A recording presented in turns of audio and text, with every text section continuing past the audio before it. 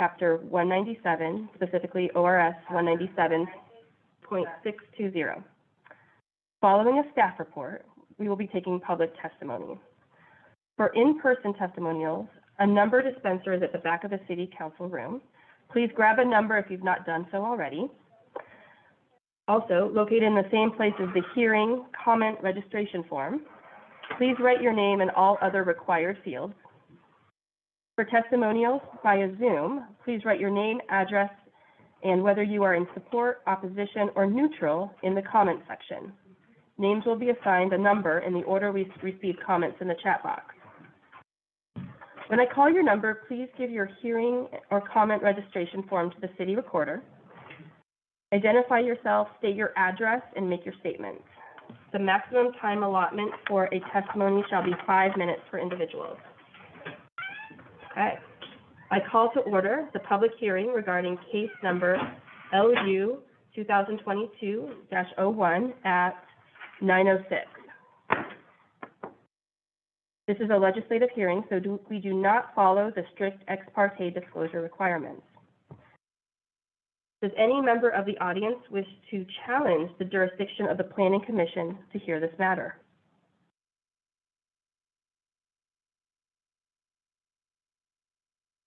Hearing none, does any member of the Planning Commission want to disclose any actual or potential conflicts of interest? Hearing none, does any member of the audience wish to challenge any individual member of the Planning Commission?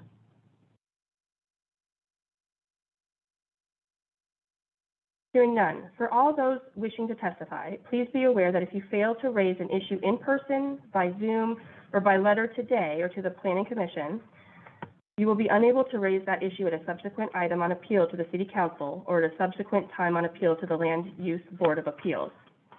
Testimony and evidence must be directed toward the criteria that staff will describe or other criteria in the plan or land use code which you believe apply to the decision. Failure to specifically address the approval criteria that staff will describe also precludes the raising of an issue related to those criteria on appeal. At this time, I call for the staff to present the proposal along with applicable approval standards and make a recommendation. Ronnie, can you start,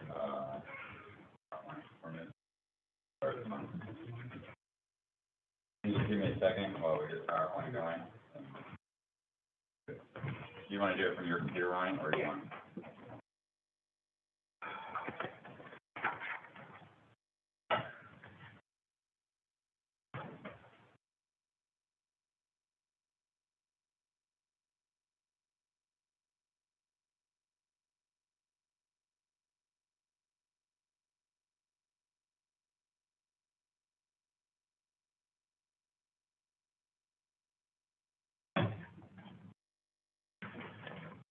Go to slideshow.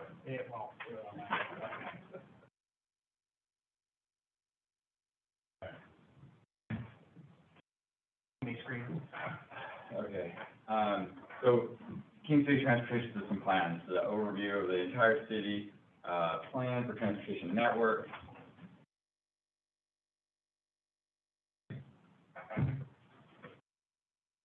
The purpose is to guide the transportation investments within the city in the planning area, the Kingston Terrace planning area, throughout the next 20 to 25 years. The plan is based on 2020 data, so it's through 2040. I know this is coming to us at 2023, and we just did an RTP through 2045, which also includes a number of the documents that are in this list. The plan still holds true. We had some amendments to the plan just recently that included updated numbers to 2023 dollars. Those are reflected in the March 23 Volume 1. Basically, the requirements of the TSP is the State of Oregon Transportation Planning Rule, the Oregon Administrative Rule 660-12-15, which defines the primary elements of a TSP, and then the Metro Regional Transportation Functional Plan. So the transportation planning rule requires the following elements: a comprehensive understanding of the existing multimodal transportation system, so that's what we have in King City currently, and how well that system performs and is expected to perform and function today and in the next 20 years, given a reasonable prediction on growth through our area. So those evaluations on how those growth is expected is put into the modeling for the transportation system plan and demand modeling, and that's where we get our street network and the development of that. The goals and policies of the transportation system plan and the improvements that would address those demands.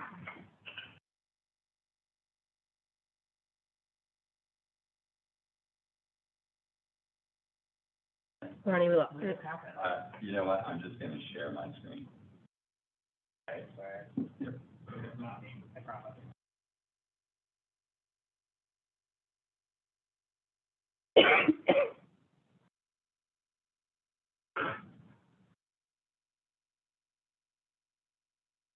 Get mine now.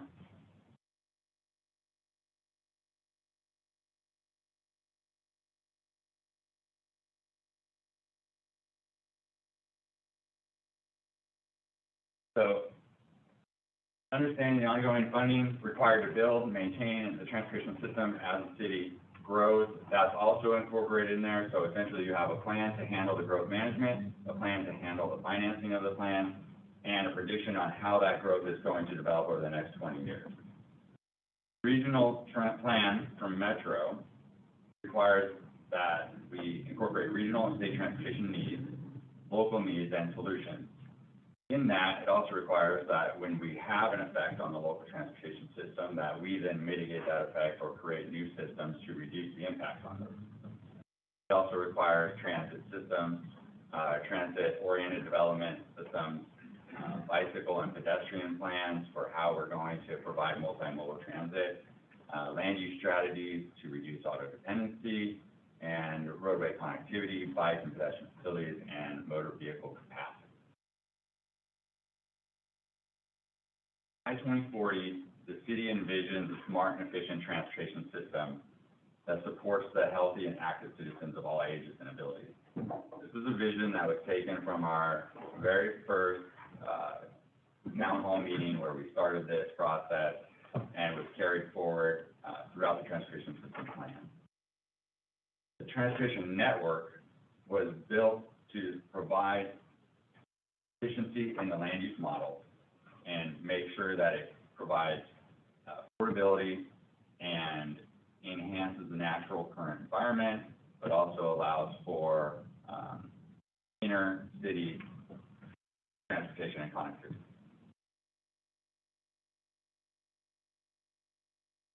One of the goals that came out of the transportation system plan is goal 1 was the accessibility and connectivity, 2 was the safety and security, 3 was the healthy people and environment, 4 was equity and inclusion, 5, reliability and efficiency, 6 was fiscal responsibility, and 7, collaboration.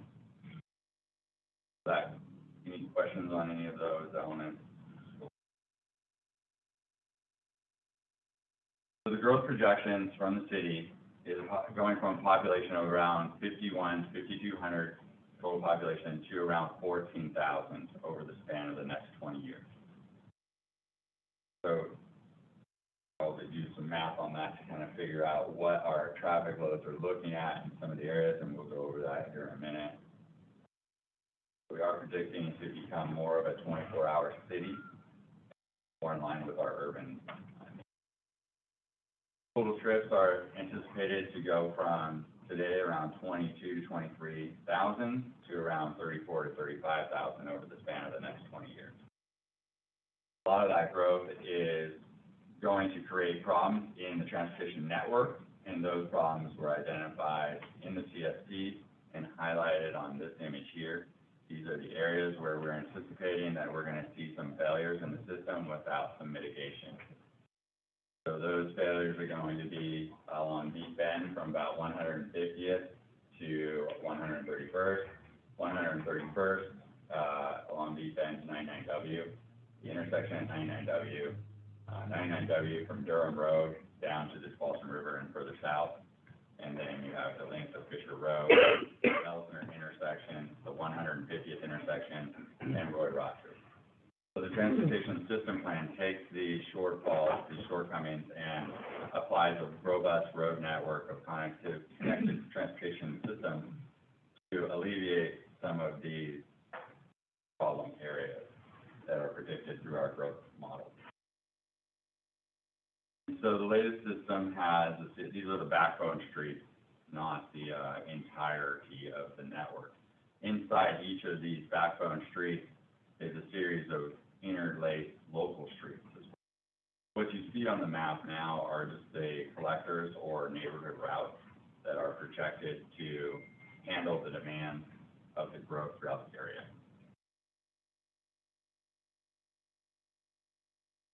Dark blue lines are collectors, the light blue lines are neighborhood routes.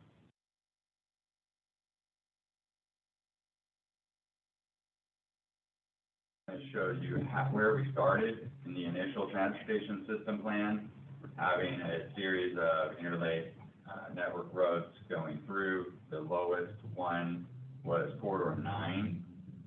That corridor has since been adjusted in accordance with the alternative analysis that was done through the master plan and predicted or came out to the conclusion that alternative 2 of the 4 or 5 alternatives that were considered was the best route for handling the demand and also for meeting the land use model code. That's reflected in the bottom one that you see in this image at the lowest screen. You can also see how the road network has changed throughout time from being a straight line fissure to actually adjusting more to the north a little bit and bending and weaving. Some of the other solutions that we've tried to say or try to implement are ways that we can control the traffic flows through implementation of roundabouts, implementation of intersections, adjusting roadways to minimize impacts on housing and equitable and social justice and marginalized populations.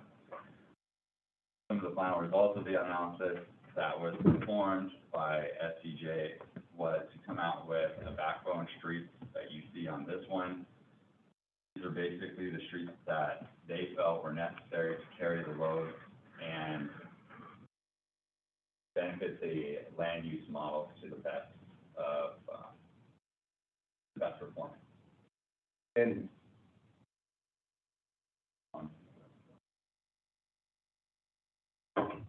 one of our goals during this entire process, and one of the reasons that Metro brought this in, was... Can you identify yourself? I'm Peter Watson, the city attorney.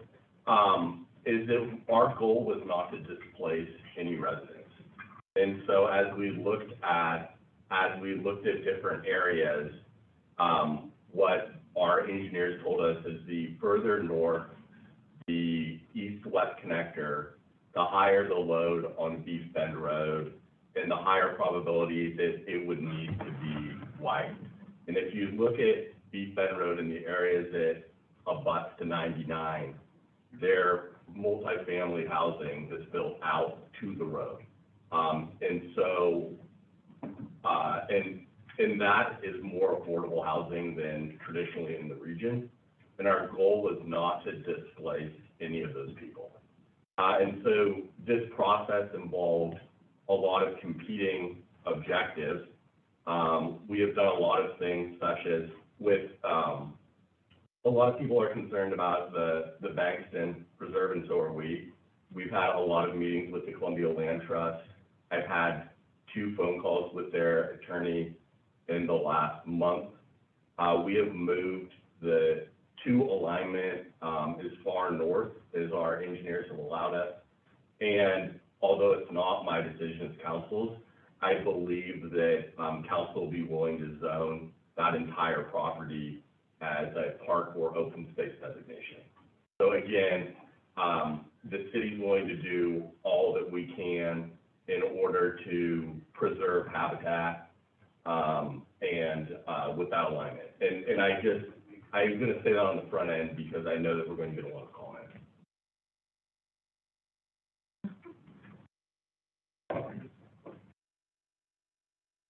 So this map indicates essentially what came out of the master plan as pretty much the aspirational street map of the backbone streets. So these are your major streets in network, so.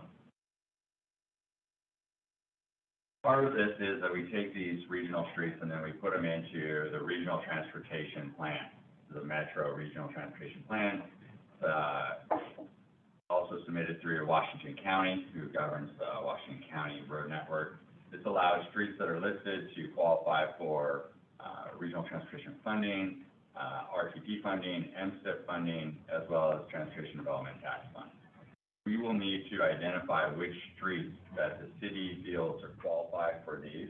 And in our opinion, those streets that are identified in that backbone street would at least qualify at a minimum for transportation development tax revenue. And then the collector street, at least that'd be the Fisher Collector Street, would qualify for RTP, MSTIP, and TTT, which is a transportation development tax. TDT funds as well. So if it's a collector or arterial, it would be eligible for all three buckets of funding. That's state, federal, and local.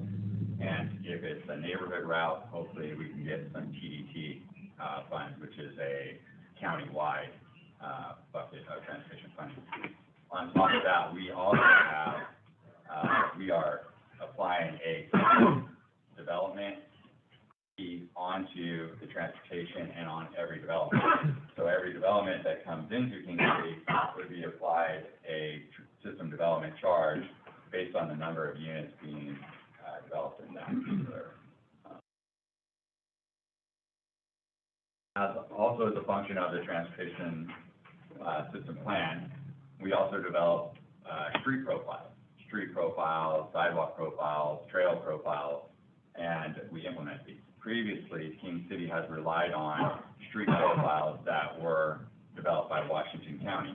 And then we had some street profiles within our comprehensive plan, but they weren't very elaborate, and they didn't give very much guidance on which way and how to implement these things. So this transportation system plan allows us more flexibility, and it also designs in bicycle buffering, parking, multi-use pathways, trail systems throughout the area. And so overall, this plan allows us to put a little bit more touch on it from the King City standpoint, and allows us to get a little more detail on what we want to envision as our plan for the city. Some of the different profiles that we worked on and different areas was a different profile for the rural neighborhood, which is the area south of the Bend and Myrtle Lane and kind of east of 150th. And this is the rural character neighborhood. And so what we try to do is take the extension of the Kingston Terrace Boulevard or River Lane, Fisher, whatever you want to call that east-west route, and just narrow the profile. Because over in the town center area, it starts off as a green boulevard, 3-lane, turn lanes, and town center commercial centric. Then as it gets to Elsner, it's going to narrow down, and then as it gets to 150th, it'll narrow down again. So, let me just back up. We just want to make sure that it's still a safe transportation system, right? We know that it's going to need to handle a sizable load of traffic. So in order to do that, we've planned our neighborhood routes and our collector routes to meet a similar profile. There are 2 lanes, 2 travel lanes with separated bike and pedestrian facilities. So for this particular cross-section, we narrowed it down and tried to stay within a 50-foot right-of-way to the maximum extent possible. So this provides 2 travel lanes going east and west, and then a separated multi-use pathway on the south side with the potential for additional pathway on the north side through some other areas. But as we get to our narrow right-of-way, most likely we'll only have a multi-use pathway on the south side, and then a buffer strip of 8 to 10 feet, and then 2 travel lanes. I'm sorry, we'll talk about that later. We'll we can address your questions when, Well, I mean, what you're talking about right now, I'm wondering which road you're talking about. so I was just talking about the Fisher Extension, River Lane, Alternative 2, from 150th to Fisher, where it connects over at the Bonneville line, and south of the bend in Myrtle, and east of 150th. This would be Alternative 2 through the rural character area.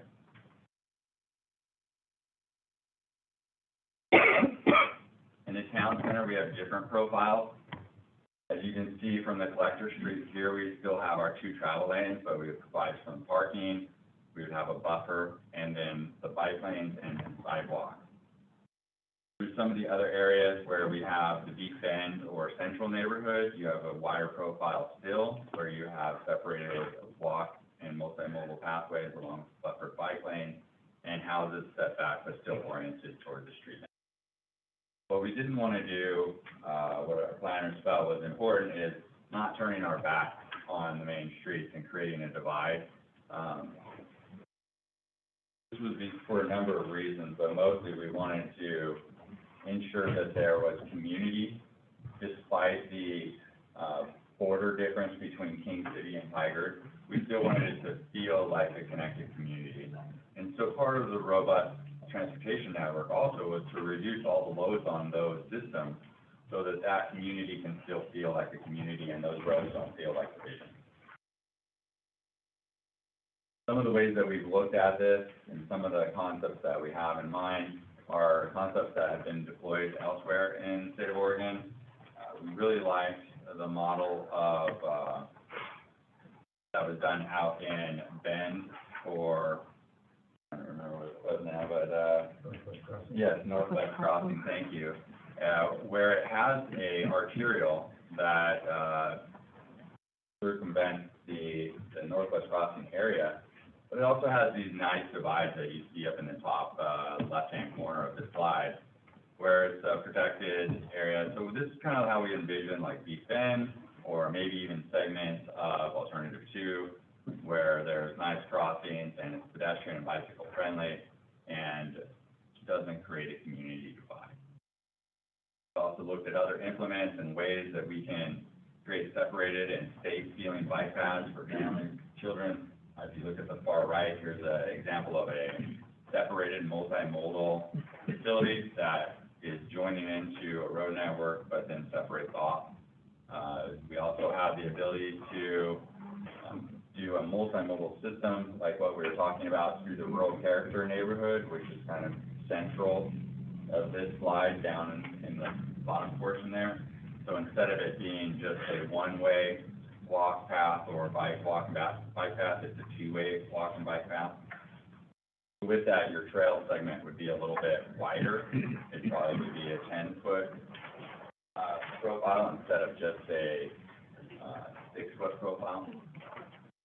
Other elements that we've considered and are attempting to employ with the transportation system plan is traffic calming devices, narrowing roads, bulb outs, traffic circles, crosswalks, pedestrian-friendly sidewalks that are separated from the main traffic flow, and also buffered bike lanes that are not like curb-type, road-type. We've also applied a series of trails throughout the Kingston Terrace area and throughout the other portions of King City to try to tie those bike lanes together. Unfortunately, my map here doesn't show the rest of King City, the piece that was taken from a recent draft of the master plan, which is focusing solely on Kingston Terrace. But the idea is that these trail networks will then tie into the trail networks that are currently in existence in King City, in King City proper, and then also extend all the way over and through King City to 99W and join other trail networks from a regional standpoint. One of the other things that our current comp plan is kind of missing that we're kind of excited about implementing is the design and safety aspects of what a trail looks like. We don't necessarily have any trail plans in our current system. We rely on walkability standards and bikeability standards to enforce our co-development, but this would allow us a little more flexibility on what those look like. And so these different profiles and different avenues of what does a buffered bike lane look like? What does a buffered multi-pathway look like? Are all diagrammed and explained in the transportation system plan. So of course, one of the things that comes to mind is how much does all this cost? It's expensive. It is not cheap. There's no way of looking at this without a little eye popping when you talk about numbers. We are talking about 528 acres of land in the Kingston Terrace master plan area. We are also talking about roads and street networks that are outside of Kingston Terrace road network. And so that is why our ability to fund these projects needs to look at more of a citywide implementation. So what our consultants looked at is not just a Kingston Terrace system development charge, but a citywide system development charge on transportation. A number of the transportation improvements are also necessary in the older versions or older parts of King City as well. But the system development charge really only applies to new development. So our current system is capable of handling the current loads that we have currently. So if you already have a house or you already own property and it's already been developed, that system development charge isn't going to apply to you. However, if you do a new accessory dwelling unit on your property, or you do an expansion to your property, which is going to add capacity to your house or add vehicle miles traveled, then the system development charge or a segment or portion thereof would be applied. So this would be citywide from 99W all the way out to Roy Rogers and from Beef Bend down to the Boston River.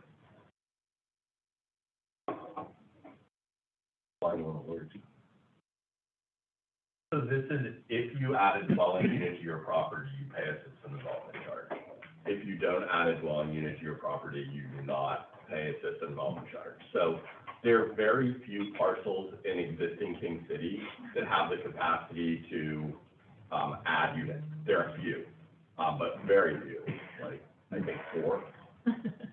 Yeah, there's not very. Yeah, very few, because even our largest lot size by right is very small compared to other jurisdictions. So this will have a minimal impact on our existing population inside King City unless they are going to add a dwelling unit to their property.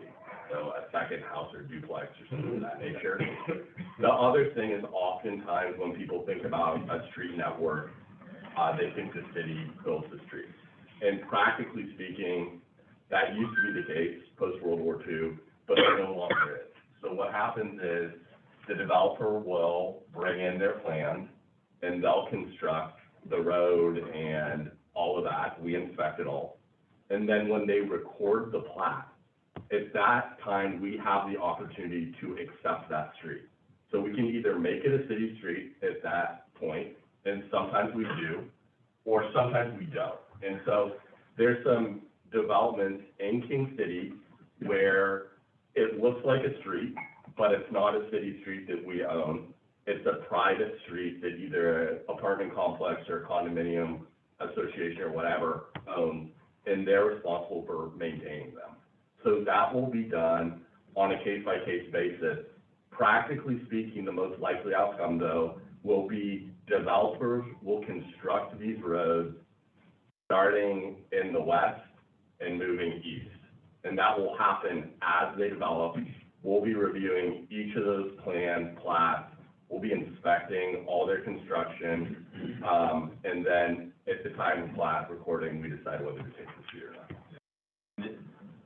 In consideration of potential growth in King City itself, really those big growth areas are the commercial LC zone that's right adjacent to us down the street here.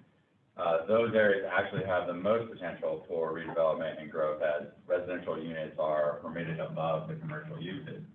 So if ROI or ROCI or whoever owns this plaza down here decided to redevelop that plaza, they could potentially add some units. And then there's some other property down 99W as well that could add some units.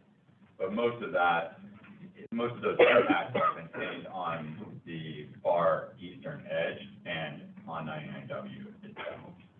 But they would have to pay the FCC. They would have to pay the FCCs for those additional units.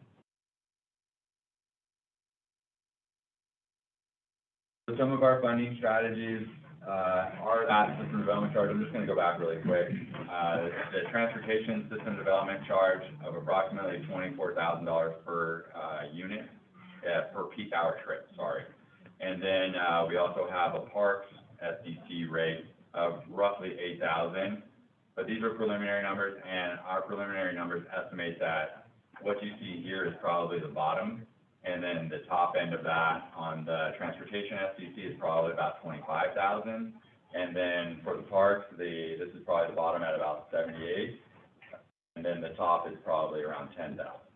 So in total, our system development charge to the city collects is probably closer to about 35,000, which is still 15 to 20, about 10 to 15,000 less than our nearest neighbor or our nearest competitor, which is, I believe, Hillsborough. Yeah, it's on the last page of your CSP draft. There are cities that have FCCs as high as $60,000 for independent competitors. Those are generally cities that have steep slopes. So, because building roads on, and bike lanes and everything on steep slopes is more expensive than on relatively flat. And also, as you look at things like ravines, building a bridge is more expensive than building a road, which is one of the reasons, because affordability is something that we told Metro we were going to make. That traditionally we've provided a more affordable house than some of our neighboring communities, and our goal was to continue to have, very nice homes, but hopefully homes that families could afford. And part of the way that we're going to do that is by keeping our FCCs low. So given the choice of crossing one ravine or crossing three, that can impact the price. And so those were all key considerations, is how can we build a system that works, that minimizes any negative impacts, in fact, perhaps make some improvements in our existing system, but also to keep those numbers low, so that we don't become an unaffordable city for working folks and families that are trying to locate in the region. The STD charges for 2023, correct? So It it's will likely be. to go up next year, the year after that, 5 years. That's correct. So the SDC charges, well, one of the elements that will follow this process, so right now we are in the transportation system plan, and they come up with a funding strategy. And that funding strategy comes out with some system development charges that might be applied to help pay for this plan. Following this will be a series of system development methodology development. So that's where we actually apply the system development charge, is going through the methodology of the system development charges. So following the transportation system plan and following the master plan and following everything that has transpired to date, we will then have to turn around and look at our land use and development code. So that's going to be all the planning code elements, the system development charge methodology, and that all has to come back to the planning commission for review and adoption at that point in time before we can actually charge those system development charges and those fees and other things. One of the other things that we talked about is developing an urban renewal district, right? So you could potentially develop a urban renewal district to funnel additional tax funds over the span of the next 20 or 30 years to pay for additional elements that we are planning out on the west as well as on the east side over here along 99W and along the Spalding River and parks and trails and all those little element things. So those do come into play, and they do get adjusted on an annual basis, typically per what the CPI is in our general vicinity. So that's usually the CPI-W for urban areas. So that's what we So our goal is to capture the actual cost of the growth, so the growth is paying for itself, and current residents don't have to pay for it. So once their house is built and the SDCs are paid, they don't have to pay any additional fees. If through inflation or something else, costs go up, then the next development down the line might pay more per dwelling, and it might continue going up. If there's deflation or suddenly, it's a lot less expensive to build things, then those SDCs would go down. But again, the measure is to capture the cost of the growth, both to create the new system and the impacts on the current system, which is why you'll see some improvements in the current city that our future growth to the west will pay for.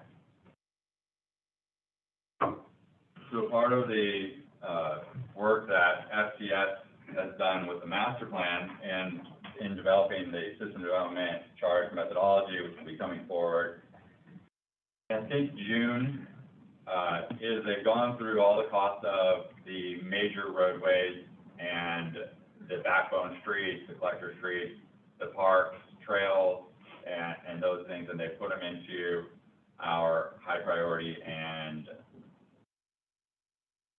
near-term and long-term priority projects. And so what you see here is priority projects in the first 1 to 10 years, and then medium priority projects that could occur over the next 2 to 15 years. And then those assumptions were then put forward into the regional transportation plan on what those costs and assumptions were, and then how we plan to pay for them. We estimate that through the King City Transportation System Development Charge that we are assessing, we'll be able to collect roughly $30 million, $30 to $34 million over the span of the first 15 years, and that will help us pay for a lot of that street network that we're planning. In addition to that, there's also developer contributions. The developers are responsible for the profile of the street that would be a local street, and then the transportation system development charge is for the beyond the local street profile. So if the local street profile is 28 feet, but the collector street profile is 34 feet, well then we would essentially give them a SDC credit if they develop the road to that size, so that we don't. Does that make sense to everyone?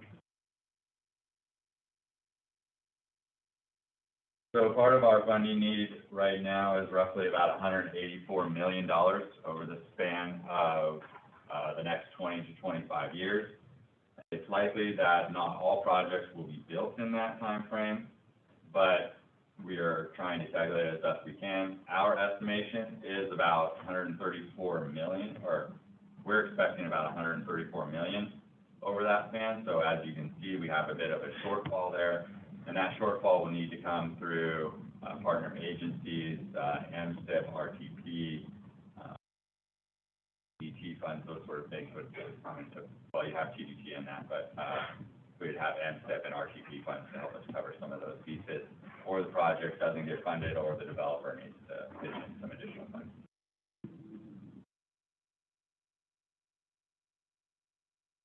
So one of the things that the transportation system plan is intended to do is to carry us forward into the future, right? So looking 20 years in the future, it's hard to say if we're going to be flying around on individual drones. I doubt it. I mean, it seems like people are really committed to their own private vehicles. And so we're trying to implement ways that we can think strategically about charging stations, thinking about transit stations, thinking of automated buses as following transit routes or automated routes from East King City to West King City and linking the two together through specified routes. As you can see from the image here, here's just a little model that is deployed. It's a small, like 6 to 8 carrier automated bus that runs on a loop. We're also talking about bike and electric vehicle charging stations along the West Side Trail segment and access to the river along that. So part of the transportation system plan considers the bike and trail network from 99W all the way out to Roy Rogers. One of the other elements that I just want to touch on is going back to the road network on how we dealt with the traffic loads that we're predicting over the next 20 years is instead of funneling all that traffic onto one road and causing that road to then impact a larger marginalized population, is we've tried to diffuse that traffic load over a series of collector and neighborhood routes and arterial roads. So the hope is that then the traffic loads aren't all bottlenecked onto the same system, causing an overload at any one point. And with that,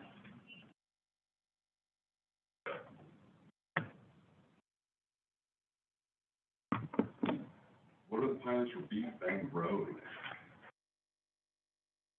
go over that. So Beef Bend, would you like me to address that question?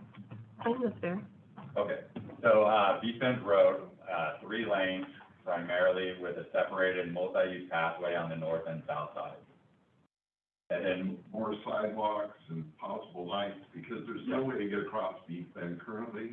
yeah, let me go back a little From bit. like 131st all the way down to 150th, there's no crosswalks. So let me get a profile of Beef Bend. Here's a profile of Beef Bend that is in ours. It's, the lower figure here. We would have multi-use pathways on the north and south side with a buffered bike lane. Another one of Beef Bend. The other item with Beef Bend is we tried to think that maybe we could do something similar to this at the north, or the top left corner, where we could create 2 travel lanes and a buffered lane in the middle in some areas where there might be a elevation change between lanes. Beef Bend is a little tricky because it is on a bit of a contour, and so we try to figure out ways where we can keep a decent profile. But right now, what we have for Beef Bend is a separated multi-use pathway on our side, on the south side, and then hopefully when Tiger comes in, they do a multi-use pathway on their side as well, so that we have joining multi-use pathways on the north and south side with like kind of a greenway feel in between the multi-use pathway and the road. We're also working with Clean Water Services to deploy some LiDAR, that's the low-intensity environmental storm basin, to catch the stormwater and kind of filter it a little bit. So hopefully some of those medians that I just showed you here will hopefully catch some of that rainwater and then go into a drainage system and can filter it and slow it down a little bit and add some retention. Also, the map that we came to, it has the bold, it shows several lights Yep. added to it, because it's hard to cross. So this map here is from the master plan, so let me see if I can get the transfer, but you get an idea here of what we're talking about. The squares would be traffic signals, and the circles would be roundabouts. You would have a traffic signal. Of course, I don't know why it's not showing a traffic signal where Kingston Terrace Boulevard is. I don't know if you can see my mouse. Yeah, okay, so right here, there should be a traffic signal, and I believe we'd have a traffic signal here as well. I believe those are identified in the It's distressed, yeah. transportation system plan, but not necessarily in the background street. So, let me go back. No, not that one. This is the aspirational project map. I wonder if I can. Let's try it larger.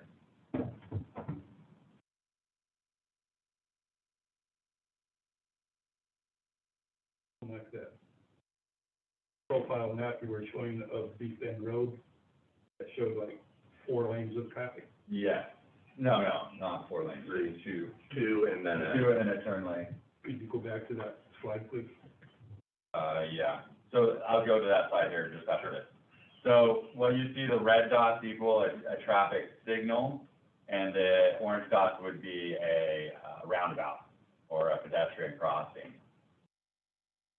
Exit pedestrian crossing / roundabout. These red dots along here would be traffic circles, full all four directions, maneuverability through a traffic circle. Then let me get to Jennifer's question. So in here. That one. Okay. Yeah, so it shows two parked cars on each side. Those are parked cars, and then two travel lanes down the middle. Two travel lanes and then a parked car. Beach Bend, it's going to likely have then an island that break off for turn lanes intermittently at intersections. So our hope is that it would narrow and widen and narrow. So that will be widened. So I don't believe that Washington County will allow us to have parking on Beach Bend. You wouldn't think so, that's what it's showing. Right, well, this is our hope, and, we haven't worked out an agreement with Washington County on Beach Bend yet. But, we also have a profile for Beach Bend, and unfortunately I don't have it in here, which shows the 3-lane profile with the buffer and 5 lanes without the parking. And then it would also have the multi-modal pathway separated on the north and south side. We now open for discussion. Point of order, please. So, with that, mission, thank you. Have you completed your, I'm done with my Presentation? presentation. I'd like to try to hand it off to, our planner, Keith Lyden, to present the findings of fact and conclusion of the law on the transportation plan.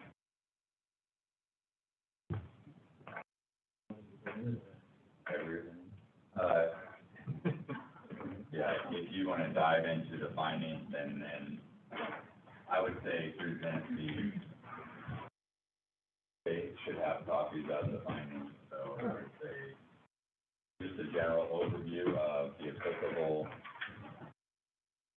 meanings of law and the goals.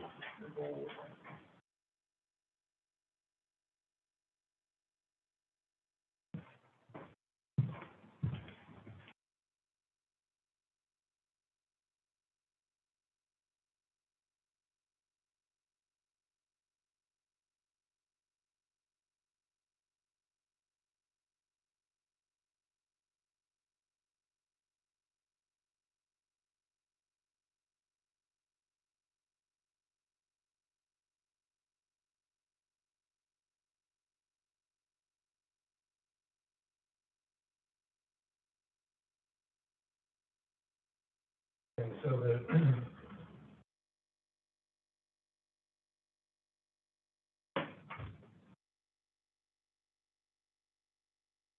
okay, so in your package, do you want to introduce yourself? okay, I'm Keith Lyden, I'm the contract planner.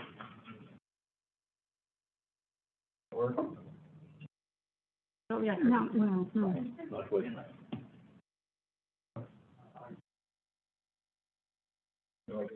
Well, I'll just speak up.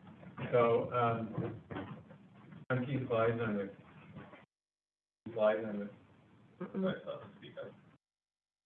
The green light's on. I know, the green light sounds enough to happen.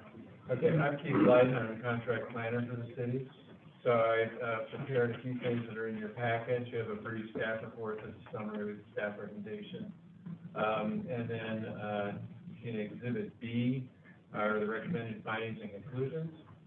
And so as you may know, the transportation system plan must comply with relevant goals, policies, and rules in the following, state, regional, and city plans: the Oregon, statewide planning goals, the Oregon Transportation Planning Rule, which is Oregon Administrative Rule 660-012, Metro Regional Transportation Functional Plan, and the King City Comprehensive Plan.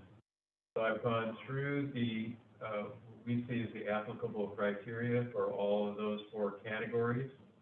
It turns out that the city's comprehensive plan is based on the statewide planning rules, so once I've addressed the statewide planning goals, I've more or less addressed the relevant criteria in our comprehensive plan as well. The Oregon State Transportation Planning Rule gets into more specificity about transportation-related items and how cities are supposed to, what elements are supposed to be in a transportation planning rule and address, I've gone through those. And then the Metro Regional Transportation Functional Plan also has some criteria for local jurisdictions in the metro area to comply with. I've gone through all those. It's a 39-page document. By a reading as you can come up with. Pardon? It's just a start page on that. Oh, I just have this as a second. I don't know where it is in the PDF for that. Yeah, but it would be good.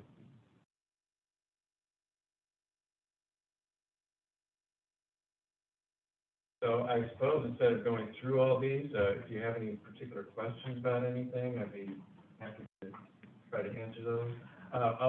One thing, we did get a comment from Metro that they, the staff felt that we needed to address the relevant conditions for the bringing Kingston Terrace Master Plan area into the UGD.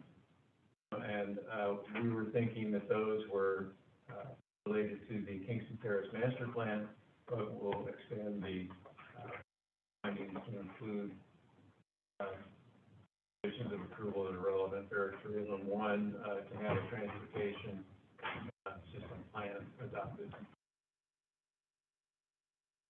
We will do that. And then, of course, if there are any other changes that come up during this conversation or this week.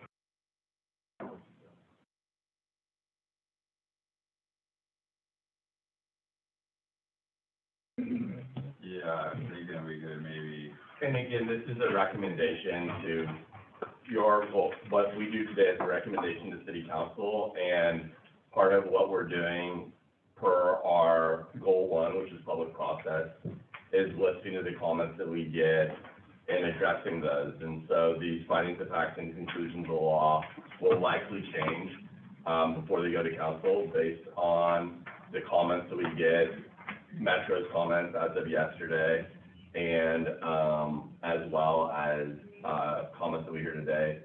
And that's how our system's designed to work, and why we have goal one, which is the public process goal, and goal two, which is that we collaborate with other agencies, including Clean Water Services, Metro, Washington County, and going on down the list. I mean, TDF and R, all of them we're in contact with and coordinating so that we can all plan the best possible outcome together. And so the findings that Keith was just giving a brief overview, start on page 748. Exhibit A is the public comments that we received prior to Wednesday, well, up to and including last Wednesday, before we had to mail it out to the Planning Commission for review. So, as you can see, it's about 900 pages. There's about 100 pages worth of comments that were received. Those are Exhibit A in your packet. Findings of facts, conclusions of law started as Exhibit B, and then there are additional exhibits to that, which include the Transportation System Plan Volume 1 and 2. Just to give you just a brief update, Volume 1 is the TSC is the controlling document. Volume 2 of the TSC is each chapter that was taken. It's kind of a roadmap of where we started and how we got to where we ended with the final TSC Volume 1 document. So all the appendices that are in Volume 2 are kind of like historical documents that were created along the way. Volume 1 being your controlling document. Are there any questions? Would you like us to go over any more of these comp plan findings, statewide planning goals? There's now 48 to 50 pages of them.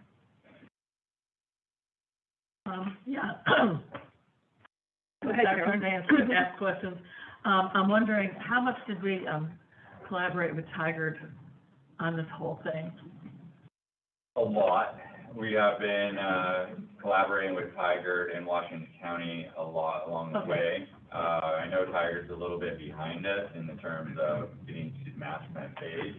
Initially, they were not planning to bring 6C in.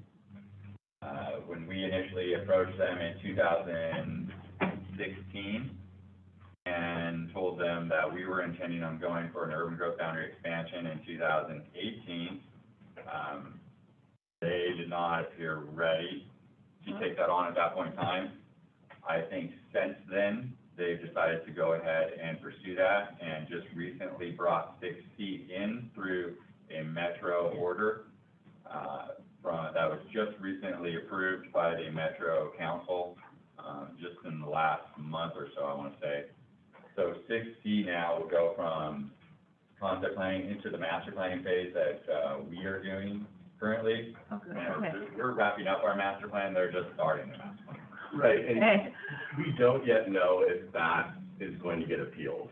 You know, our work was done, feels like a lifetime ago, and then we went all the way to, it was appealed all the way to the Oregon Supreme Court.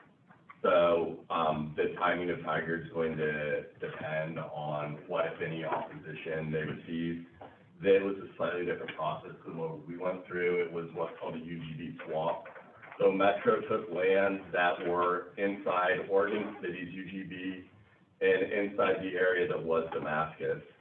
And they took those areas out of the UGB and are trying to trade that UGB for the two Tigard areas. And so there'd be no net gain to the regional urban growth boundary, but by taking some areas out and putting those Tigard areas in. What is 6C, what is the current, like, land mass of that? That is, are you familiar with where they're building the new elementary school, Art Ruffin? Can you? So it's from Art Ruffin down to Beef Bend. So it's that whole area there from 150th out to Roy Rogers and Art Ruffin to Beef Bend. They are planning 20-plus units per acre in that area, so you're talking a lot of density that's planned through their area. We've been trying to work with one of the developer groups that come up with some 3D modeling for their particular property, as well as their holdings in area 6C to our north. So they have holdings, I believe, from about Elsner out to Roy Rogers, and then north toward Art Ruffin. And so we've seen them modeling that data out there, and we've been trying to kind of work with them to ensure that the elements of the master plan for the town center and the development and densities are all intermingling in with what they're also trying to accomplish on those projects. Does Sherwood come into play in all of this? Because I know there's been talk of why not let Sherwood do. So they do, they don't necessarily, come into play right now because they're outside the urban growth boundary. Right. But they are bringing an ask in to develop West Sherwood, which would be from Shoals Sherwood south to, the high school essentially. I forget what road the high school takes its access off of right now. The next urban growth boundary cycle would be in 2 years. So they opted not to try and come in when Tiger came in. And so the way it works is every 3 years, there's either Metro does the buildable lands inventory, housing needs analysis stuff, and then decides whether to bring in land or not. And so we wouldn't see an application from Sherwood for a while, and that, unless the legislature does something, I mean, that's right. But, again, we had turned in all of our application materials in, 2018? Yeah. And obviously, the litigation continued until, 2019. So a year later. No, that through our Metro process in DLCD we were, but the litigation went, all the way, the appeal was all the way to Oregon Supreme Court, which was, I think, it's been about a year.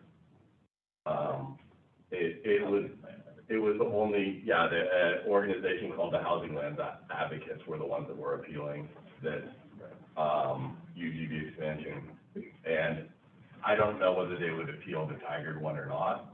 But Just for clarity, they weren't just appealing us, they were appealing all the urban growth boundary expansions from Beaverton, Hillsborough, Will City, and Wilsonville. They were appealing Metro's decision to expand the urban growth boundary in general.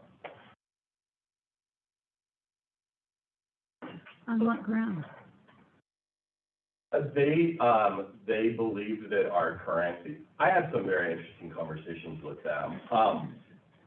They didn't, believe that adding additional units would, help with affordability. So they thought that,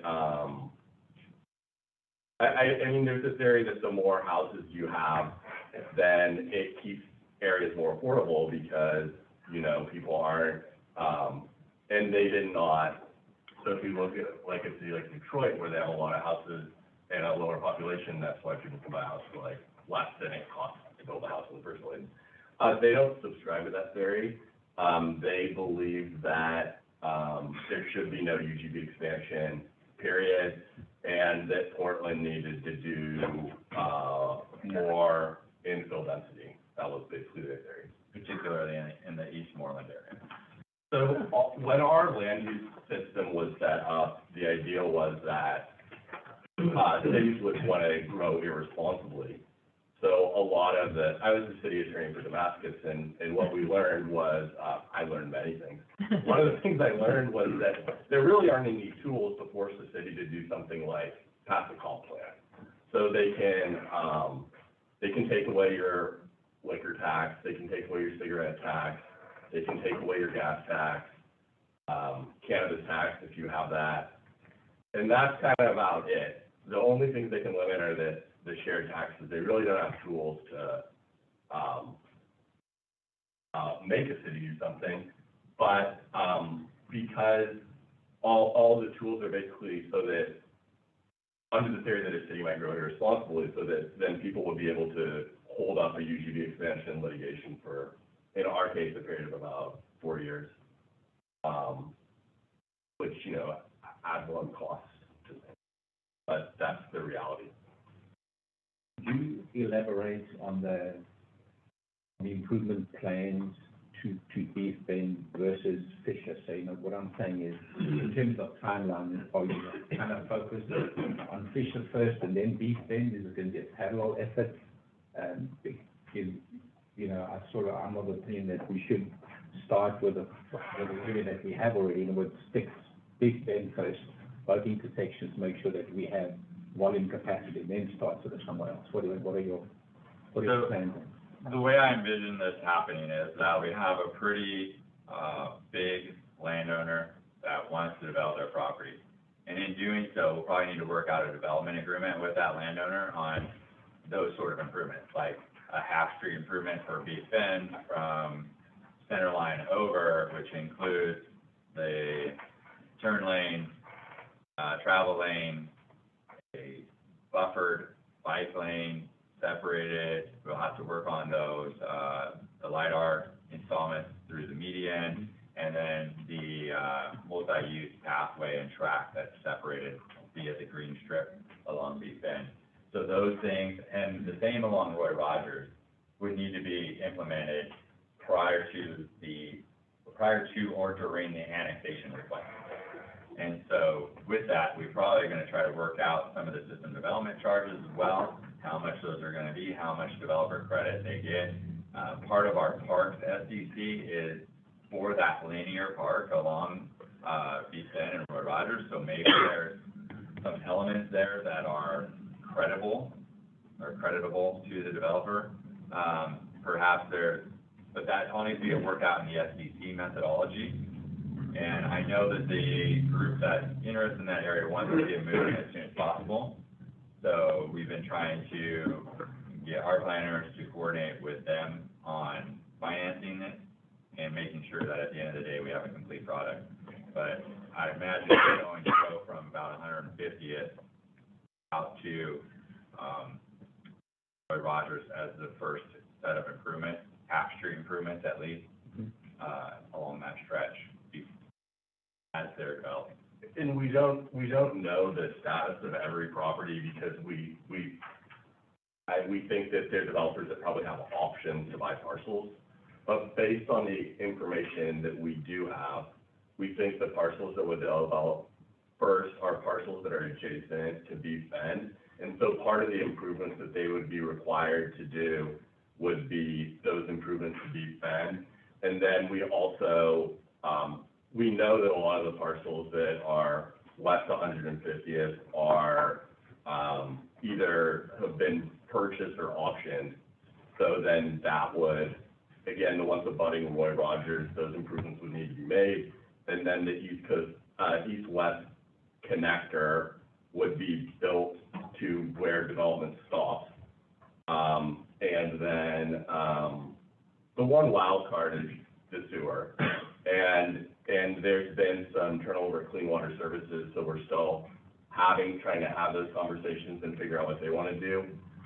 But as far as, what we think is most likely, as far as streets, it would be Beef Bend, Roy Rogers, and then, yeah, the internal as it develops.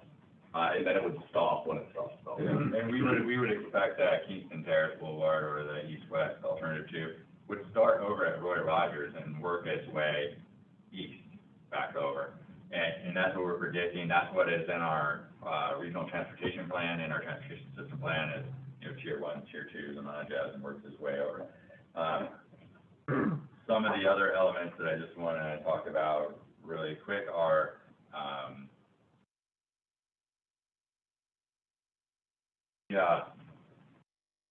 the improvements on Roy Rogers, or not Roy, Beef Bend, they have to occur along with the utility extensions. So right now, water ends at 150th. So if they want to develop anything west at 150th, they've got to tap into that 16-inch main and run a water line out there. So that line runs underneath Beef Bend. My guess is that as they extend water to provide for their development out there, they will also be doing street improvements afterwards.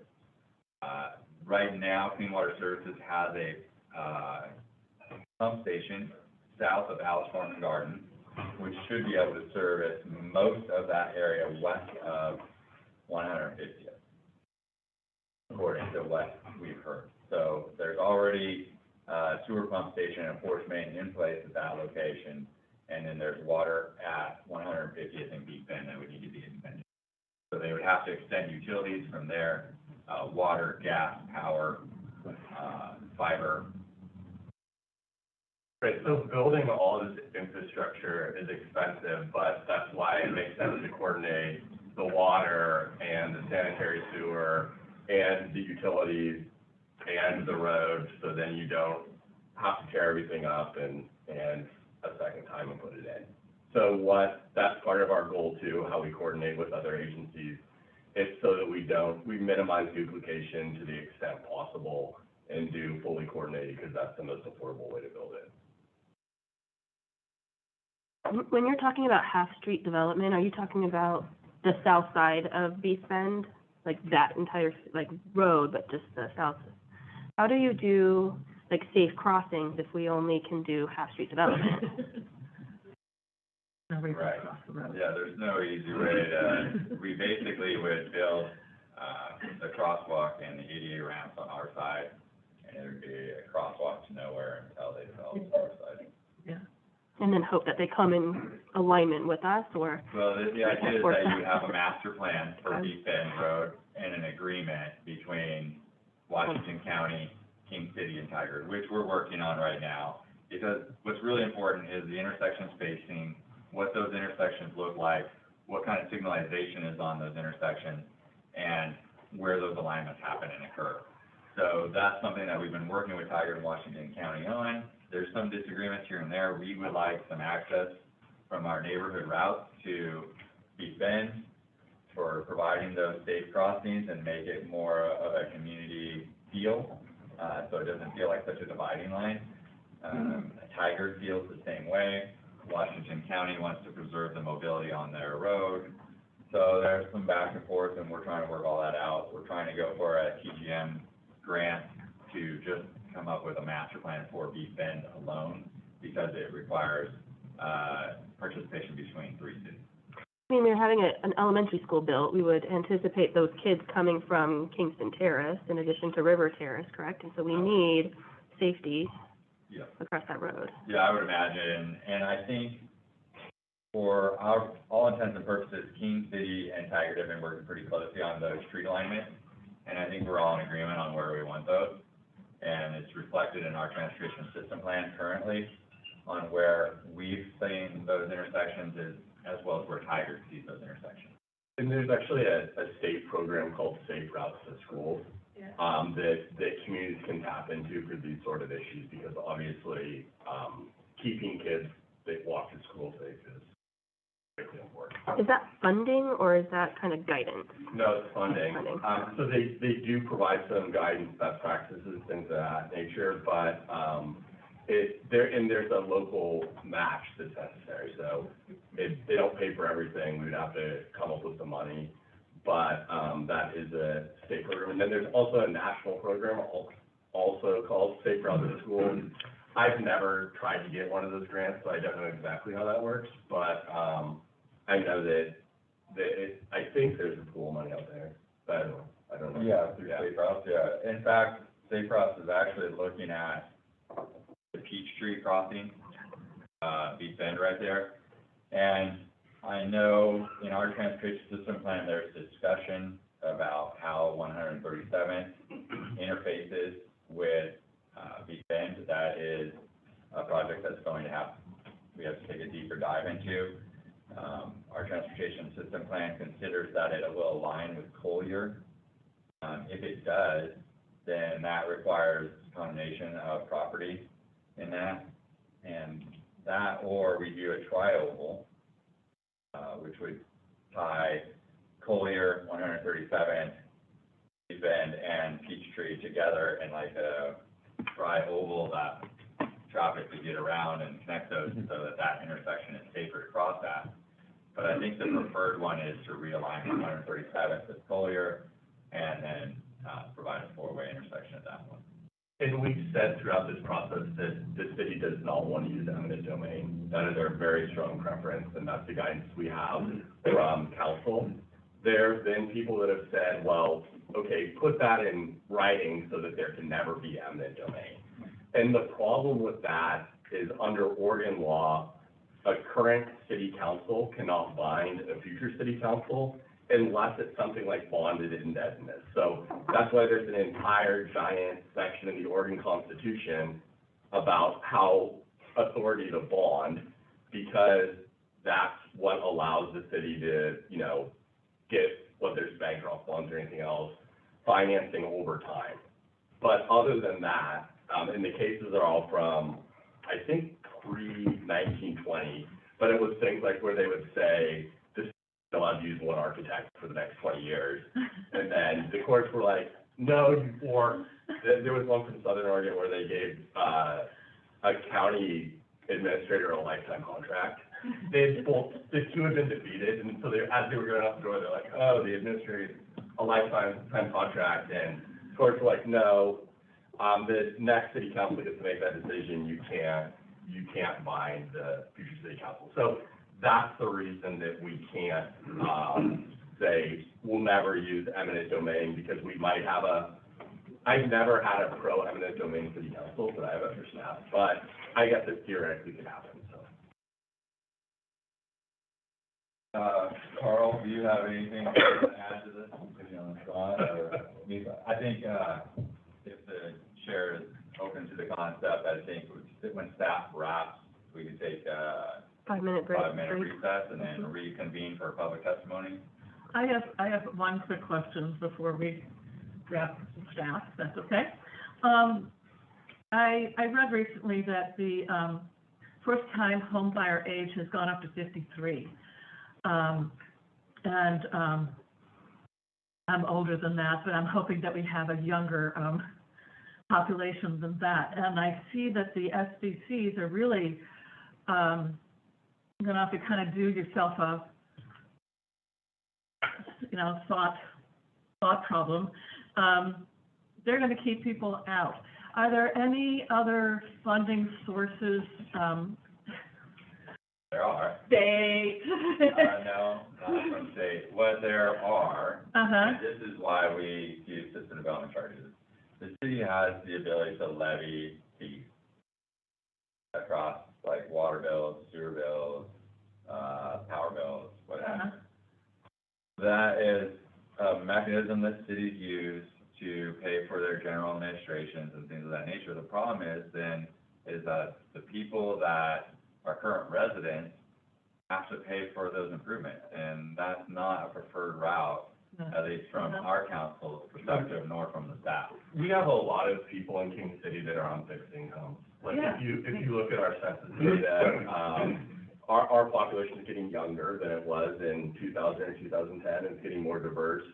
But we still have a lot of, older folks that their source of income is, you know, a pension or social security or what have you. And we do not want to do anything that would displace those people. Yeah, So we've been really reluctant, far more so than our neighbors, to do any sort of fee in last order levy. And so that's our SBCs, they might seem high, but they're jurisdictions that are 60,000. So we're, No, 95,000. is it? Really? Beaver Creek's like 95 to 100,000, Hillsboro's like 75,000.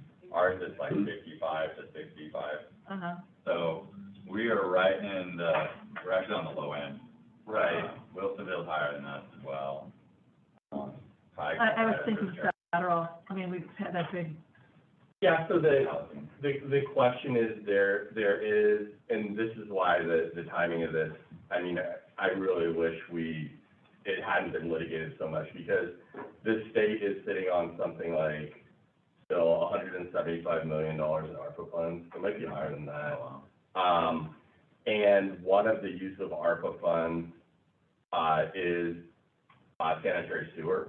And as part of that, you know, a road can be built as part of that. We can't pay for the entire thing, but that, there would be something when that money drops, because it has to be allocated prior to June of next year. That's something where we might still, I mean, it depends on if we end up in more litigation or not, but there might be some dollars there that we could get, just based on the fact that we have been a city that has been a place where people with more modest means could live, and that really was our overarching objective in this UGB thing.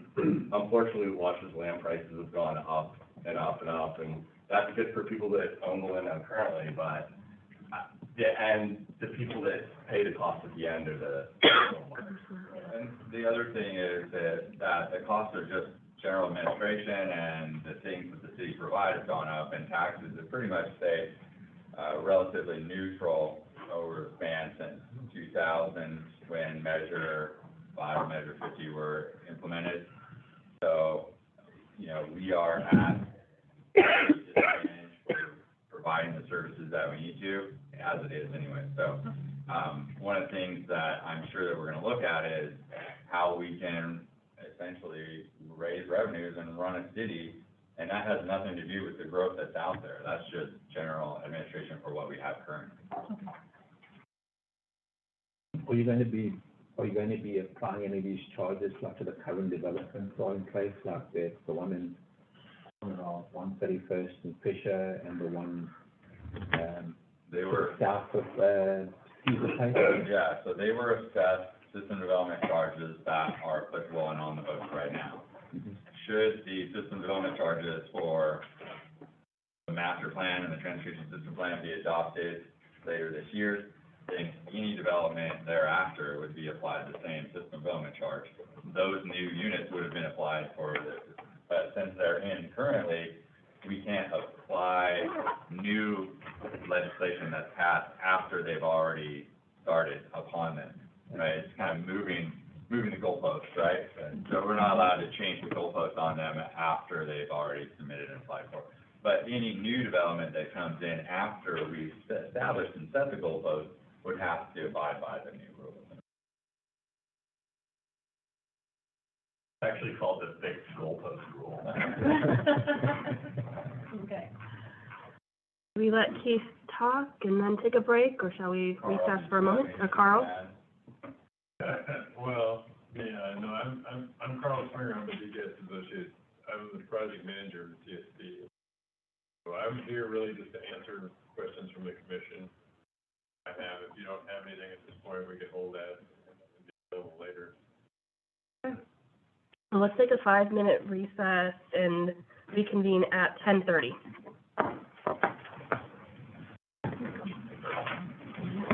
Thank you.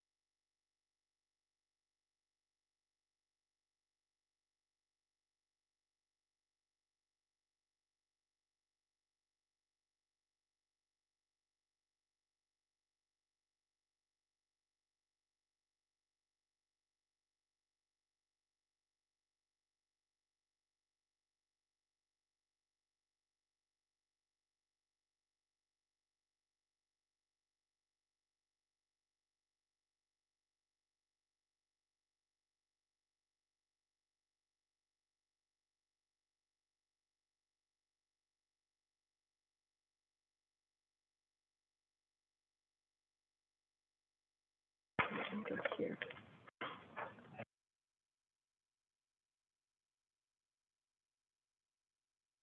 Austin, you may want to reconvene the meeting and then, I'm going to do that in just a moment.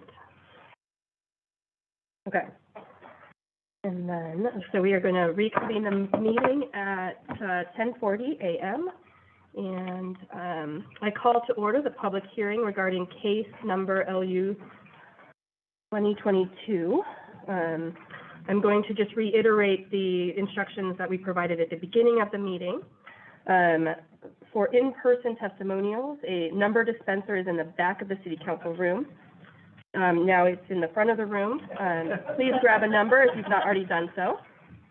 Also located in the back is the comment and registration form.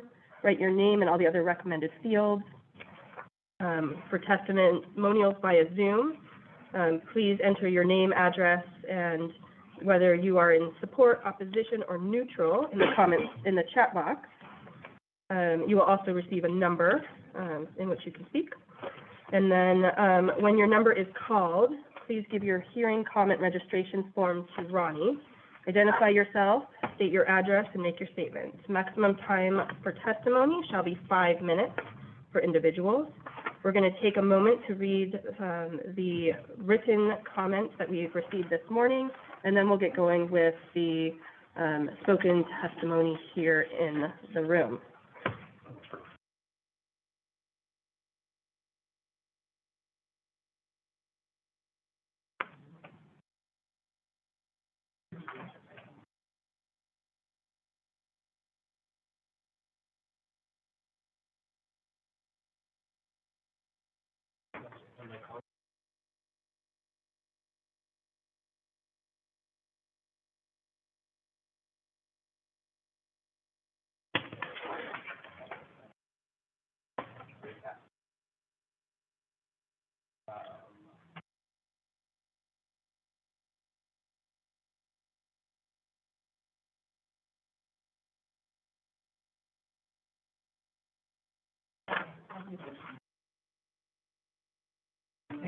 I think I have yours.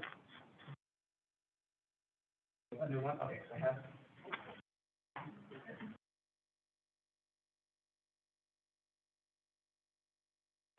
The one that's in the ones that are in the packet.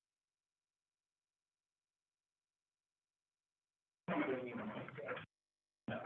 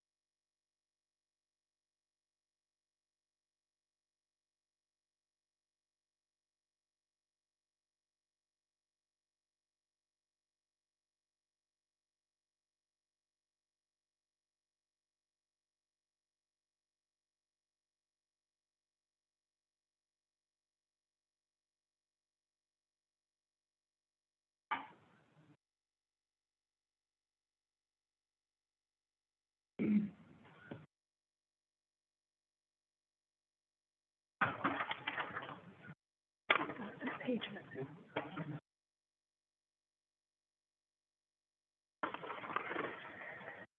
Uh-oh.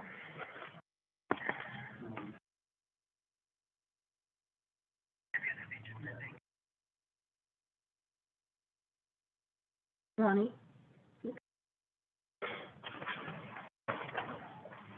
think for this document, we're missing every other page. did I, oops.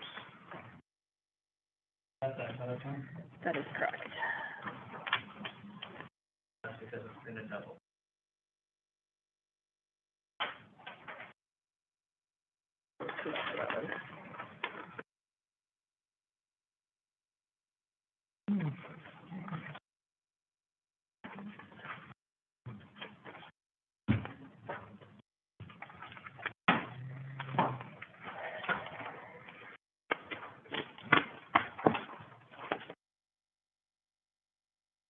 You see that on the Kellington, it's missing every other page, and he's gonna print that for us.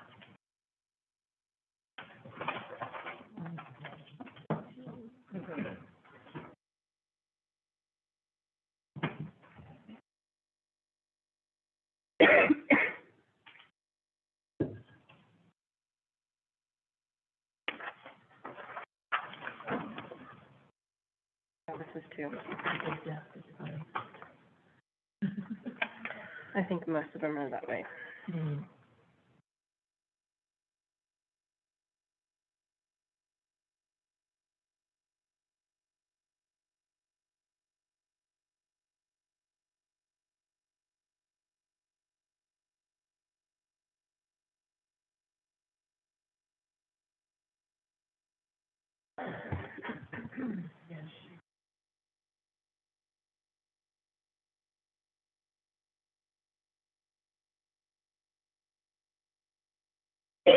I'm missing all of these pages.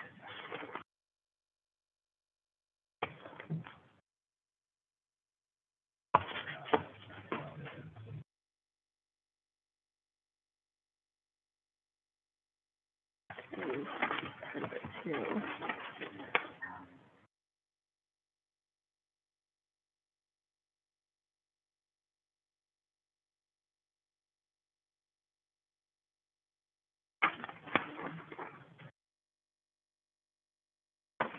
Okay.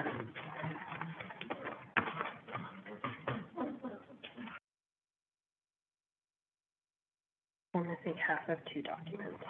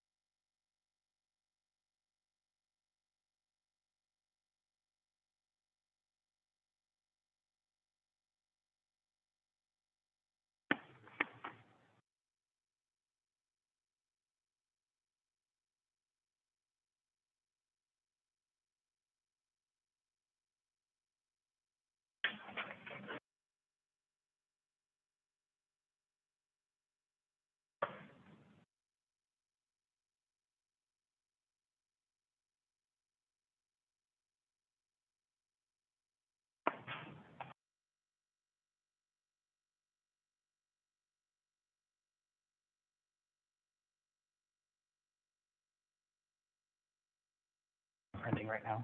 The clean out. Yeah, the Kellington that is being This printed. one also is only. Yeah, it's all one. Everything is, oh, this entire Yeah. last thing is Yeah. one, okay, okay.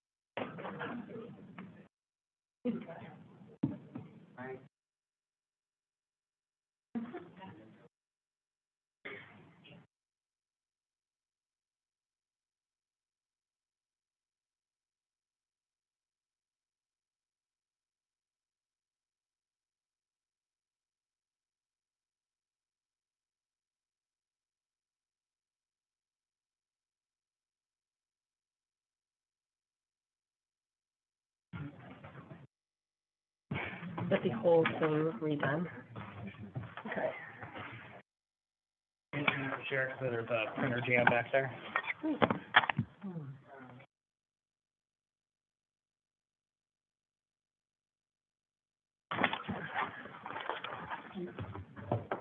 We're gonna share this one.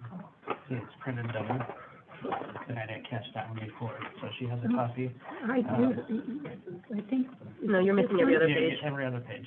Oh, There you go. You too. We got this one done.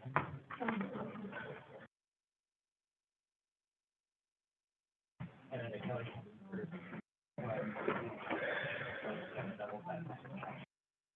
Is it costing or something new, or is it? Okay, so there's It's already in the. But every time it gets submitted, we have to add it to the record. Yeah, absolutely. It's in there multiple times. Well, Absolutely. Yeah. but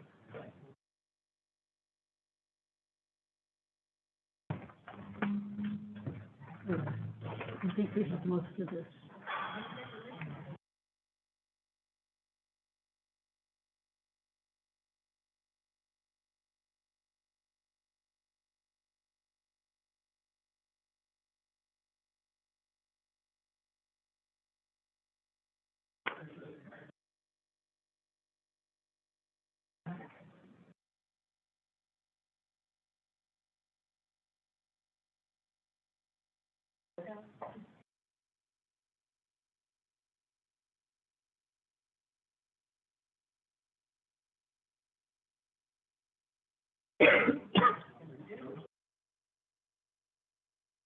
So what we would probably usually we wouldn't address zoning, but we do have to find findings that we're doing what we can to protect the habitat. If they have a preference of zoning park/open space, we would probably have to do a major 49. And that would be, that would be permanently protected.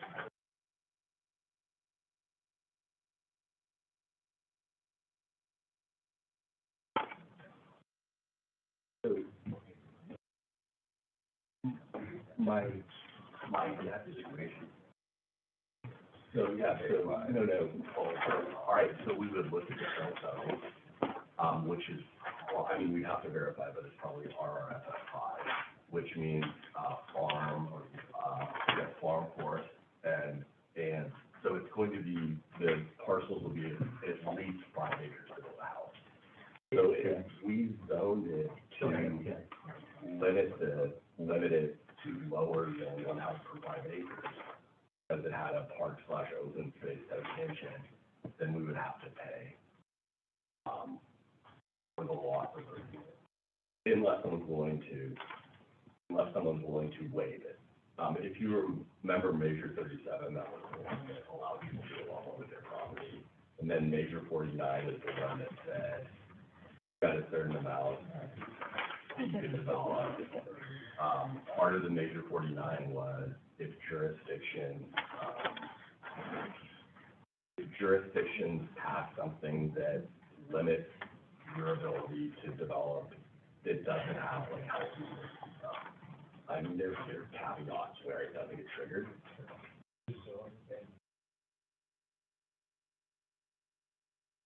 That was probably over the next year.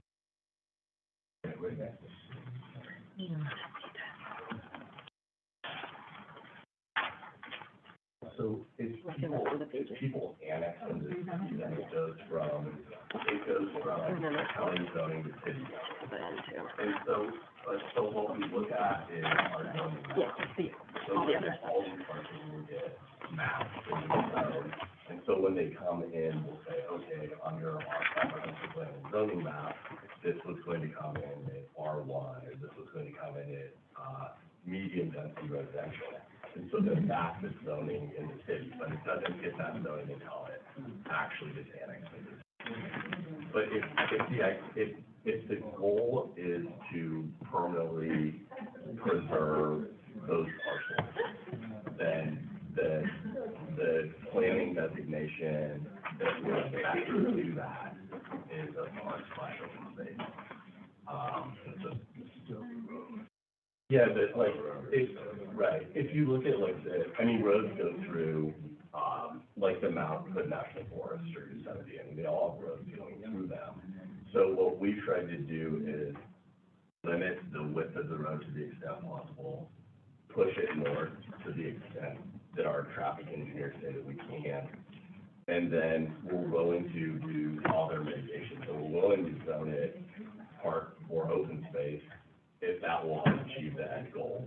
The problem is if the person wants to benefit financially, then a park/open space, it doesn't have very much value because I suppose like a private party that does like youth camps or something like that could buy it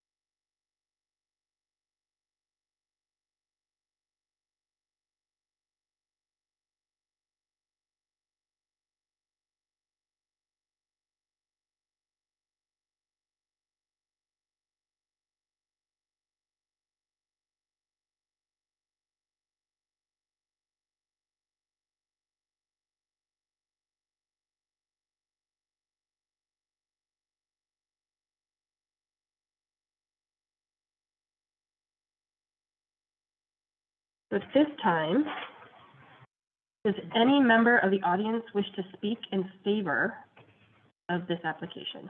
What's this plan? Actually, I'll just start calling numbers. Okay, and we'll call number one, Number 7. number 7. Okay, number 7, come on up.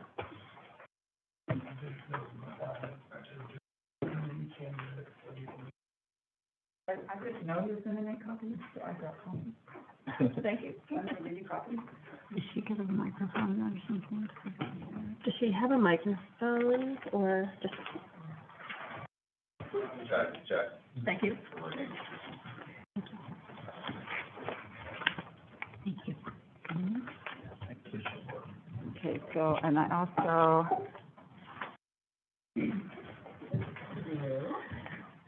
I also have rented the quarters for the copy machine, so these are some handouts maybe you could share, you could. Thank you. You want the extra copy for the extra? Before I get started, can I, before I get started, can you hear me without it, because it's kind of. Yes, we can hear you. Yeah, that's absolutely fine. So before I get started, can I ask a question? Well, first, can you identify yourself and, address? Yes, please. I'm Janet Black, and I live in the Kingston, Paris area. And then, can you give us your address? I have to. Yeah, It's on I the think- form, I don't want it to be in public. I have to say my actual physical address. No, as long as we have it, we just need to provide you with land use notice. I just. Okay, So thank you. The city needs to have your address. Okay. Okay, You can say the general area. okay, Okay. That's my question. please go ahead. So, Mr. Watt said about the public input, that you had to respond, there was gonna be a response. You said as part of the public input, there was also. We're going to develop further findings in response to the comments that we received today. So to the extent that people are addressing things that haven't previously been addressed as part of the process, we're gonna try and address those concerns and make them part of the findings to the extent that we can. Okay, so that was my question, is, will it be published on your website then? Yeah, so, but before it goes to the city council, I know that we're going to revise some findings just based on a conversation I had. So, yeah, I mean, obviously, our engineering has happened, a lot of our outside experts are not necessarily gonna be able to turn something around in a very brief time, but to the extent that, we need to address the comments and findings, we're gonna do that. Okay. I know I'm gonna be longer than 5 minutes, so give me some warning. Okay, go ahead. Okay, in the last week, I've become concerned with information included in the East-West Circulation Alternatives Analysis, and because of some statements containing errors made by Mike Weston to me, and in his response to public testimony that was submitted via email. Mike Weston clearly believes that the road to the Bankston Conservation Easement is the right choice for King City. I do not publicize him, personally, but I am concerned that his beliefs are based on information that is outdated and in some cases incorrect or misleading. I respectfully submit this testimony and request that your decision is based on accurate, unbiased, and up-to-date information. I listened to the February 15th Planning Commission workshop, and I heard the guidance given to you to consider the point of interest of people giving testimony. My point of interest is to protect the Tualatin River and the wildlife habitat. I am not trying to stop development, and I am not trying to stop an east-west road. So the packet I'm giving you contains more information than I can cover in my speaking time, and also includes supporting documentation. So first, I went to the Clean Water Services open house last week, and I asked about choosing the route of an east-west road in order to provide gravity-fed sewer. That was a big goal of the analysis. And they said they were aware of the situation and that they had coached King City to not say that they need to locate a road in order to provide gravity-fed sewer. And yet, at the February 8th public hearing, one of the consultants Bill described the main goal of the location of the east-west road as providing for gravity-fed sewer. What Clean Water Services told me is that the main factor which will determine how they provide sanitary sewer is the rate and location of development in Kingston Terrace and River Terrace and on Cooper Mountain, not just this area. I also asked if development was required to improve erosion issues. They said that improvements are easier during development, but it is not accurate that improvements can be made only with development. I urge you to talk directly with staff at Clean Water Services or wait until the report is released in June. I also included a handout that I got at that open house. Mike spent some time with me to answer my questions about the east-west collector road, and I really appreciated his time. He also made some statements about alternative 2 versus the northern alignment that I researched after our discussion. So, as a clarification, northern alignment that I'm talking about, Fisher to 137th, so that connection's made, and then goes north and then goes west. So he said the modeling for 2040 shows that a northern route would result in too much traffic on Beast Bend Road, and the modeling shows that a higher traffic from the northern route would cause intersections at Roy Rogers and Beast Bend to not meet standards. So Carl at UCAS, I'm sure you're going to have input on this. But I looked at the circulation analysis, and I looked at the modeling where they compared the northern route with the southern route, and like on Beast Bend Road, some of the numbers are higher for the northern route and some are lower for the northern route. For the intersections, that they have, I think, 6 intersections. They're the same for both, except the northern route just are better on one of them. So I would just ask if you, there may be different modeling information, but what I could find, there wasn't a support for the northern route being worse. In addition, Mike said that Washington County won't allow a northern route because of the increased traffic on Beast Bend Road. But Jessica Peltz had a letter in the PDF document that you got and said, Washington County staff gives deference to King City staff to interpret the analysis and choose the preferred collector alignment for the future Kingston Terrace urban area. They're requiring an east-west connection, but they're not saying where it has to be. Also in your PDF packet, Mike responded to emails submitted by the public for this hearing. He made several statements that were not accurate or were misleading. He said the route to the north required the demolition of 2 or more homes, whereas the southern route requires none. And the route using the Myrtle right-of-way, it could require a condemnation of a home, but also there's distance between the houses that could allow a road to go between them. Just about at 5 minutes. Okay. Can I finish? Mm-hmm. Please. Okay. Can I go to the end of the page? Okay. So there's also a local road that uses that Myrtle right-of-way, same place, and that requires the demolition of a home. So my question is, if you're designing a local road that requires demolition, why isn't that okay for the east-west collector road? The other, it also attached some images for consideration and said that it was a location that the city's considering crossing, consisting of an old farm road previously culverted and had a tire dam until recently. He said that the images of the preserve show the preserve in its current state. That the city's intention is to clean it up and enhance the natural environment, remove the trash and invasive species, and restore the surrounding lands to their native state. The images provided were all culverts that were used in an earthen dam that was destroyed in the '96 flood. It was a dam that was not a road. And the photos misrepresent the current state of the area. It's being restored by the Tualatin Soil and Water Conservation District.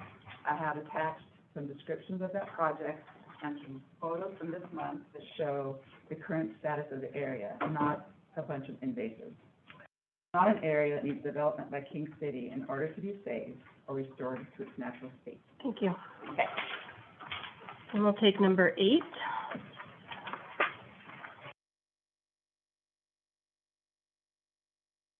Report is submitted.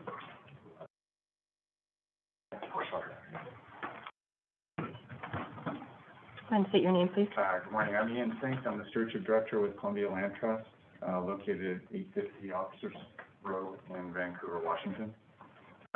Columbia Land Trust is a private nonprofit organization operating along the lower Columbia River, but with a priority conservation area in the Tualatin. And our comments are in the context of Columbia Land Trust and many public and private entities are really focused on the conservation of the Tualatin River watershed. And to that end, we have a conservation easement that we hold on the Columbia property, the 12-acre easement. And so our comments are focused on that easement and not the overall plan. We appreciate being involved and having a number of conversations with the city during the course of this process. My intention here this morning is to really reiterate comments that we provided through Schwabe Williamson via a letter submitted last week, and of course answer any questions you might have about the easement. Our central concern is that we have an easement and we're legally and organizationally bound to defend that easement. We are bound by National Land Trust Alliance accreditation standards as well as federal and other law.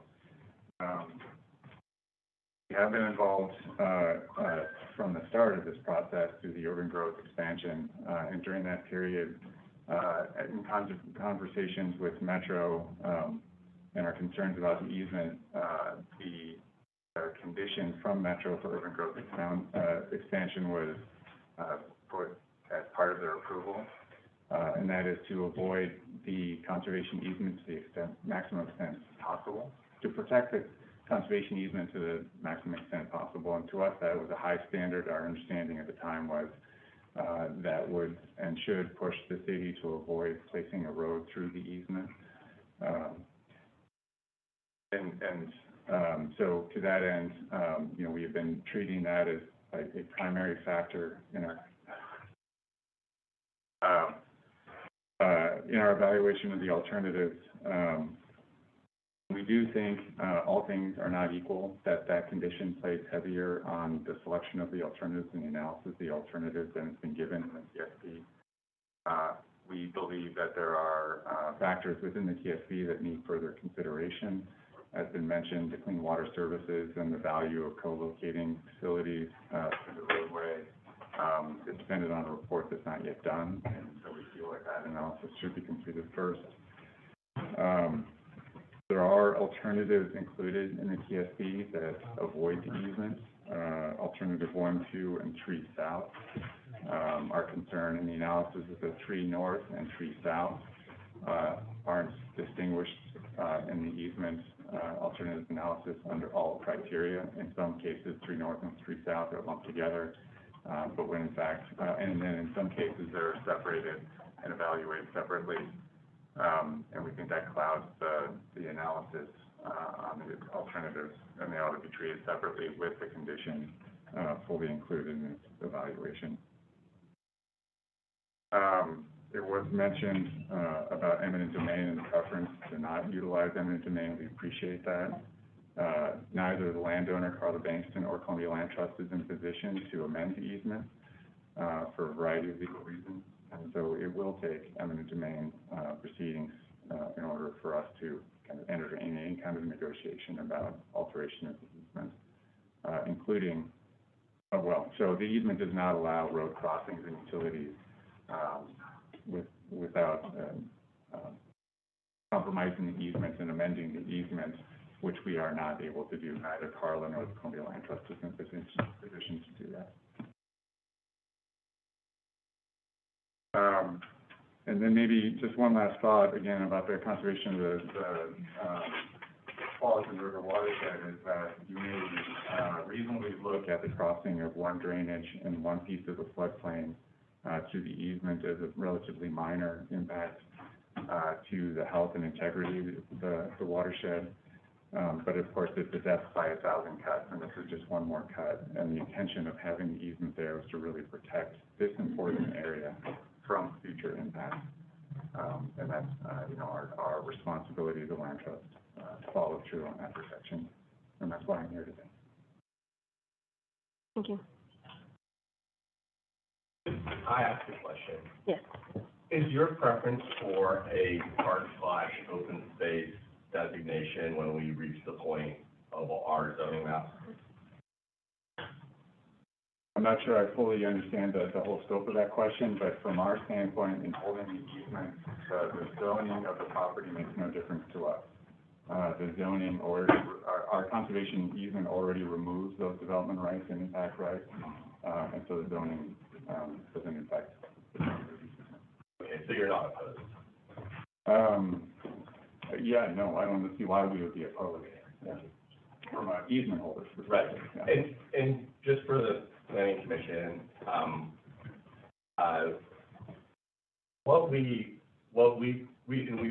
they've worked with us in good faith as their attorney, so I just want to be very clear. Columbia Land Trust, is what you're thinking of? Columbia Land Trust. Mhm. The original option two, when it was further south on the Bankston property and, kind of went through the property. And so part of what we attempted, when we started this process, we could have perhaps put Route 2 north earlier. So it would have gone, and unfortunately, a very large home was built on that route, which didn't allow us to go north earlier unless we were to demolish that house, which would be incredibly expensive. But what we tried to do was push it as far north as possible, and also and DK has mentioned this, it's bridged. So it's not a road on the dirt, so to speak, it's a bridge over the culvert. And we'll continue to do anything we can that the landowner and the conservation trust, with anything we can reasonably accomplish to preserve habitat and do all those things. So I'm sure there'll be ongoing conversations in this process, and then as we continue as far as we looking at zoning and what's residential and what's park and all of those things. So we have had a lot of conversations. Obviously, we can't say we're in agreement on option two because we're not. They have a job to do, which is to conserve habitat, and, we have to look at a lot of factors. So, so thank you, for the last, been a while. But, and, I'm sure there'll be conversations going forward. Yeah, if I can respond quickly, I'm not sure what the full implications of the zoning are, and so that would be a conversation I should have with our attorney to state an official position, as I'm sitting here on that. And this is just a recommendation today, so Joseph will have an opportunity to provide further written testimony in front of the city council. I'm just trying to think now, I mentioned this to him last week, I think it was last week. Yeah, it was last week. All right, mentioned to him last week, and I just wanted to put it out there. Maybe one other comment is just about the language, that possible is a different standard than practicable, which does incorporate things like cost, which is, from our standard, the metro condition is possible. And if another alternative costs more, then to us, that doesn't factor in, it shouldn't factor in. Thank you. And then number 9.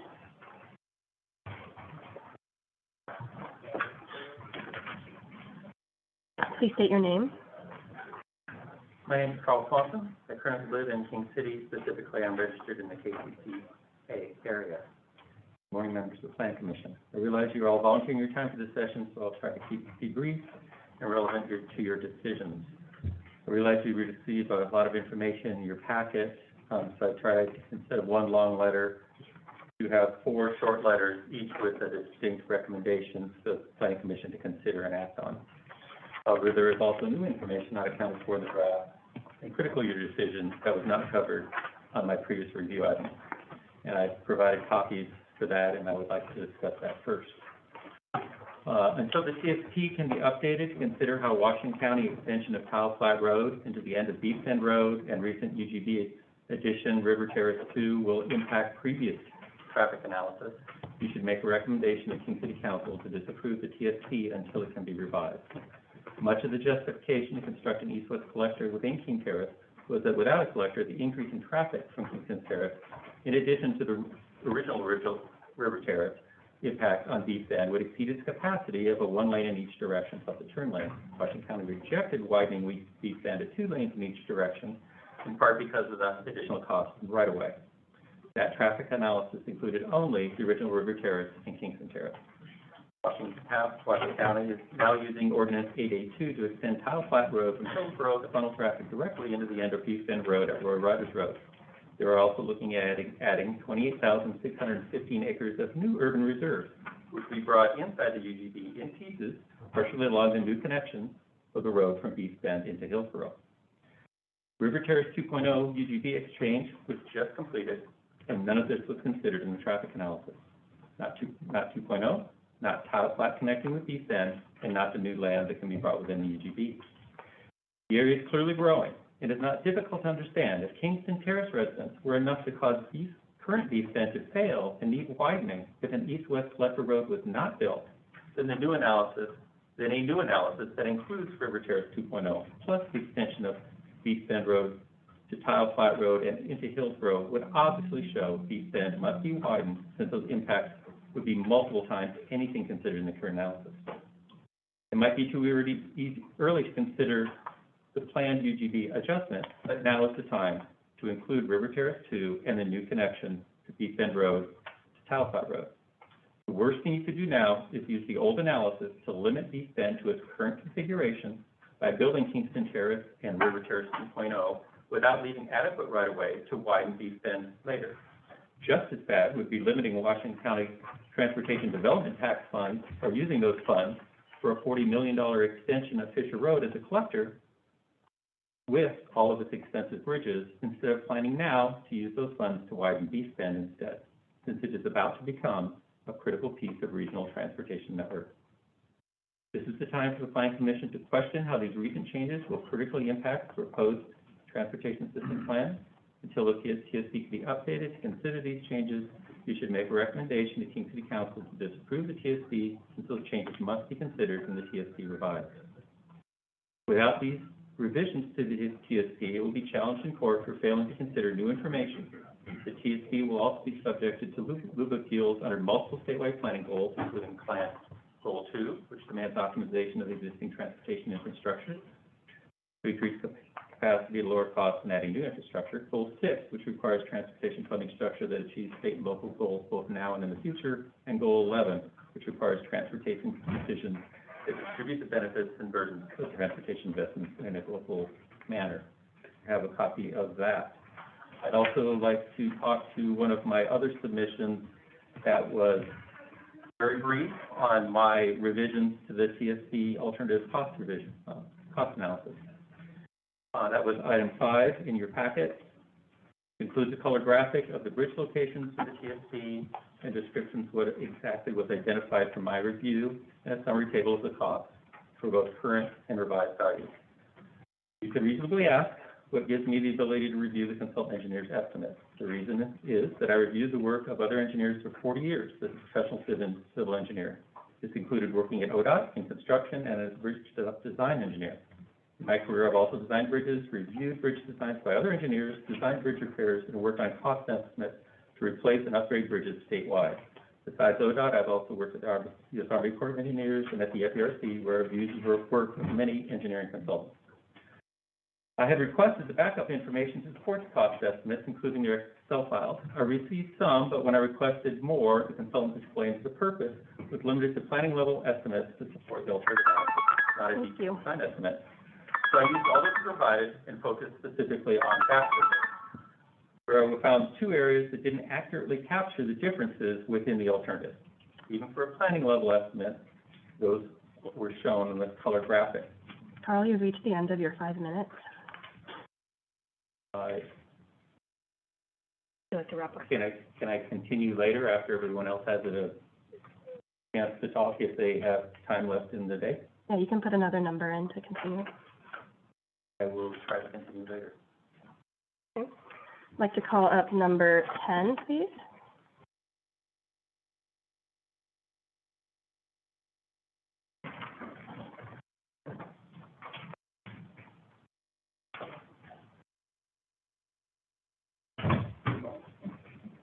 My name's Chuck Watson. I'm a resident of Kingston Terrace.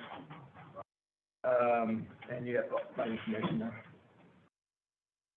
Okay, I'm actually continuing some of the comments from Janet regarding some comments that were made, public comments that were made by Mr. Weston. Again, I agree with Janet. I'm not saying anything to question, just that there's some inaccuracies that I think need to be brought to attention.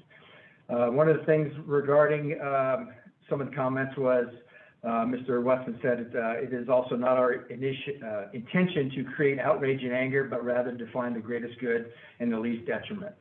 Unfortunately, in this instance, the least detriment is a dead-end road being connected. And this is all in regards to going through the Bankston property. The alternative is to condemn houses or housing complexes and dehome a number of people. Our staff and consultants felt that the demise of a dead-end road was the least impactful. This is how Mr. Weston presents the choice of a road through the conservation easement, a dead-end road being connected versus dehoming, a number of people.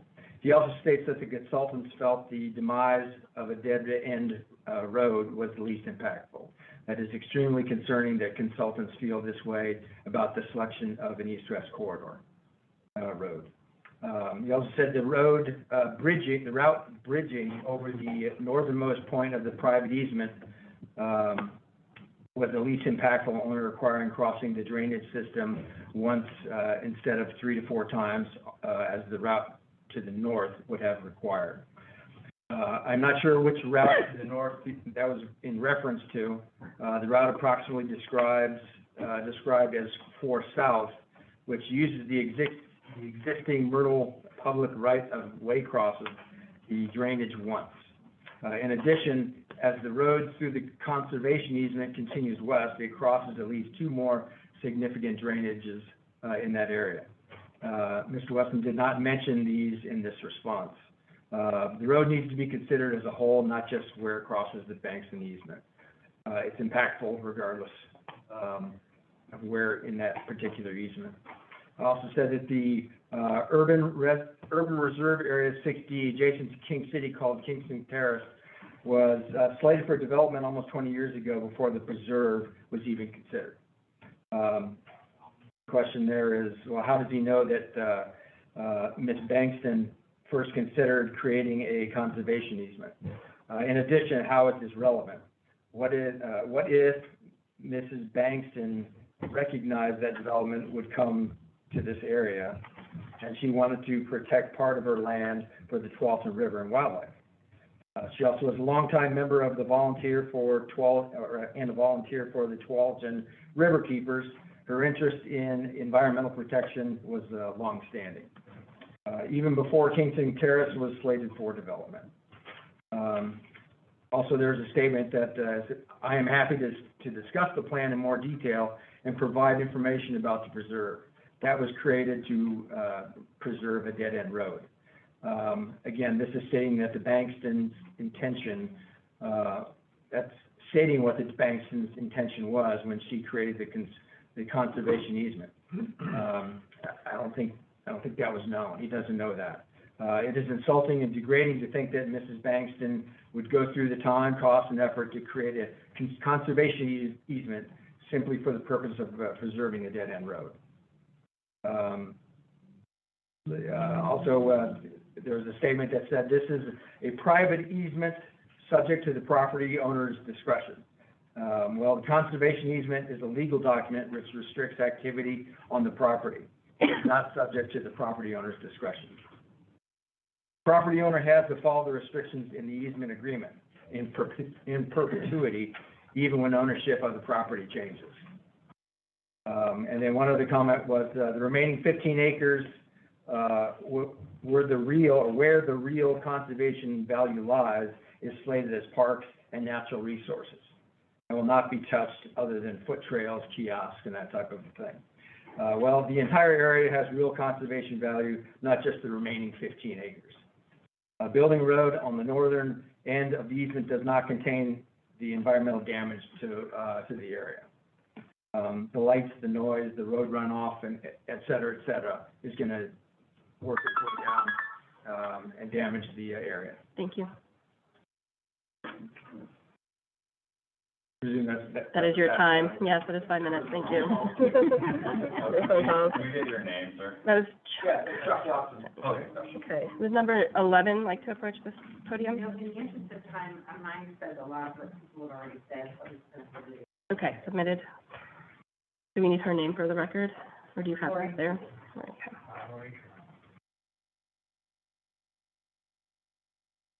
Would number 12 like to approach?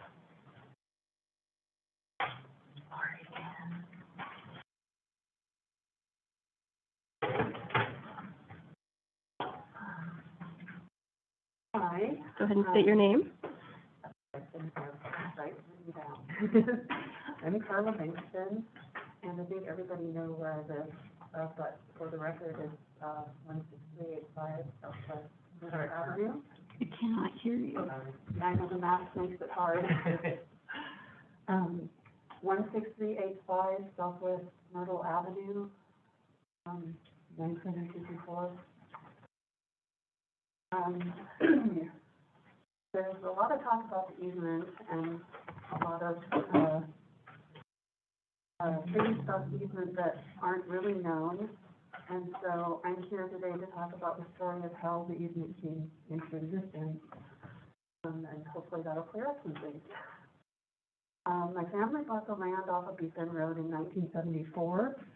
My mom and dad built a house and we moved in 1975. My dad's family, my dad's family, farming family from Nebraska, and he always wanted to raise cattle. He installed fencing and outbuildings and started his farm. My mom had always loved animals, and we had dogs, cats, and horses growing up. In 1989, my dad decided to build a pond with an earthen dam to have water available for cattle when they were in the back pasture. In later years, he decided to stock the pond with trout so he could fish too. My family enjoyed walking, playing, and picnicking in the forest and clearing, riding our horses, fishing in the pond, spotting wild animals and birds, watching the river, and finding the beautiful trilliums that come up for a brief period every spring. We picked apples from the 2 apple trees in the fall and pressed our own cider. I have many cool and funny stories I could tell about the wildlife encounters and discoveries that I've experienced living on this land. But that's for another time. In 1990, my dad suffered a stroke and was unable to take care of the farm and the cattle. 3 kids had moved out and there was no one to take over. The forest was on its own. Over time, increased runoff from development on Bull Mountain caused severe erosion issues, causing the creeks to run faster and deeper. They were prone to head cutting, for widening and deepening, but we did not have any resources to do anything about it. In 1996, floods washed out a lot of fill dirt from an upstream neighbor's property downstream, which then washed out the culvert and dam and created a new channel for the stream. My dad decided not to replace the dam and let the stream find its new course. My dad passed away in 2000. My mom eventually retired. To fill her time, she decided to volunteer with Tualatin Riverkeepers and was a frequent helper in their office. She shared her sadness about the ongoing situation of the forest and learned about conservation easements and how they facilitate restoration of natural areas and protection of the animals and plants that live there. She then made the decision to put the forest into a conservation easement with Three Rivers Land Conservancy and Clean Water Services. The process was completed in December of 2009. Three Rivers and Columbia Land Trust merged a while later, and Columbia took over the administration of the easement with CWS Phillips, with CWS Phil Partner. In May of 2017, Tualatin Soil and Water Conservation District entered into a 20-year lease on the easement for their veg pack program. To date, they've removed invasive plants in the easement, and it's approximately 16,000 native trees and shrubs. including 2,000 new plants this month, 200 of those being Oregon white oaks. My mom, Charlene Bankston, passed away in 2019.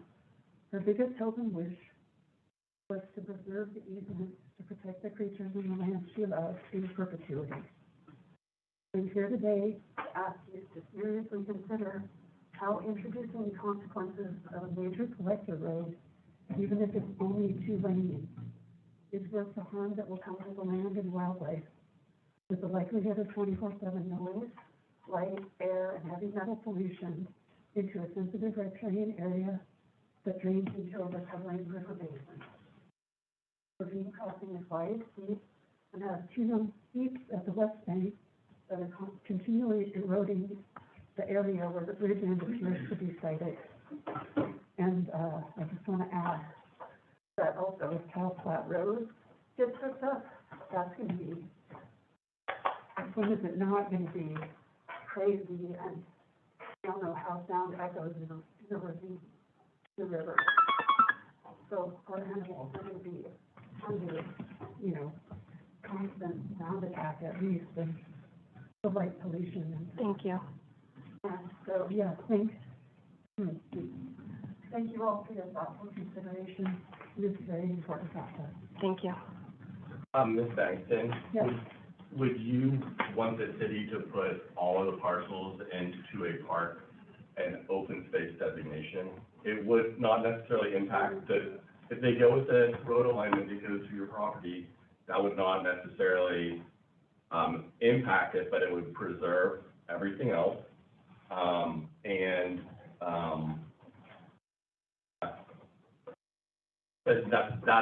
That's the way that we can address it. Yeah, I feel like that is not something I can address today. It seems like it's not appropriate to just let the hearing go forward and we can talk about that. Yes, there are definitely pros and cons to consider. Yeah. Thank you. Number 13, would you like to approach?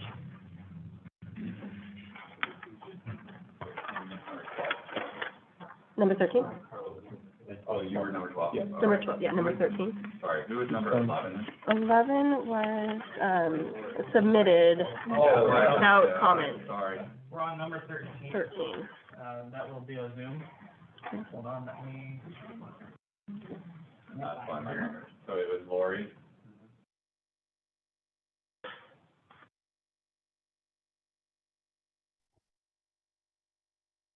Hello, can you guys hear me okay?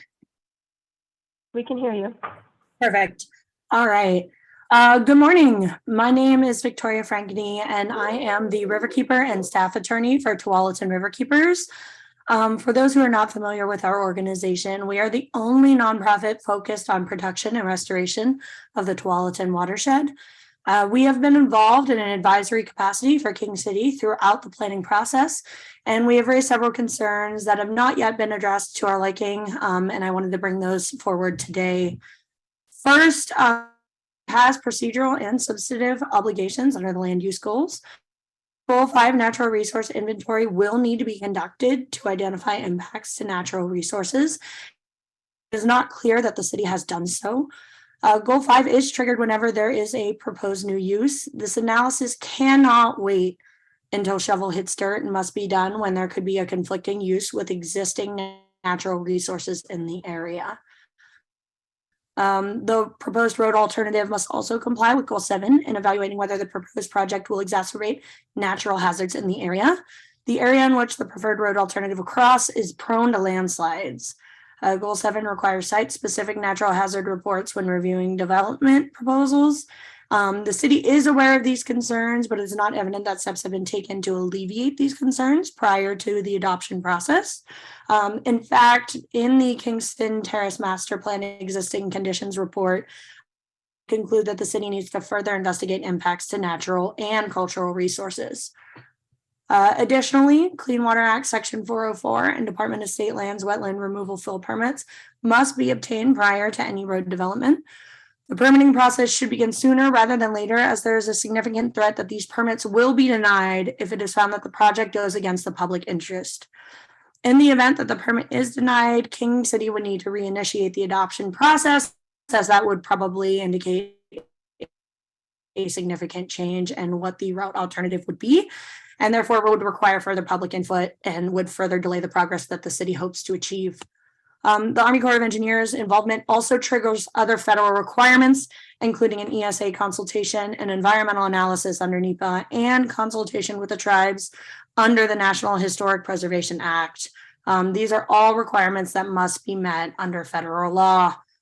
The proposed plan will have significant impacts to streams that feed directly to the Tualatin River. These streams have been severely degraded over time due to unmitigated stormwater runoff. Though King City is not the main contributor of that stormwater runoff, it is the city's burden to bear, unfortunately. Stream banks and head cuts have grown exponentially over the past decade, and improving a road prior to Clean Water Services' adoption of their regional stormwater strategy could pose significant threats to the integrity of these streams and the Tualatin River.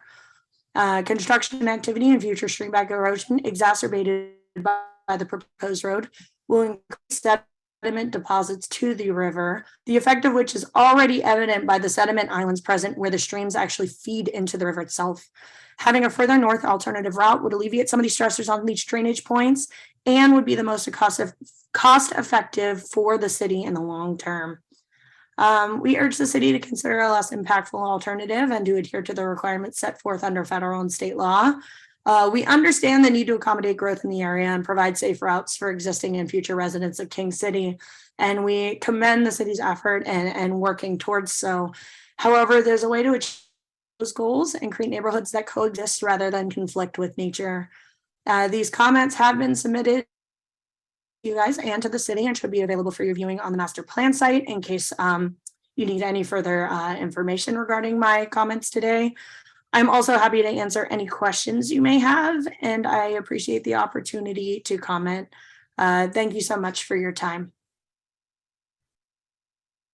Thank you. Yeah, a couple of questions, Peter Watts, City Attorney. Are you concerned at all with the houses located on the Tualatin River that are on septic and sand filtration systems instead of sanitary sewer? Victoria, I'm sorry, I missed on. I am. Yeah, I missed it. It kind of cut off in the middle of that question, so I heard only part of it. Are you concerned at all about the houses in our expansion area that are on septic and sand filtration systems instead of sanitary sewer? That are on, I'm sorry, Septic, tank, and that are on what? filtration. Septic, sand, filtration, and tank systems instead of the sanitary sewer. Am I concerned about the choice of those? I'm so sorry. It keeps cutting off. The ones that are already present. So there are houses already present, correct, with Right, those there sewer are houses that are options. built at an urban level of density that are immediately adjacent to the river that are on septic and sand filtration systems instead of sanitary sewer. Is your organization concerned about this? Our organization is concerned about anything that may have impacts to the Tualatin River and its tributaries. That's something that we haven't necessarily dived into in any great detail, but these are conversations that I imagine would be had with Clean Water Services. Do you think there will be benefit to those homes being connected to sanitary sewer? I think there's definitely benefits. Though I'm not the expert in that area, I imagine Clean Water Services would have a lot more of the expertise and background knowledge to better inform what the best approach is, as they are the regional sewage and stormwater entity. Thank you, Victoria. Thank you.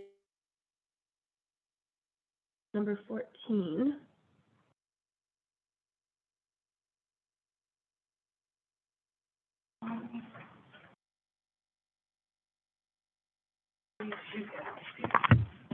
Just one copy, okay, thank you. It's just a reminder. There are hundreds of. Can you state your name, please, for the record? Debbie Watts. And I'm in the unrepresented River Terrace. There are hundreds and hundreds of comments in opposition to the Fisher Road extension. If the community response is to your plans are continually and overwhelmingly negative, there's something wrong with the plan. And it's not with the citizens. We're all here because of Fisher Road. Just let's get it out of the plan, we'll all be happy. Thank you. Thank you. We'll go forward with number 15.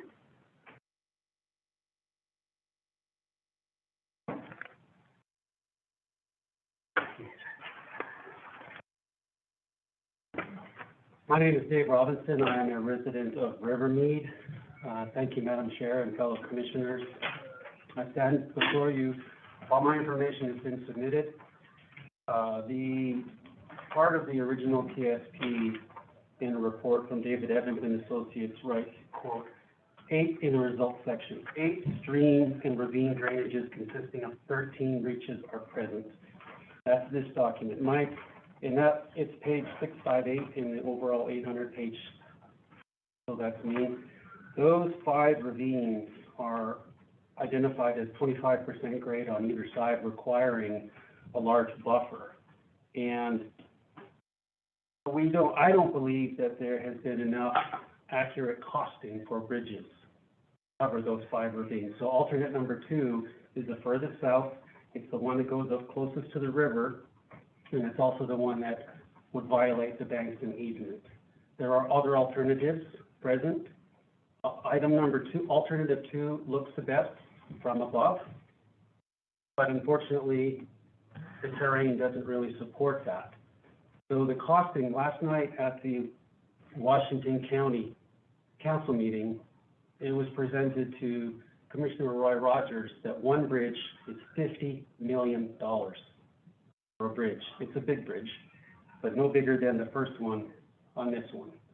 So if King City has contingency for $30 million, that won't get one bridge. And so my purpose today is to really ask you to slow down the process, ask the hard questions, because you are the Planning Commission. If this TSP is not working for you, it will not work.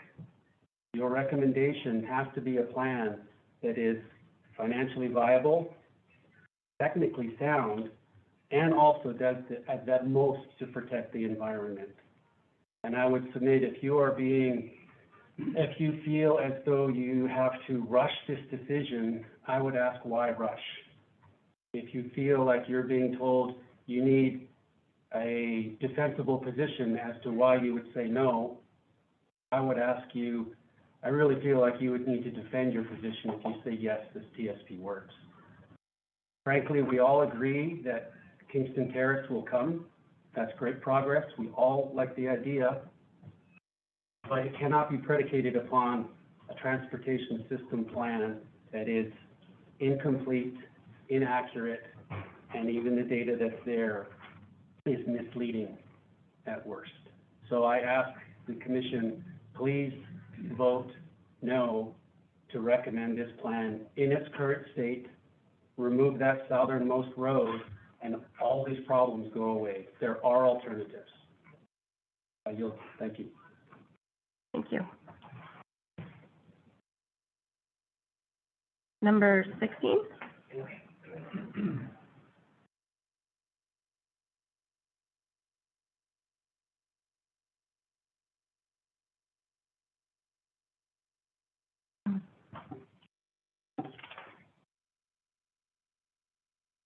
Hello, my name is Mike Meyer, 16950 Southwest Meyer Lane, Tigard, Oregon. I wasn't going to speak today, so I'm basically speaking off the cuff here.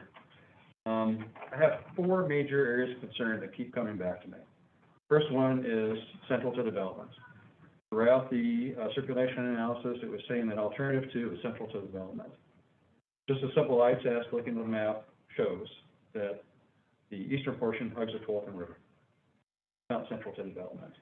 Central to development would be further north, which would accommodate the higher density traffic along the Beef Bend neighborhood. Makes more sense to put a high volume collector road through an area of higher density than to draw that traffic toward the river in an attempt to try to get the road out to Fisher Road in order to connect it to Roy Rogers Road. It just doesn't make sense. The conservation easement, of course, is a big concern. And I think that what you heard today from Columbia Land Trust and Tualatin River Keepers, Carla Bankston, and letters from Rebecca Chuck, the refuge manager of the Tualatin River National Wildlife Refuge, and the letters from the law firm of Schwab, Williamson, and Wyatt, representing the trust, make it clear the crossing, the banks and conservation easement is unwise. And I'll just leave it at that. They've done a good job of explaining that.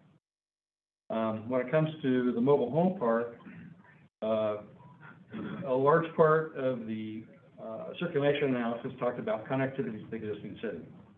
I always wondered, what does that mean to the existing city? Because a large part of the existing city is KCCA. There's no way to connect to it. So if we're talking about the communities off of 131st, then the connections at B Street in the concept plan, that's gone away. Capulet, my understanding is that's gone away and has become a bicycle lane. Not sure about that.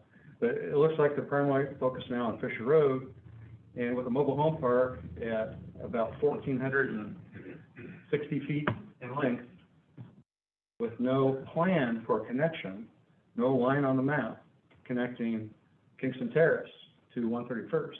Where's that connectivity?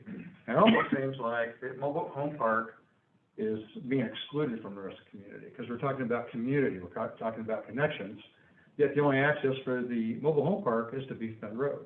There's a barrier to the south side. Why don't they open that up? The question's been asked, and the answer is because it's private property. Well, so is the conservation easement. So is all the property west of 137. It's all private property. But for developing a plan for connectivity and inclusion and access and mobility, where is that road? Why is there not a line on the map showing that? Question you need to ask. My other concern is Kingston Terrace becoming a regional arterial.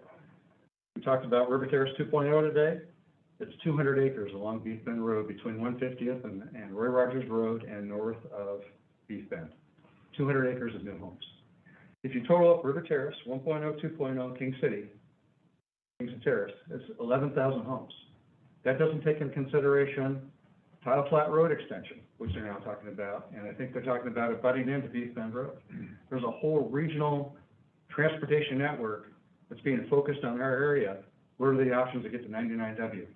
Bull Mountain Road, Beef Bend Road, and now Kingston Terrace Boulevard.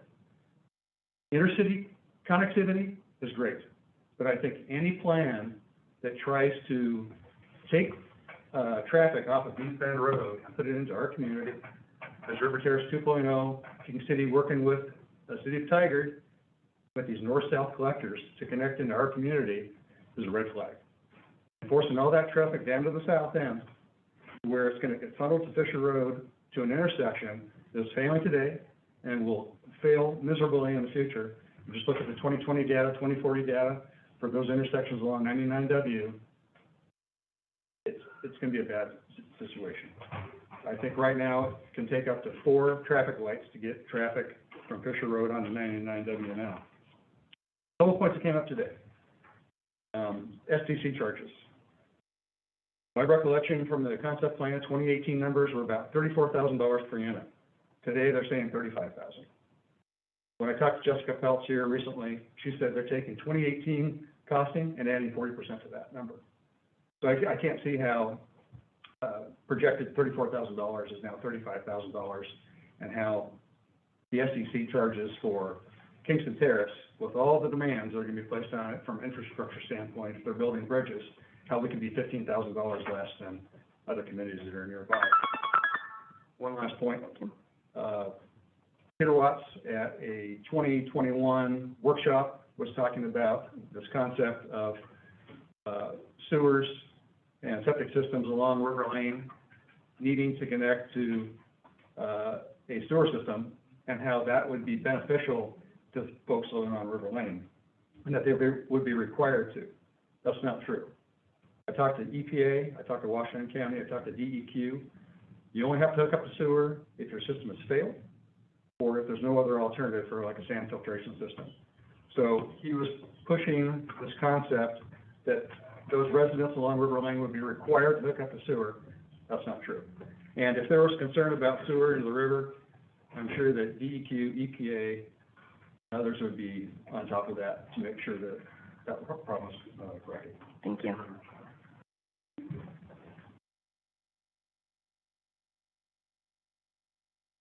Shall we break for lunch and then, or do you want to make a comment?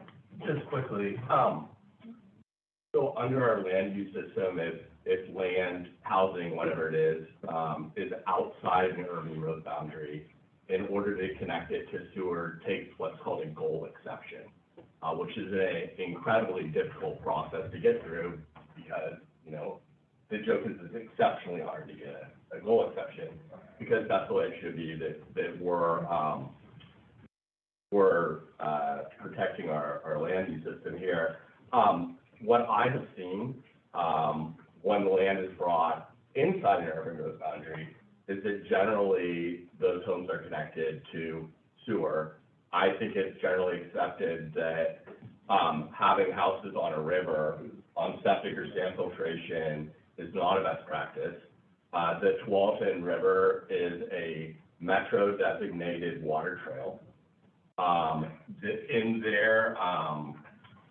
In their findings for the Stafford Triangle Urban Reserve area, which involves Lake Oswego, Westland, and Tualatin, there was a special carve-out to allow the two neighborhoods on the Tualatin River, that they could look at sanitary sewer and connect them, because we're trying to make the Tualatin River as clean as possible, which is what I based my comments on. And again, statutorily, once land is within the urban growth boundary, they can be within the sewer. So you're not worried about a major thoroughfare, but now you're worried about septic systems that have been there for 50 years? Thank you. Let's leave our comments to the podium. Let's recess for lunch for 1 hour. 1 hour. Okay. We'll be returning at 1 p.m. I'd like to place a motion to recess until 1 p.m. Can I entertain a motion? Is that a second? I'll second it. Okay. Any opposed? Okay, we'll return at 1 p.m.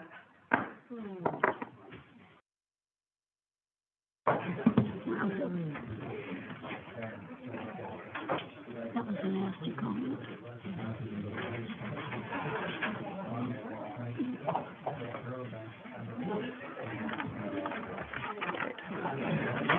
Just as a point of order, we really Need to leave it to what I know. don't want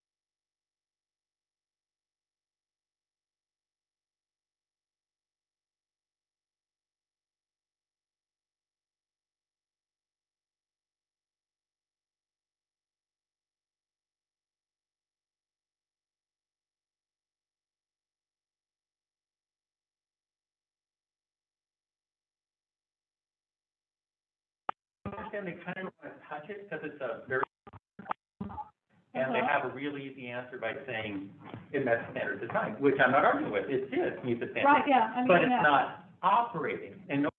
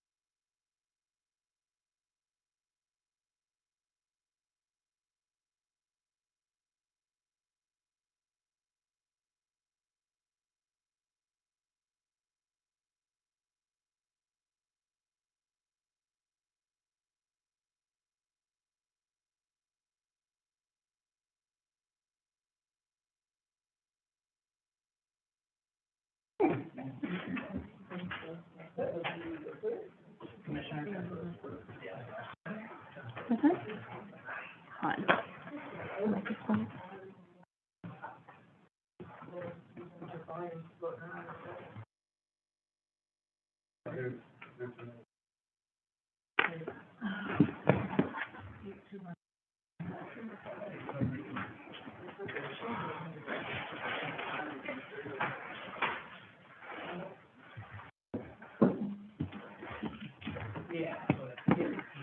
Okay, so here's another document that came in, that you can review.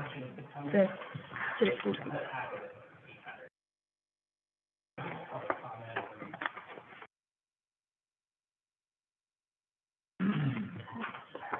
There, that goes there, okay.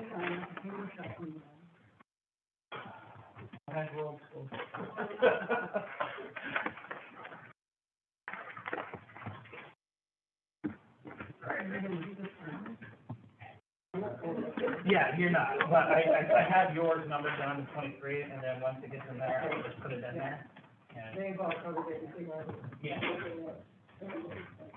All right, we are at 1 o'clock, so we will reconvene, today at 1 o'clock. And I believe we are now on number 17. All right, perfect timing. Here's another piece of commentary that has been entered since this started.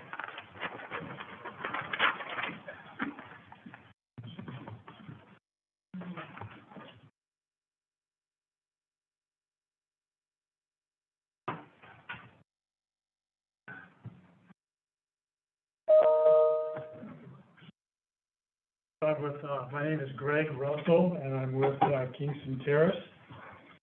And first, I'd like to thank all of you for volunteering your time as a King City planner. We have some tough decisions to make going forward with the master transportation plan. We hope that each of you have studied, analyzed, and understood all the material presented to you, not only by the King City consultants and King City manager, but also all the information presented to you by outside organizations, interest groups, and individuals. It's important to keep an open mind. Remember, you represent not only the King City government, you also represent Edgewater, the 147th, and the Rivermead communities. You also represent the Tualatin River, the wildlife, the native trees, the watershed, and all the future residents of Kingston Terrace. And as you know, you need to focus on 4 points: the cost, engineering, feasibility, protection of Class 1 riparian natural areas, and community input, public forums, surveys, and letters. Transportation system plan that may appear good on paper, but the truth is it has a lot of flaws. The David Evans and Associate letter dated September 29, 2022 said, the King City Beef Bend South Master Plan process seeks more refined analysis of potential development constraints related to natural resources and was based on a desktop analysis and limited field observation. AKS Engineering of the circulation analysis dated August 8, 2022 selected alternative number 4 as the best east-west connection. Fenwell Associates, the transportation engineering consultants, dated September 21, 2022, said the TSP plan was fundamentally flawed. Environmental Protection Agency, Section 404B1, under fill requirements, said an alternative roadway is practical if it is available and capable of being done after taking into consideration the cost, the existing technology, the logistics, in light of overall project purposes. DEQ has stated that cutting down any of the trees along the line of the 4 ravines will have a negative effect on the temperature of the Tualatin River. Preliminary cost estimates on alternative number 2 are over $34 million, and I've heard a lot of numbers being presented today. The steep slopes that was mentioned, over 25%, have not even been conducted yet, so you know those costs are going to be going up a great deal. Alternative number 4 is only $13 million and only crosses one small ravine.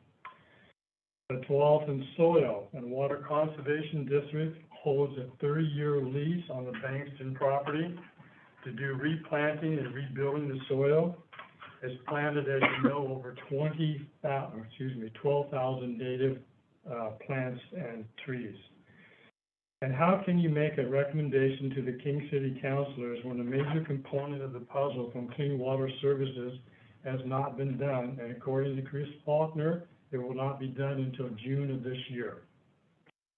King City, in my opinion, is moving way too fast for the TSP to be approved. The recent scientific documents from both the Tualatin Riverkeepers and the Columbia Land Trust clearly outline why a road should not be going through the Bankston easement. All of you have personally participated in the field trips. This unique property about a year and a half ago, as you remember, and have witnessed the deep ravines, the landslide zones, and its natural beauty, and is not full of trash, English ivy, and blackberries, as recently referenced by the King City manager in a next door comment. And directly across from the Bankston property, you're aware this metro has a 203-acre heritage pine natural area, and further west is a 145-acre beech land natural area, and all that is interrelated with right across from the river there. A road near the Tualatin River with 7,000 to 8,000 cars going by a day is unconscionable. Alternative number 2 is not what the natural environment deserves and is not the community vision. Let's work together with a plan that mitigates the impact of the environment and the wildlife. We have time to compromise and work on this together. Thank you. Thank you. Next is number 18.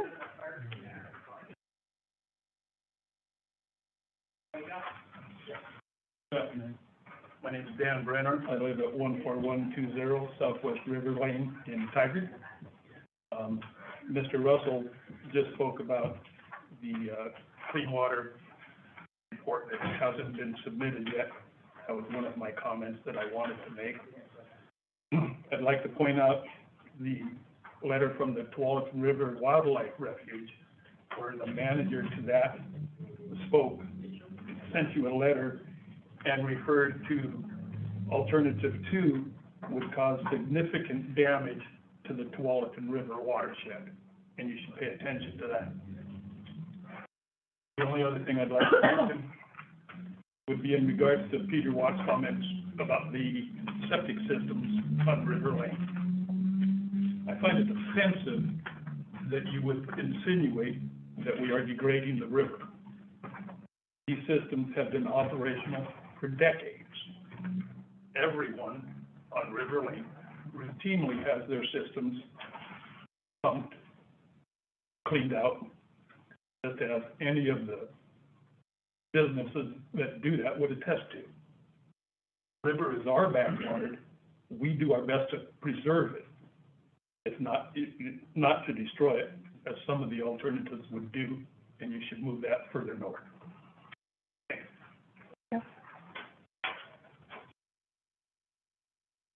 Number 19. Handle.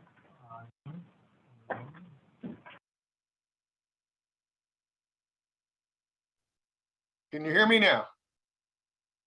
Randall, we can hear you. Okay, thank you. You have the floor. Thank you, planning commissioners, for your hard work in developing this plan. I will be extremely brief, as previous commenters have covered many reasons why extending Fisher Road is not a good idea. I'll start with earlier in this process, it was stated that condemnation and eminent domain would not be used, only willing sellers. This plan ignores that. And then also the plan ignores the overwhelming opposition to extending Fisher Road from citizen participation at public hearings. Actually, larger venues had to be found to accommodate all the people that wanted to participate and express their opposition. The opposition appeared unanimous. to Fisher Road being extended through Edgewater, Rivermead, and the Nature Conservation easement. Previous speakers identified specific reasons why extending Fisher Road is a bad and possibly expensive idea. An alternative plan must be developed. It's disappointing and frustrating that the current plan is not taking this into consideration. Thank you for your time. Thank you. Ronnie, you have address information for us? Yeah, I have it on. Mhm. That brings us to number 20. Number 20 is Pamela. It's okay. Can you Give her brief changes. I don't see her anymore. Pamela, are you online? Can Kitty get out? No, No, he can't do it. no. They're on the windowsill. Pamela?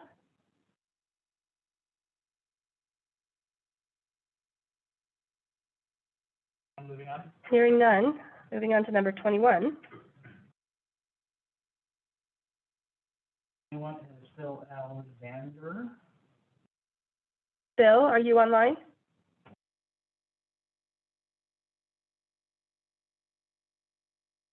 Or can you raise your hand so that Ronnie can see that you are able to hear us? Bill? What's his name, Ronnie? Phil Alexander. Bill Alexander? I don't see him on Zoom anymore either. Okay. What's his last name? Harrisy. Okay, we're not getting a response from Crane. Crane. I don't see neither of them. Okay, Philip Alexander is not responding, so we'll move to number 22.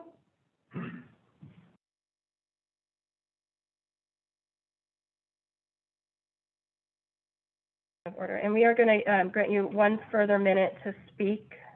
Given This that one? we have plenty of time today, can't, I guess. It is allowing for deference and a little bit of, I think we just cut it couple off minutes. 2 minutes. 2 minutes? Okay, we'll give you 2 minutes.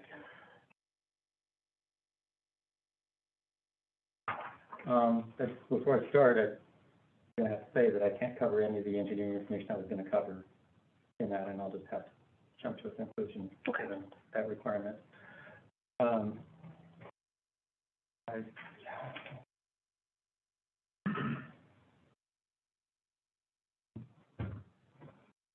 You have provided the information on the estimates that I did slight revisions to. The engineers didn't use any geotechnical information for that. Plenty of information exists in county files. All you have to do is go to the well drilling records. There's over 100 well drilling records in the area. So I could go and I could find that. So I had all the information. I went and reviewed it.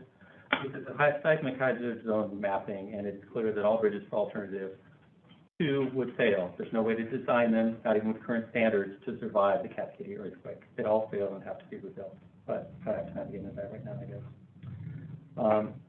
So I submitted 5 separate letters. Each one tried to be specific to a topic, and each one had a specific recommendation for the Planning Commission to consider. So I would like to formally request a recorded vote by the Planning Commission on each of those 5 items when you have had opportunity to review them later. I also want to state for the record that the complaint and grounds for future appeal under Goal 1, that the entire public involvement process has been damaged at times where multiple King City representatives provided misinformation during public input sessions and on social media that rebutted and lessened the public input. Just one example of pushing it back against testimony that King City was needed to use eminent domain, saying that that would not be necessary, which is just brought up again, and now we know that that is not true. Okay, thank you so much.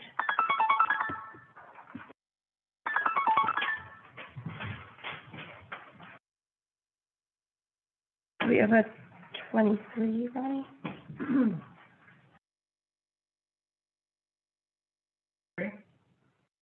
Do we have a 23 here? 23 is Nancy. Harvey. She just wants to reiterate her comments so far. What's your name? Leanne.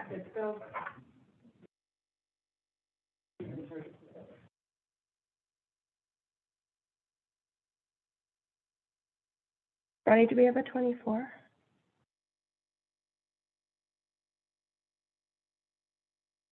No, that was received. Or email? Everyone had a chance, did you look at that email? Oh, Did you have a chance to look at it? yes, I did.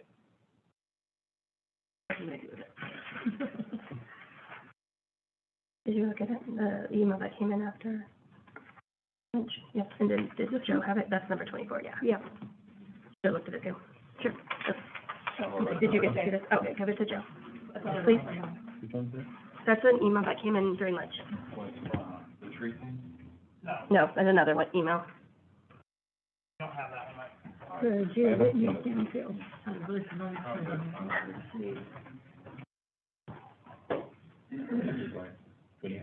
Yeah. Whitney.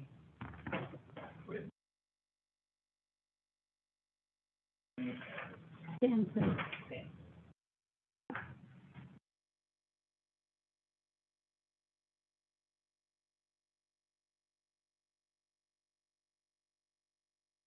Yeah, we can comment very much and see.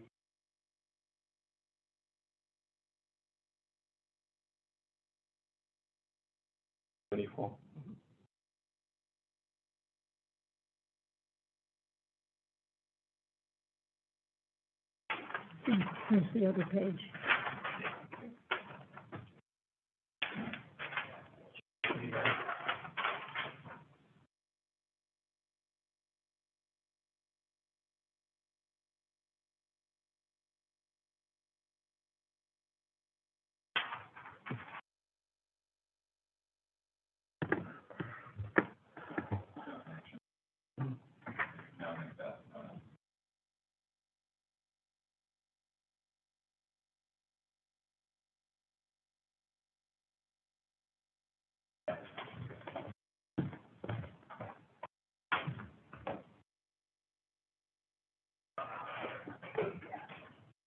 Bonnie, do we have any further individuals who have identified themselves as wanting to speak?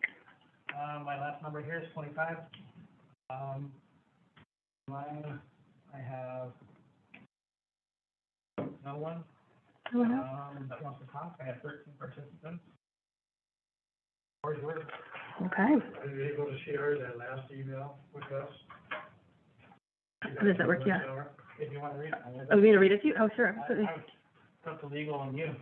Should I read that last email? It's gonna be in the record, so. Yeah, it's just, all that matters is it gets into the record. Absolutely, okay. So this is from Gia Whitney Stansfill, and it came in to the 3J planning today at 9 a.m. Just submitted it into The wrong avenue, okay. Dear King City Planning Commissioners, my husband and I are currently renting a house on Southwest Macbeth Drive. We moved in last summer after selling our home in Northeast Portland. We are both born and raised in Oregon, myself in North Portland and my husband in the Beaverton, Aloha area. We love the King City community and are in the process of purchasing a home so we can become permanent members, great neighbors, and a caring community. We are both opposed to the extension of Fisher Road and also Macbeth Shakespeare. Beyond the obvious addition of noise and degraded livability, our other concerns are children frequently play basketball, ride their bikes in the street, and play outside. We are thrilled to hand out candy to literally 100 kids on Halloween. This is a special neighborhood and safe for families and kids. We'd like it to stay that way. Macbeth is already a very narrow street with a large amount of local traffic. At least once a day, I pull over to let someone by as the cars parked on each side of the street impede traffic movement. Unfortunately, some neighbors make poor decisions to speed up the street. Having lived through this issue in Portland, people who don't live in the neighborhood will care even less and speed through the neighborhood, putting kids and pedestrians at danger. The ecological impact of expanding through riparian and wetland areas adds erosion and pollution. I love the fact that our city cares about maintaining wildlife and leaving the smallest footprint as possible. We believe expanding Beef Bend Road is a much better option for all the above reasons. Thank you for your time and service to our community. Kind regards, Gia Whitney Stanfield.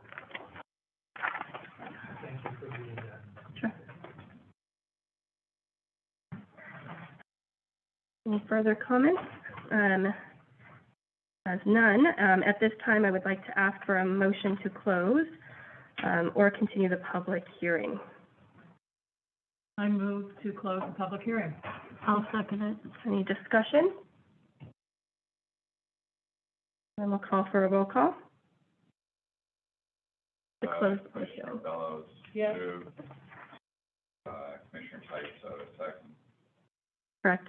Close public hearing. No. Yeah. So. Commissioner Tyso, Oh, yes. I'm sorry. Commissioner Bellows, Yes. Chair Paulson. Yes. I declare this public hearing closed on March 22nd, 2023 at time being 1:18 p.m. At this time, we'll have discussion related to our recommendation. May I entertain a motion for recommendation on the plan?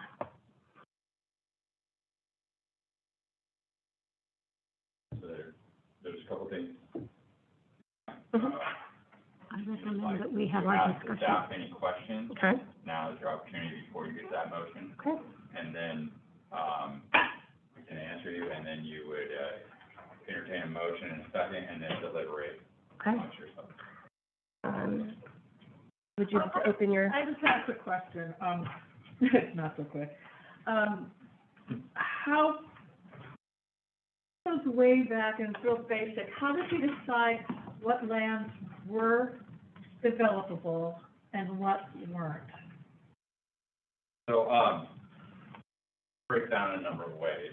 It started back with Metro's 2040 plan that identified land adjacent to the urban growth boundary that were suitable for urbanization due to the soil compensation and vicinity to the urban growth boundary.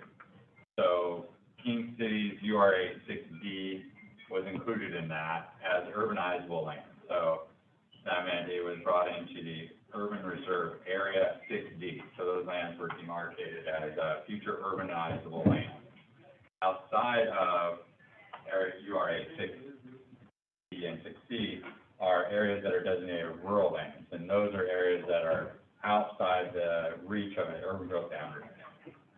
Within our URA 6D, which is the Kingston Terrace Master Plan area, we identified buildable lands by removing the Class 1 and Class 2 riparian areas, the floodplain areas, as well as removing Class 3 riparian areas and Class A and B upland areas. That gave us a rough estimated number between 318 acres to 400 acres. Ideally, in that range, that between the 318 being the most restricted, so that would be from class, that would not include Class C uplands, which we can't really regulate. So it's a little bit more than that, but when they do develop in Class C upland areas, what we can do is require like certain open space requirements or things of that nature that we can try to implement in the master plan phase. So we don't really address that in the transportation system plan, but we do address it in the master plan, which will be coming down later, as well as the extent of the buildable land. That's all identified in the master plan as well, and in the concept plan. So when we first identified buildable land out of the concept plan, what we did is we removed those areas that were considered sensitive habitat based on a metro map of our area. And that would be the Class A, B, and C uplands, and riparian habitats, Class 1, 2, and 3. Okay. Any questions for the staff?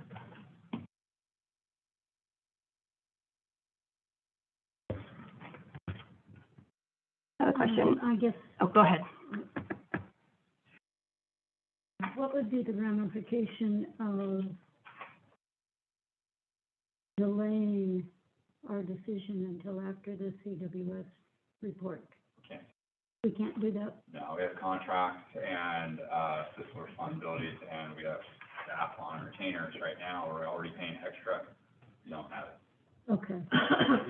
We need to move this forward, and, what the planning commission is doing today is making a motion to recommend an outcome to the city council, who makes the ultimate decision.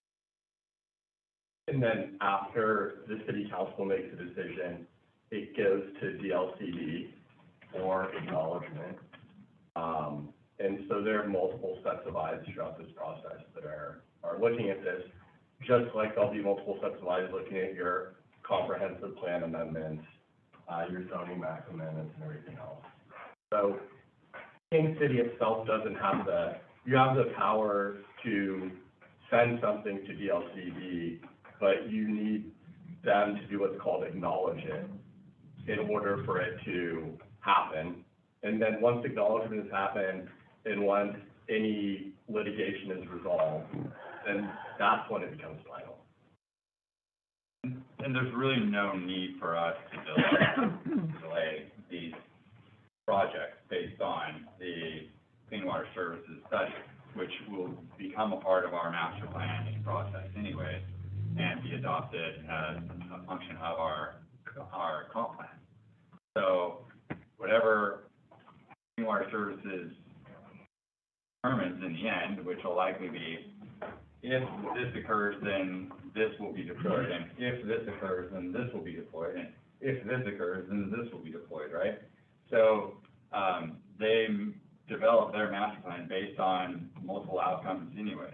So, it shouldn't change the factors that were evaluated through our transportation system plan on modeling what is necessary to accommodate the built-out version of Kingston Terrace and the surrounding area. Does that make sense? If I understand it correctly, we can vote to go ahead with conditions, and those conditions need to be met before we go ahead with it. For example, more detailed costing of the versions, of the northern route versus the southern route, clean water services stuff. I mean, we can sort of stipulate those conditions to be met. You can recommend that those conditions be added in the city council. They would have the ultimate decision about whether to make that part of the plan. Okay. And the reason I'm asking this is because from our earlier conversations, I've asked at least twice now a more granular detail of the evaluation criteria, who was on the panel to do the criteria.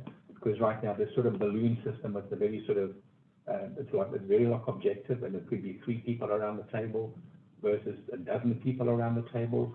So when you do a comparative analysis of this magnitude, we need to have more discrete numerical values. So at the end of the day, you've got numbers rather than feelings. So when you sort of say Route 1 is better than Route X, it's supported with more discrete numbering. We tried to do that initially in the master plan with the alternative analysis. We wanted to do a numeric evaluation process initially. And the community members at the public hearing didn't want a numeric evaluation, so the consultants changed it to a pie style evaluation. So it was like a full pie or a quarter pie or 3/4 pie or half pie, instead of doing the numeric evaluation and getting a quantitative finding at the end. And that's what we initially wanted to do, but at the SAC and TAC meetings and at the community meetings, they wanted it to be more broad, more liberal, and more flexibility in the planning. So we went more with a qualitative versus quantitative. I think on the negative side of that is that you can sort of swing direction by just the color of the balloons rather than a numeric value. You know, we all know that 7 is bigger than 5, right? Yes. So yeah. I concur 100%, and I think that's why I and the consultants wanted to do a numeric at the beginning, and that got.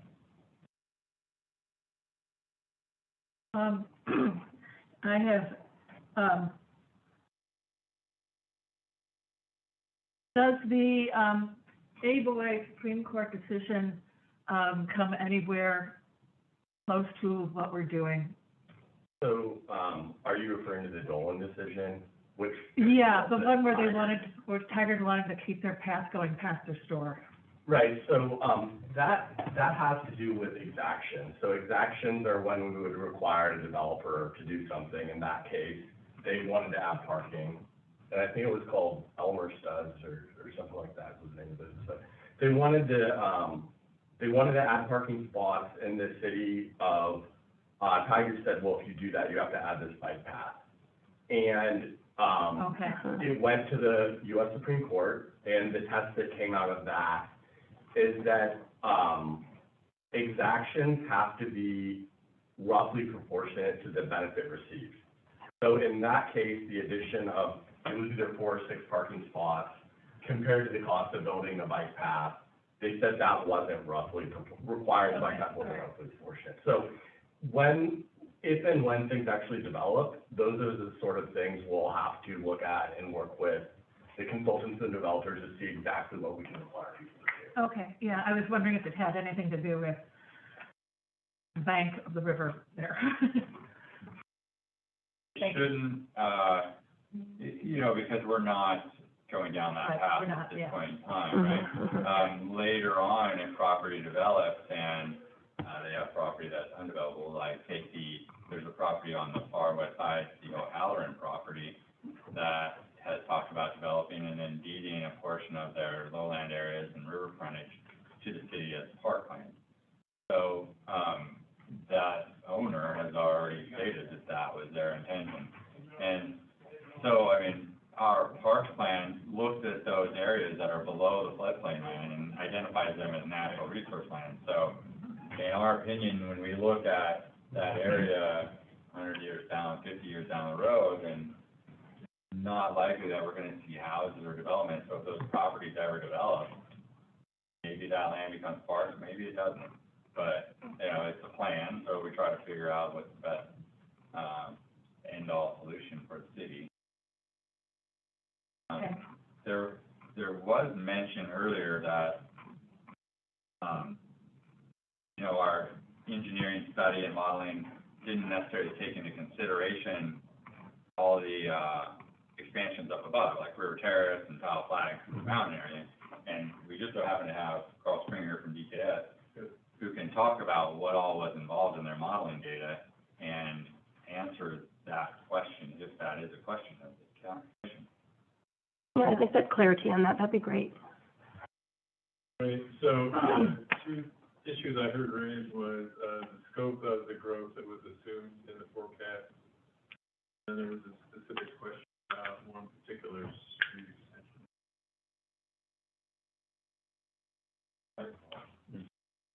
So our forecast, we use the Metro regional model when doing our forecast. So the growth we are assuming is the entire metro area between now and 2040. Not any particular patch of land in the immediate vicinity, all cities within the greater metro area. And all those cities have been included in that work, and the specific proposed extension of Tile Flat Road is a project that the county has been working on for some years now. It is a parallel route to Roy Rogers Road, basically, because Roy Rogers, that are part of Roy Rogers Road, can't handle it, the demand up there. So the latest vision that was defined by the county through the River Terrace planning was eliminating Tile Flat Road opposite Bull Mountain Road. And that is the network that we used in doing our forecast. So we included that Tile Flat Road extension in our forecast because that was consistent with what the county was doing both in King City and in Tigard at the time. So that was the best information we had available to us. Does that answer your question? So the comment that it was coming all the way down to end at Beef Bend is. Originally, that was one of the concepts being evaluated, but that was precluded because the last segment to make that leap to go all the way down to Beef Bend, you'd actually have to go into the rural reserve area, outside the urban reserve area. A dang deal in Oregon law, so that was precluded from consideration. So you can't build or expand a road in a rural reserve. That was eliminated as an alternative for that town plat extension, that's why it terminates it. Conceptually. That's part of that urbanization that I was talking about earlier when Commissioner Bellis asked about how we determine buildable lands and things. That's all part of their growth prospect, right? The urbanized URAs versus rural land versus there's. So it's undesignated. Yeah. So the, Rural, yeah. the idea was that the lands that were urbanizable would be identified, and the thought was it would prevent parcelization, because if you're allowed one dwelling for 5 acres, which is RRFF5 is the common designation, and somebody had 80 acres, if they knew that their land was going to come in the urban reserve, they might not sell off 5-acre parcels to different people. They might just keep the entire one themselves. So it was to try and signal, this is where our growth is going to happen. And then the rural reserves, the idea is that those would remain rural for 50 years. And the Core 4 process that identified these started in 2008. It was appealed, it went to the Court of Appeals, and then the legislature actually brought in some of the Washington County reserves into the urban growth boundary legislatively, and then left the other urban reserves as urban reserves. So they did it with emergency clause, so it couldn't be appealed. And then the Clackamas County and Multnomah County continued with the litigation until, is it 2019? COVID kind of marred my timeline a little bit. For the urban reserve. Yeah, the urban reserve in Clackamas County. No, that was, oh, yeah, Clackamas County went on for a long time. Because of the latest one too. Yeah, So because of the. there was the Stafford Triangle, which is Tualatin, Westland, and Lake Oswego, got appealed. And then there were the owners of the Langdon Farm Golf Course and the areas around it were put in a rural reserve. And they said that because they were adjacent to I-5 Wilsonville and the Aurora Airport, that was not an appropriate designation for that property. And so that went, But Washington County was settled. yeah, but Washington County, in 2014, the legislature settled everything in Washington County, and both urban reserves and rural reserves. So you guys got out of the litigation. Good. That's why Washington County was really the only place in 2018 that met all the metro stipulations for an urban growth boundary expansion. And that's why you saw the majority of the applicants for an urban growth boundary expansion were in Washington County, because we were the only ones that had our urban reserves settled. Urban reserve process started as far back as like 2000. So it was what was called the Core 4 process. So it was a representative from Clackamas County, Washington County, Multnomah County, and Metro. Peter Bragdon was the president at that point. It started in, I believe, 2007.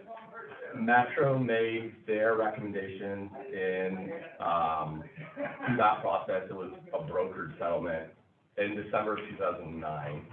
And then litigation ensued. Washington County had made a lot of findings with their urban reserves, but had not made findings with their rural reserves. And so went to the Court of Appeals, and the Court of Appeals basically said start over. And that was not palatable to people because so much time had already been expended. And that's why the legislature intervened in Washington County in what was termed the grand bargain. And they basically designated, here are the urban reserves, here are the rural reserves, here are the undesignated. And theoretically, that will continue for 50 years. At least through 2040. Mike, with respect to the Tualatin Valley Fire and Rescue, there's been mention that, for example, in Edgewater, you need to have another sort of exit route out of there. When you look at that mobile park on the northern, on sort of southern side of East Bend, if you have an issue there, you've got to go access this from East Bend and out of East Bend. So then, I mean, is anything that's different to that application of that requirement in that particular area? TVFNR one has a key to that lock to the gate, so they can knock it down if they need to. They also have dual access off to East Bend on, I forget which streets those are. that they have in the mobile home park themselves.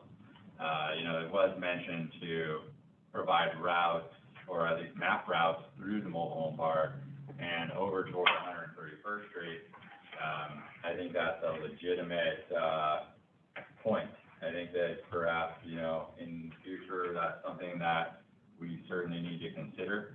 I believe that if the mobile home park were to develop, those streets would need to be stubbed out to the property lines and need to continue east-west.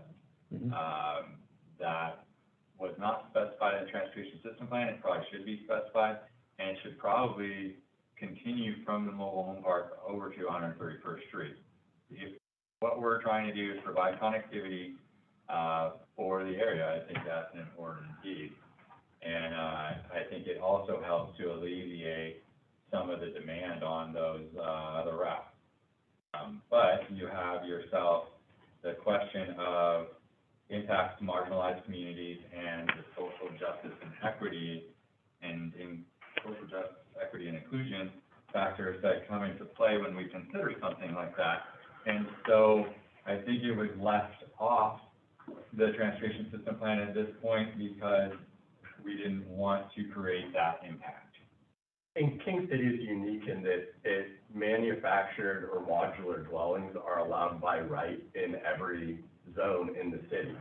Our plan and our plan narrative, if you read it, contemplates a mix of houses. So we recognize that traditionally manufactured housing parks were walled off from communities and it was socially isolating. And so our narrative plan, because there's some really cool, they kind of look like mid-century modern modular units that we identify. They are low cost and could actually go on like 1,000 square foot lot. And one of our thoughts was that those could be incorporated with stick-built houses so we could have a variety of lot sizes in the planning. Whether that will actually come to fruition or not, I'm not sure. But, and I can't remember what phrase we used. It was like the manufactured housing with no walls, I think is what it was, to incorporate those, so we wouldn't have the social isolation. So it's like on one hand, we do want connectivity, and on the other hand, we don't want to do anything that would necessarily encourage redevelopment of a manufactured housing park, because if the homes are over a certain number of years old, it becomes very difficult to move them, to find a new park that will accept them. And some of these people could become homeless as a result. So it's really balancing how do we protect vulnerable people while also connecting them to the community. And I don't know that we have the right recipe, but I mean, It would require removal of each of those mobile home parks to connect the roads that are in there. And I think that was something that we tried to avoid as well throughout the process.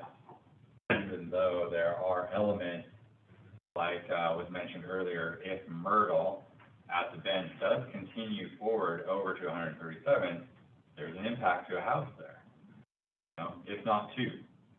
If that northern route that follows the bottom property lines of those East Bend properties continues over, there's the possibility or potential that there's going to be an impact to a residential home along that route as well. But we chose those routes because it was along the property line. It was also the right distance from East Bend, being in that 400 to 600 linear foot ideal. Metro says 520 or 530, I believe, in their transportation planning rule between between minor collectors or neighborhood routes, or whichever it was. I think minor collectors every 1,200 and neighborhood routes every 530. So we were trying to live by those community walking ideals, those standards that promote walkability and connectivity and bicycling and multimodal activities and all those elements.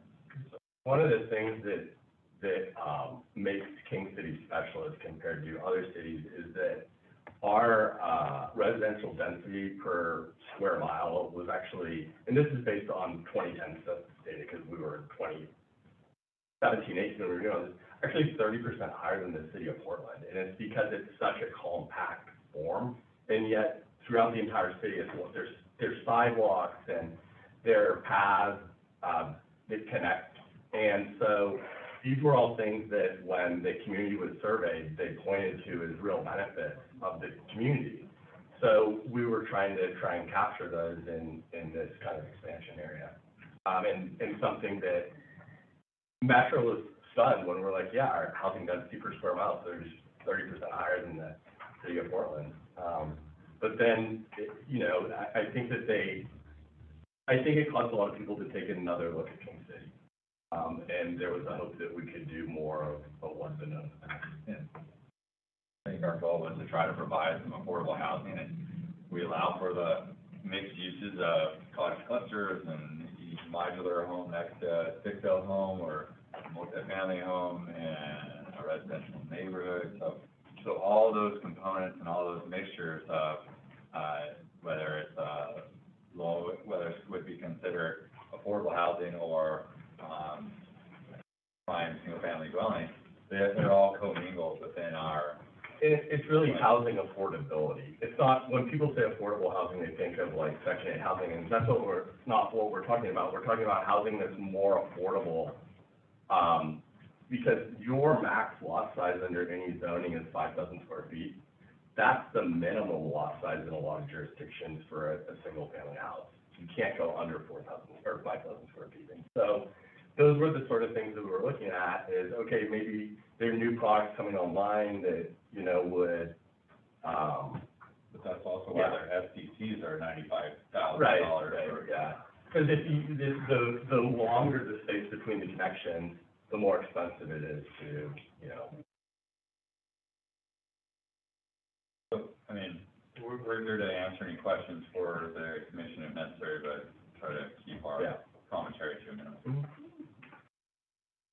When we think about this, like, overall recommendation for the system plan, like, what's the likelihood that the developers in the future will adhere or will follow the plan that's laid forth? Is that at their discretion? And then the discretion of the future planning and city councils to approve, you know, whatever variances they desire? So in Oregon, what we're required to have in our development code is what are called clear and objective standards. And kind of the concept is that someone who's never been to the city could look at our zoning code and the zoning and then build. So there's certain like setbacks from the street, there's side yard setbacks, all those things. They're different lot sizes. And so if we want to have, you know, 1,000 square foot lots, so you could put like a modular 600 square foot, if that's what council wants, then that can be part of our development code. And then in that zoning, that's what would happen. The other is a new trend, but it was in our plan is there are companies that are called things like blockable, and it's prefab that you can stack. And so the city of Seattle is doing some of that now. But again, what we wanted was enough flexibility that developers would be able to do some of that.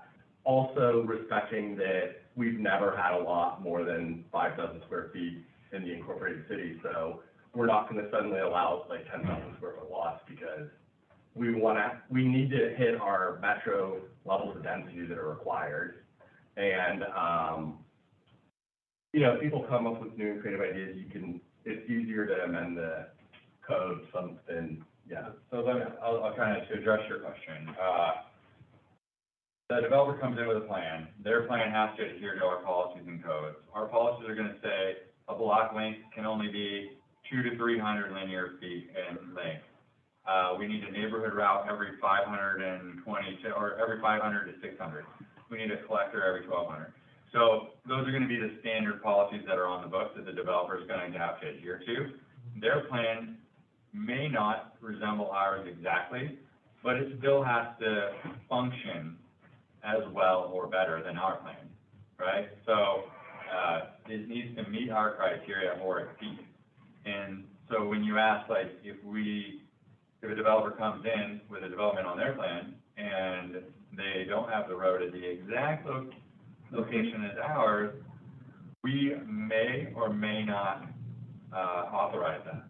You know, we may say, well, that doesn't jive with our plan and you're gonna need to make some amendments to address it so that our alignments stay intact, or we can say, okay, that seems to work because A, B, and C are still intact, and we can still make connections that aren't gonna cause any other, trouble for us down the road, right? Mhm. So while the plan is there and it's a controlling document and helps us guide development, it's not the end-all until we actually see the plat land on our desk. Like we use the term "we," what does that mean exactly? City, the city development, it'd be so if somebody comes in with a development proposal, they would have a preliminary plat and then set of findings on how they meet our transportation system plan, our master plan, our city land use code, and they would submit that to the city for review. Typically, a subdivision of any size over 3 or 5 lots is going to be class 3 or type 3 permit activity, and that type 3 activity would go to the planning commission for review and approval. What we would do as staff is evaluate that proposal against our plan, the city's plan. So the city's master plan, the city's transportation system plan, the city's municipal code, the city's zoning code, and comprehensive plan map. And we would meld those together in a staff report and present them to the city planning commission, similar to what we're doing today, but it would be a quasi-judicial public hearing versus a legislative public hearing that we're doing today. Does that answer your question? So this whole thing is gonna legislative, not quasi? That's no correct. applicant. So the comp plan will be legislative as well. So TSP is legislative, comp plan is legislative, and then if it's big enough, it can be, if it's citywide, like if you decided to do a short-term rental restriction or something like that, that will be legislative. If it's an applicant for property, so if someone like has a 6-house subdivision or 20-house subdivision or what have you, that's quasi-judicial. How many potential developers are you working with now? Right now, we've been in contact with probably a handful of developers throughout the Kingston Terrace master planning area. A lot of them say like, what's the zoning going to be, and we say, we don't know yet. Yeah. So sometimes it's just like a 5-minute phone call. So there's been about 5 to 6, all representing different properties. The one big one, of course, is in connection with the Metropolitan Land Group holding on the far west edge. That's probably the one that's been the most active and in the most conversations with us. And their holdings are the Metropolitan Land Group holding around Alice Farm and Garden, and I believe they have development agreements on the Hasawiki property adjacent to that. What about O'Halloran's? So O'Halloran had a development agreement with another group. It was Venture Properties that we were talking with for them, and I don't know if they're still involved or not. I think they may have handed it off. That was 2 years ago. I mean, it was years ago, like 6 months ago or so. But then there's another property that's on the other side of 150th that they were dealing with a different consultant that had called and asked about that property.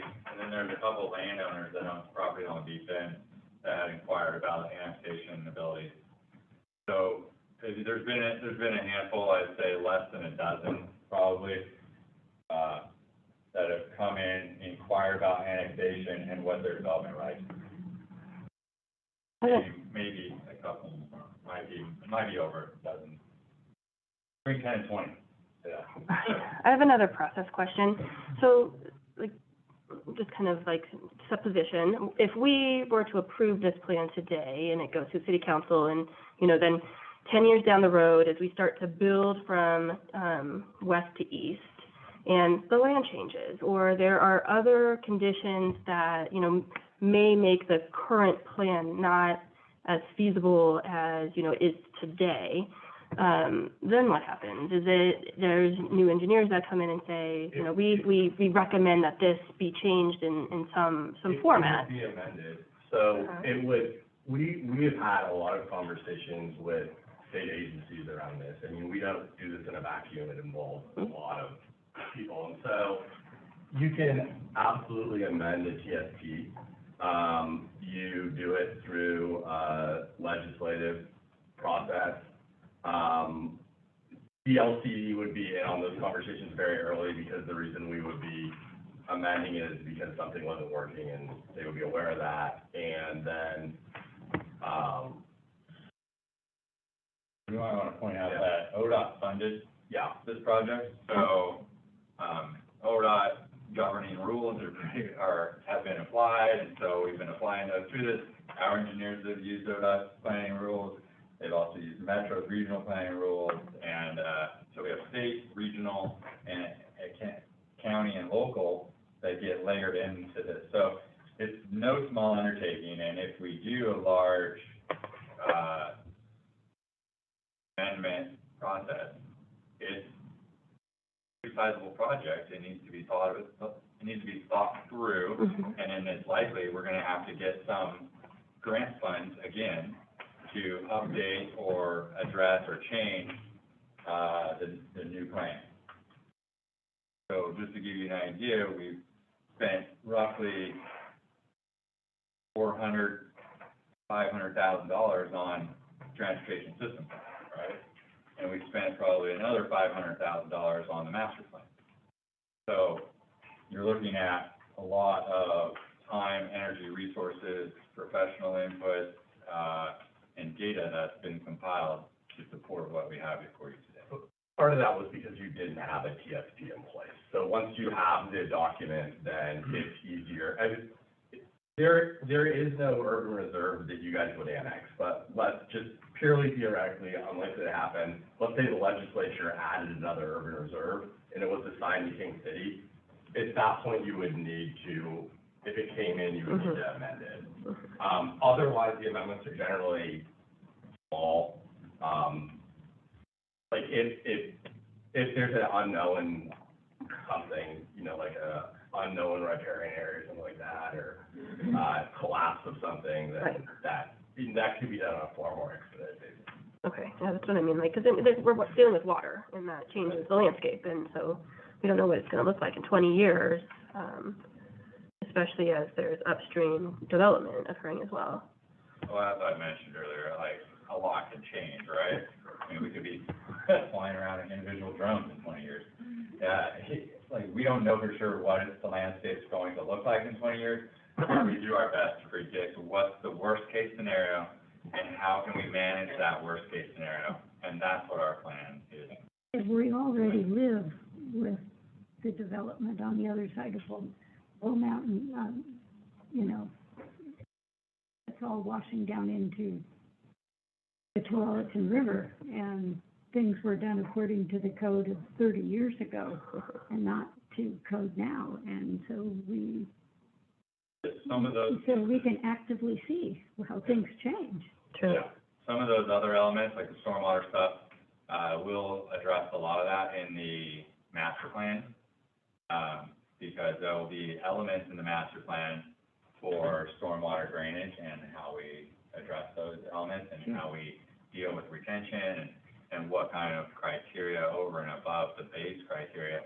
And we've said since the very beginning that we were going to try to mirror as much of River Terrace stormwater functional plan as possible in our area. So I think that's still our goal. I think that's still our intention.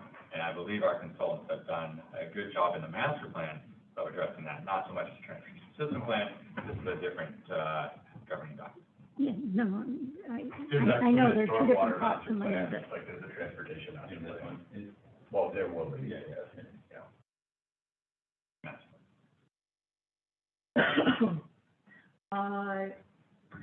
I'm looking at the conservation easement documents, and I'm wondering if any mediation has gone on, because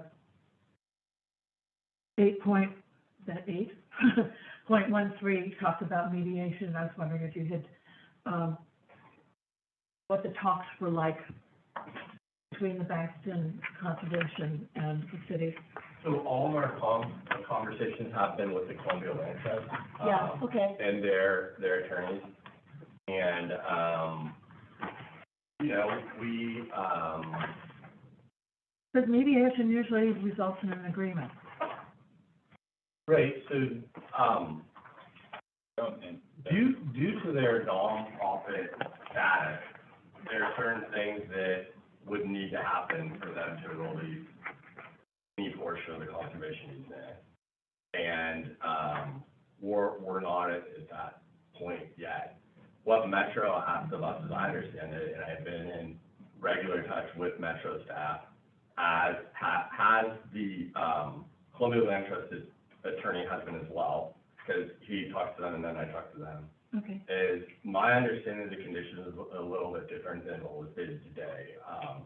So it was that we would look at the different options and we would consider a variety of factors, including equity, inclusion, including cost, and all those things.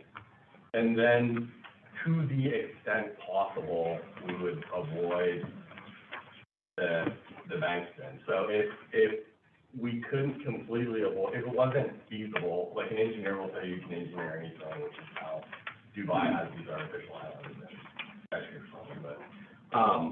But we have to look at feasibility and cost because those costs can impact our system development charges to the extent that we want to need to go across the Bankston property, that our footprint will be as small as possible, which is why the alignment went steeply north. Right, yeah. Compared to where it was. But that is in agreement with the, No. people? No, not at all. An agreement would need to be reached at a later date when and if that property was developed. So, or if it was for some reason deemed a necessity at some point in time, right? And right now, we're not there. We're just planning for our modeling impact and what we need to do to address those traffic loads and impacts and to support our land use model.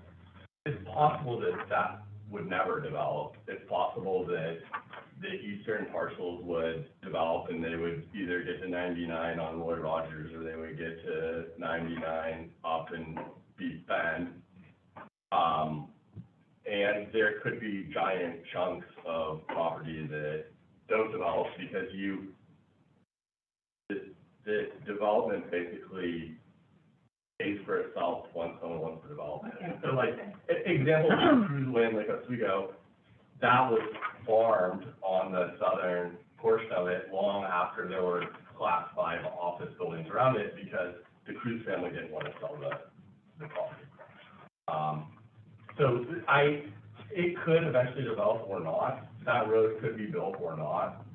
I think that's why our transportation system plan has redundancy built in as well. So, Okay, that's, we have redundancy built into the plan to provide a little bit of relief for a little while, but eventually that relief is going to tip over and we're going to need that additional connection at some point. That whole area develops as we're saying, and we have 3,600 units in that area, we're going to need that. But if there's a giant chunk of the urban growth boundary that doesn't develop, then there would be the western portion, they couldn't get to that road anyway. I mean, it would be a shorter route to either go Roy Rogers to 99 or Roy Rogers to Beef Bend, if that makes sense. yeah. If you look at this map, fly over, I really believe that the southernmost option is the most expensive option in terms of infrastructure development for it, right?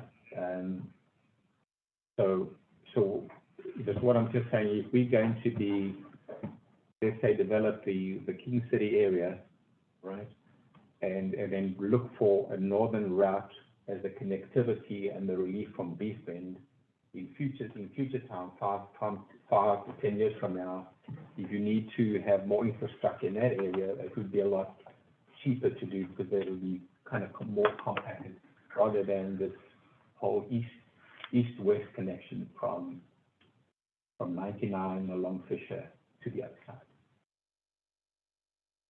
I think I understand what you're saying. The problem is,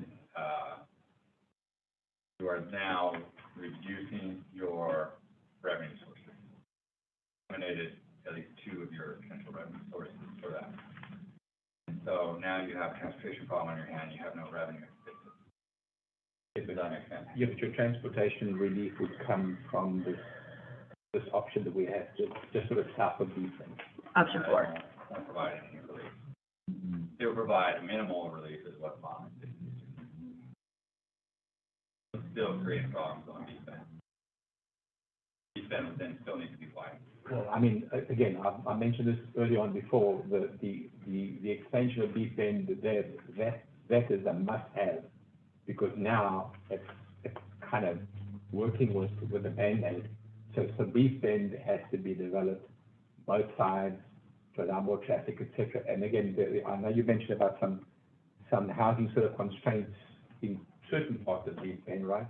But again, you could have a look at that area sort of isolated and provide options along those instead. Yeah, But one from 131st East, you can definitely expand it. I mean, you got room to expand relatively easy. 137th East, maybe.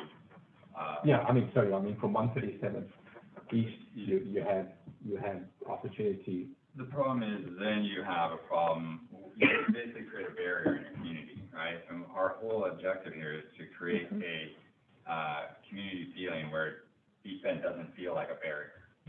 We want to entice the folks that are north of Beef Bend to come into our town center.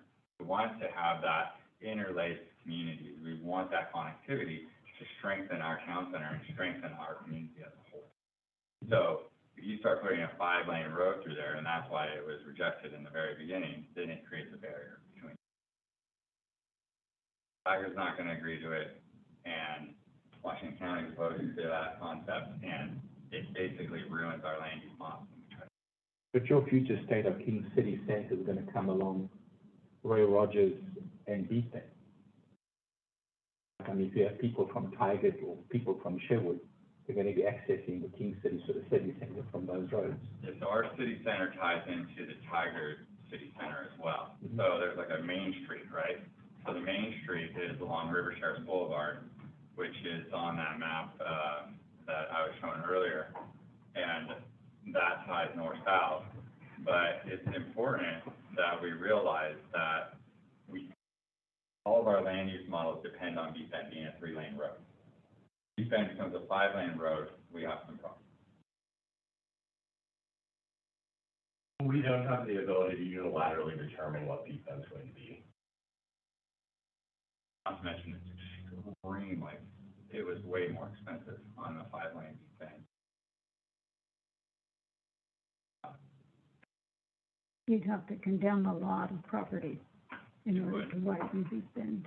Just at 99 in Beef Bend, that would be a huge swath of land. Right, and then, then you have the area between 137th and 99W, which would have condemned over 2 miles worth of property on the north and south side, including multifamily homes and dwellings and marginalized.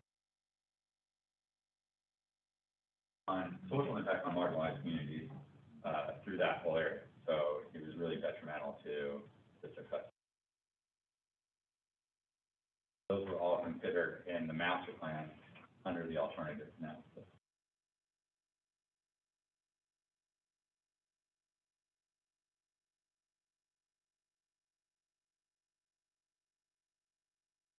Question.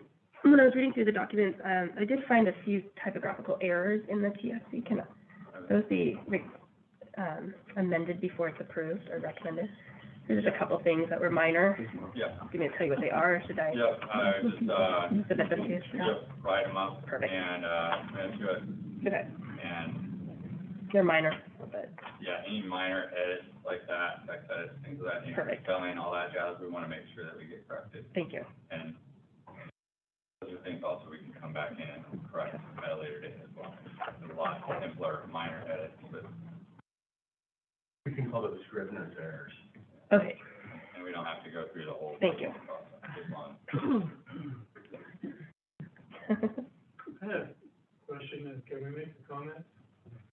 The public hearing has been closed at this time. We are in the deliberation component, and then we'll discuss and then make a. Yeah, so, I mean, Robert's rules would ask that the commission entertain a motion in a second, Okay, and then the commissioners can deliberate that motion in a second and decide on a course of action. If you want to change the motion, you can withdraw the motion, or you can amend the motion. would we be reopening the public hearing to do so? No, public hearing is officially closed. Closed, okay. So we could entertain further commentary? How do we do that? We have to reopen the public comment portion of the hearings. There's another round of public comments at the city council as well. Yes, So right now, as it stands, the public hearing has been closed. right. So now, all the data is before the commission.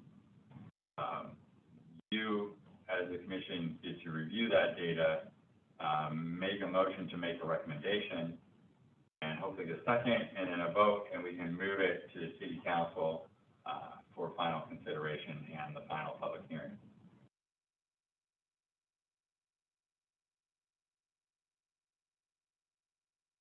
So in the staff discussion, you have any more questions for the staff?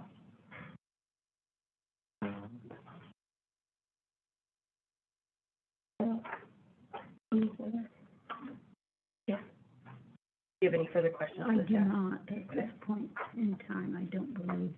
I need to think for a second, and then I'll give you a definitive answer. Okay. So take a moment to think through any of your further questions.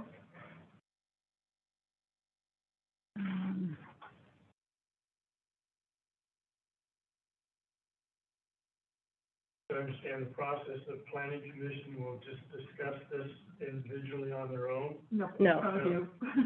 We're here, yeah. Do we have this map overlaid a topo? Let me see, what do you need? Can I see your map? It's this one that we've been using as the Backbone Yeah. Street map is what it's called. Backbone Street map, okay. We have that, And share my, I meant to do that last night, but my Photoshop didn't work. I don't know if I have the greatest one. It's not the greatest topography look, but, can zoom in a little bit, I think. See. Okay, and so the easement is here or here? Hang on, I'll zoom in.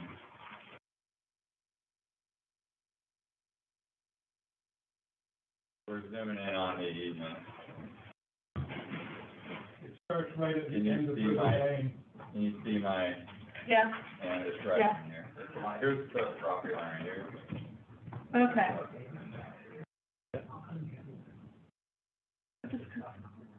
So we are crossing at the northernmost piece right here, Uh-huh, is what's proposed to cross at the northernmost possibility.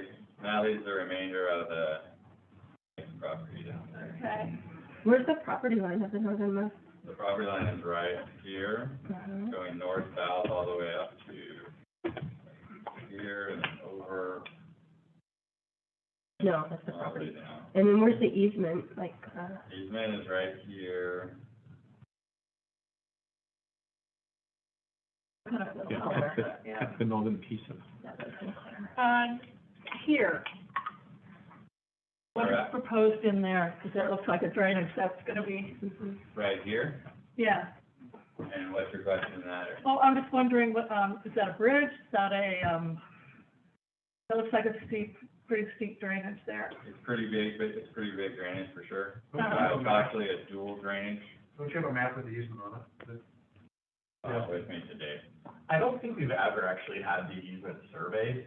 I've seen a number I of think this different. is pretty, as a citizen of this country, I have the First Amendment right to say, you guys are making a pretty doggone big decision or for something. and you haven't, there's 800 pages of stuff to read, and I just think that's bad. So, thanks for your service, for doing everything you've done, I appreciate it. We've been reading 800 pages for weeks now, trust me. You don't know where the easement is, you know where all these things are. No, I mean, this is drainage. So, this drainage right here is what you're Yeah, talking about, yeah. right? Yeah, so there's a drainage that comes down this way about where, you see this traffic circle kind of overlaid, and then it would cross this drainage as well, and it's pretty sizable. There's already a crossing right here, that's 147. It's very narrow and deep and would need some improvements. This is probably one of the biggest, ravines out here behind, this one over here. Yeah. So this one's by far, I think, the largest, and then this one would probably be the next largest. At least from our understanding of it. This one, the first one is wide, but it has a gentler topography than these two.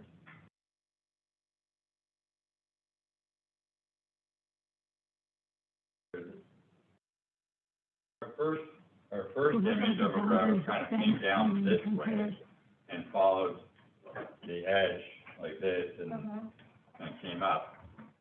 That was our first alignment, and it kind of followed this southern route all the way across, and now it's being Too close to the to river. be too expensive, because then you're crossing this large ravine right here, this large ravine right here. This would essentially be down into the floodplain, and then it would pop back up and connect here. So then we thought about ways in which we might be able to, go north. So we thought about coming in here and then going this way and crossing this ravine. This gets really steep in this general vicinity. It's narrower, but it's steeper, and then a house, big house was built right here. So we altered course again, lining it out and taking off from the end of the right of way and veering to the north, crossing at a northerly angle, and then aligning with these property lines here, and then veering to the north, and then tying into the right of way over here.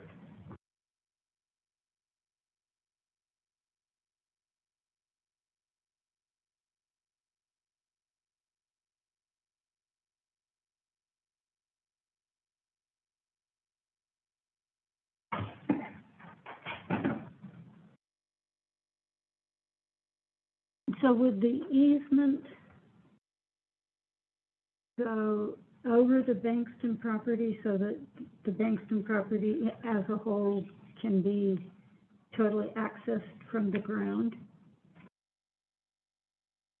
Or I'm not exactly sure where this northern edge of the Bankston property is. We'd have to bridge over, so the Bankston property goes from, the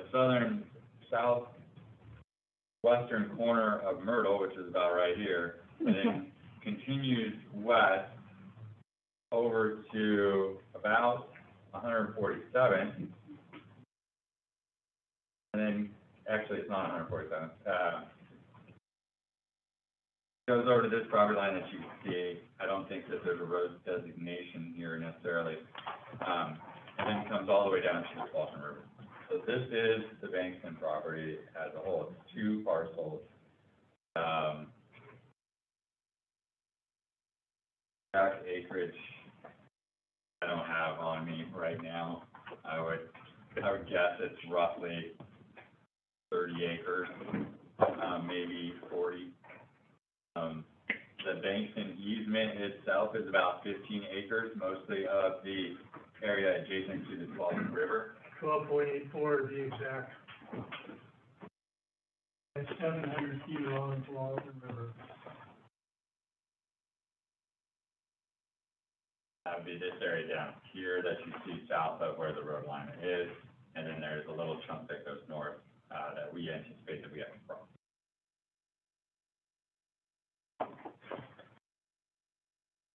I'm just trying to, I think, understand the impact of crossing an easement across the Bankston property. Right.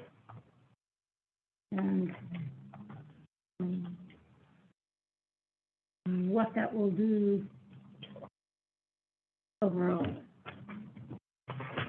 You know, I mean, you would have. I thought in all my reading that there was a map there that showed the Bankston boundaries, but right now I can't find it, and I printed out a bunch of stuff earlier today, so.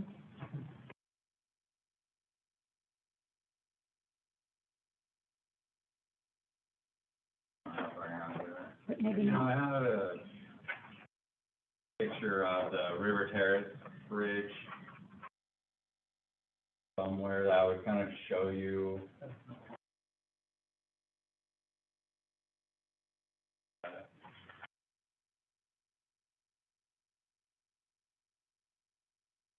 I would have to go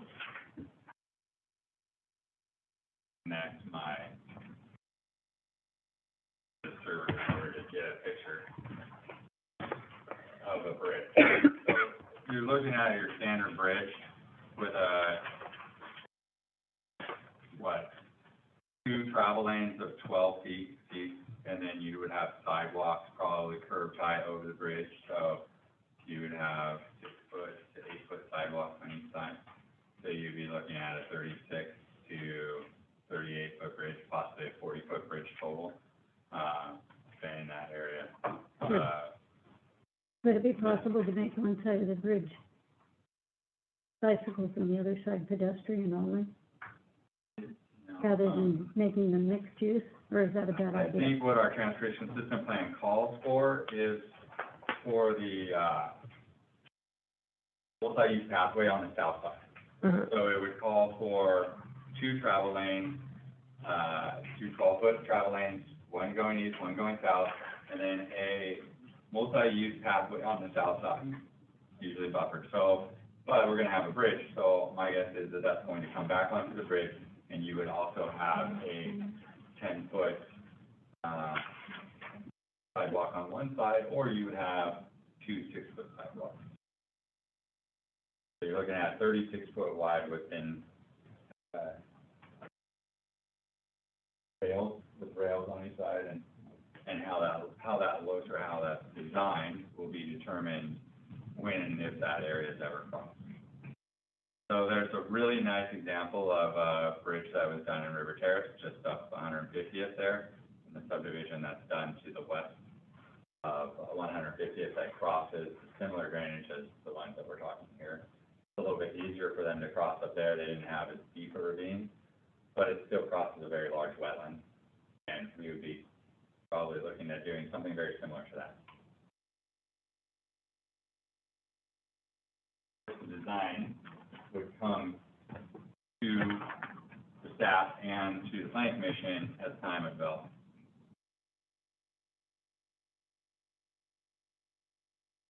Mike, on these proposed routes, the further kind of north we go, the easier it will be in terms of tackling erosion and water drainage.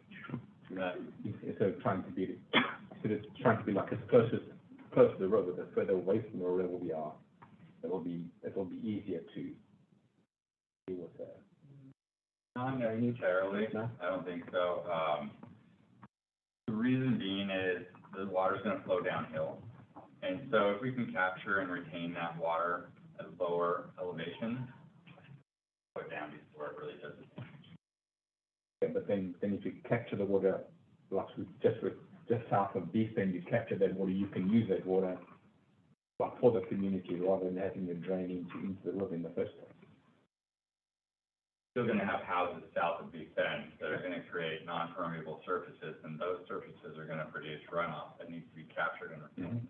And needs to be slowed down, otherwise you're gonna have erosion going to just, so we need those facilities technically as far south and as low as possible, so that then we can slow it down and move at a better pace.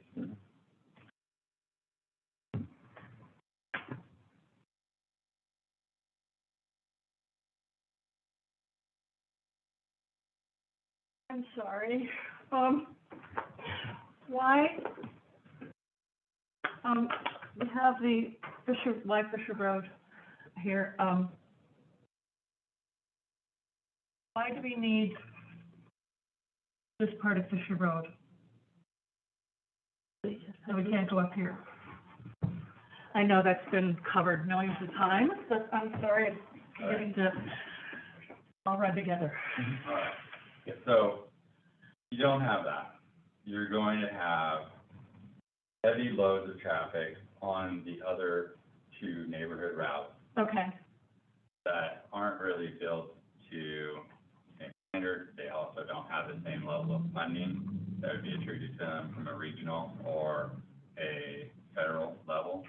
so our funding goes specifically to Fisher Road. I mean, Federal and regional funding would only cover the collector route. okay, 137th, Fisher, 150th, 154th, Elsner, and River Terrace Boulevard. okay. The rest are probably considered neighborhood routes and only potentially eligible for transportation development tax funds and of course city SDC. The collector route could go further north. As I've explained previously, routing the collector route to the north would then not be eligible for regional transportation funds and MSTIP, because it's no longer connected to, would be considered neighborhood route. It would only be eligible for transportation development tax funds, maybe.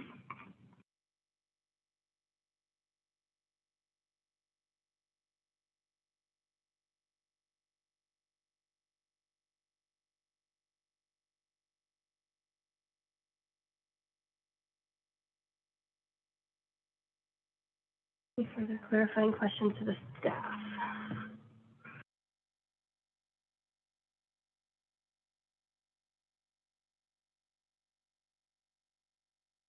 I'm just trying to understand the process here.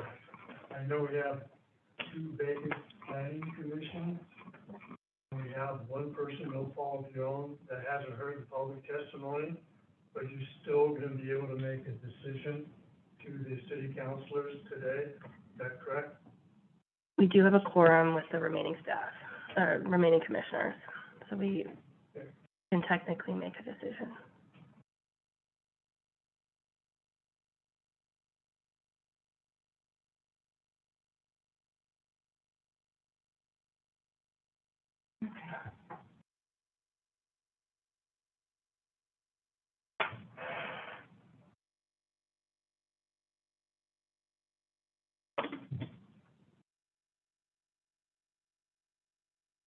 Any further questions for the staff?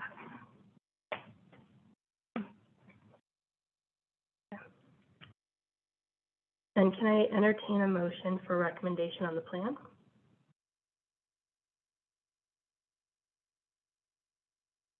Can I entertain a motion for a recommendation on the plan? A motion that we recommend a plan to city council. May I get a second? I will second. Jan, second. Okay, let's discuss this. Yes, we need to discuss. More discussion. More discussion. Okay.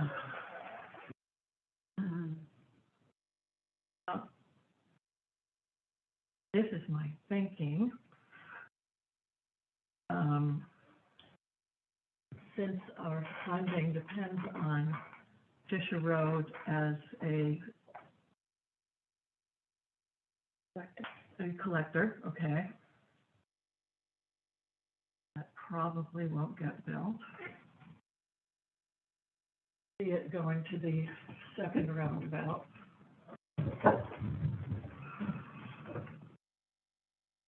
Maybe a little farther. We're gonna start at this end, Here, yeah, coming in, probably to the second large roundabout, second roundabout. and then And it could, then we've got some really big,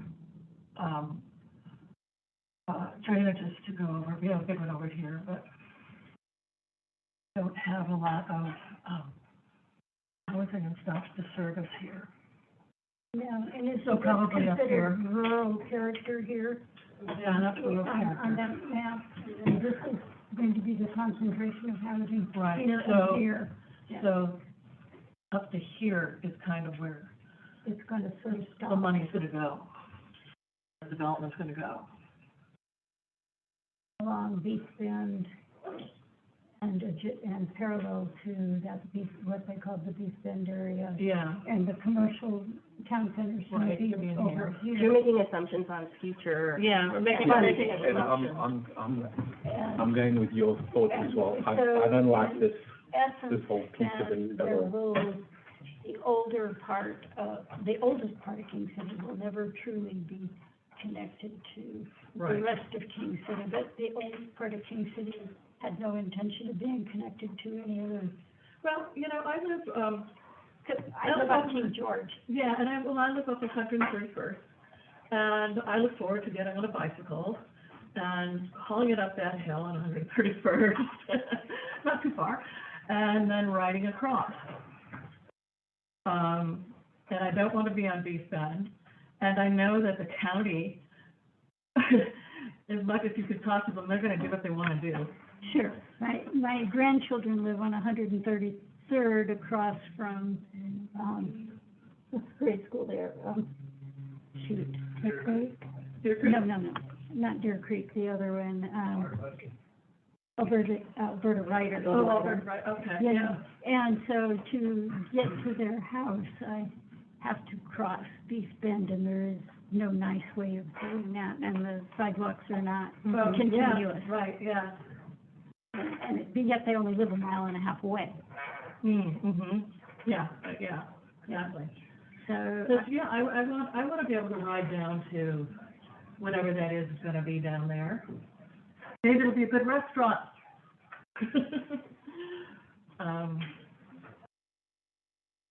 If we're lucky. and I would never want to endanger the mobile home park off of Beast Bend Road. Right. And what we're trying to do is to create a community aside from cars. We don't want to be driving everywhere we go.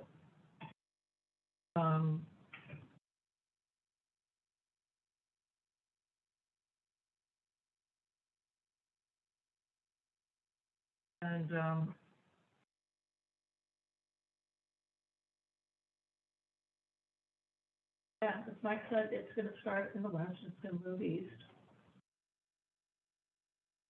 And the easiest land to develop will be the first to be developed.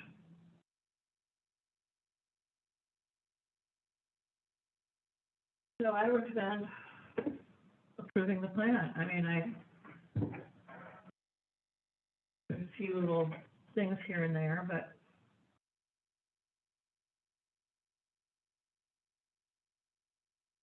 Did you have comments? Well, approving the plan in fundamental areas, but then we need to have a sanity check on the Clean Water Services report, the one, and then the other one, which I think to me is vital, is the whole Beast Bend Road examining. I know there needs to be multiple parties involved in that, but that to me is an integral part of this whole thing. I think we're looking at this stuff, sort of isolating Beast Bend from it all the time, and that to me should be an integral, or must be an integral part of that. Well, it sounds like there are plans to, develop Beast Bend insofar as we are capable in the context of it being a county road and there being an adjacent jurisdiction over the north side. And so do we wait until Tigard comes up with their plan in 5 to 10 years before we decide to approve our plan? Doesn't seem like a reasonable option. Yeah, we would lose a lot of funding Yeah, I if think we we're did going to that. lose a lot of that, so. I mean, like, just saying, we're not going to, approve an interior project because Beef Bend is unsettled, seems irresponsible to me. I'm not talking about not approving, but I mean, but those are things that we need to factor in. I think we have to deal with the current situation best that we can, given that there is, this asynchronous time for development for the other entity who has, a significant consideration for Beef Bend. And so I think, we're not going to get it, widened. That's not going to be in the cards from multiple jurisdictions. Yeah, and Tigard has already done a lot with River Terrace and River Terrace 2.0 now. They're not going to stop until all of the land that they have that's developable will be built.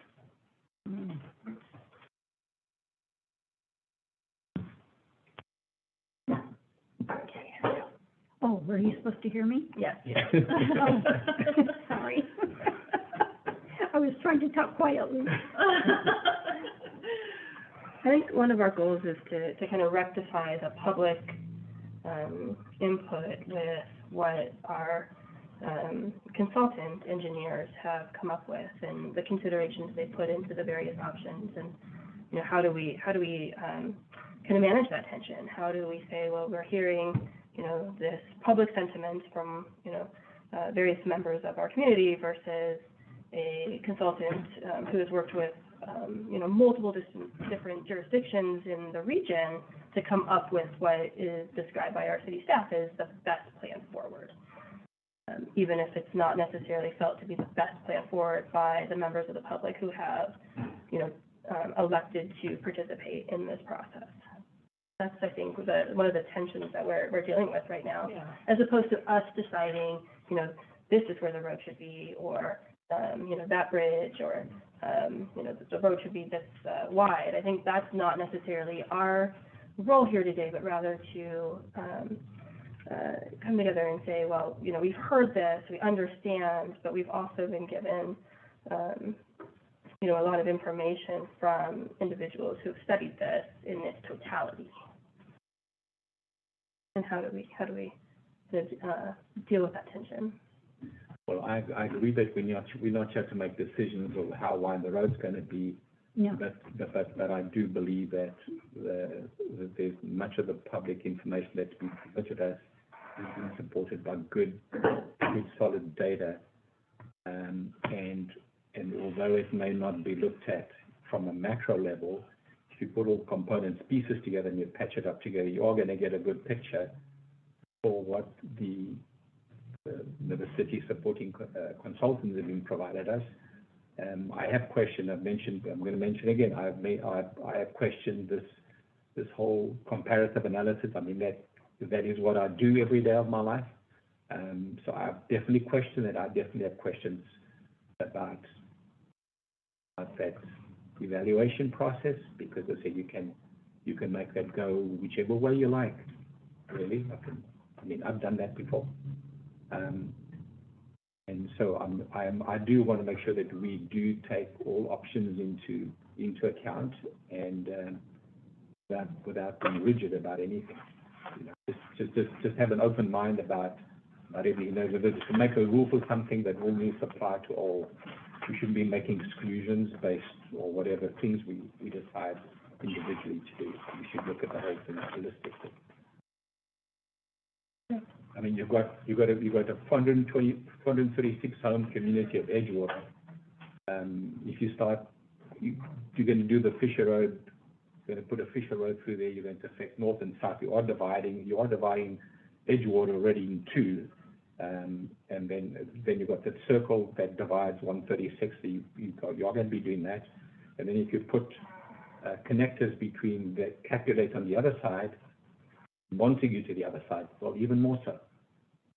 So the 436 Edgewater community isn't going to be any longer.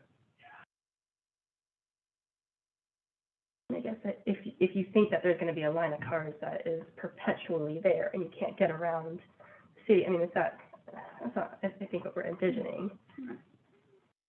And, you know, and right now, so the traffic jam on Fisher Road, I think the two big things I see is the gas station on that corner, and then the people who, not so much going into the old part of King City, but who are going into, Edgewater, you know, and I'm not sure how many cars continue straight up the hill to Beef Bend. I don't know if there's been a traffic study of that or not, but just from my own personal observation, when I'm in my car or I'm walking, I see a lot of the traffic is due to the service station, the apartments on the other side where people have to make a left-hand turn as they're heading towards 131st, and for the people who just go into Edgewater, you know.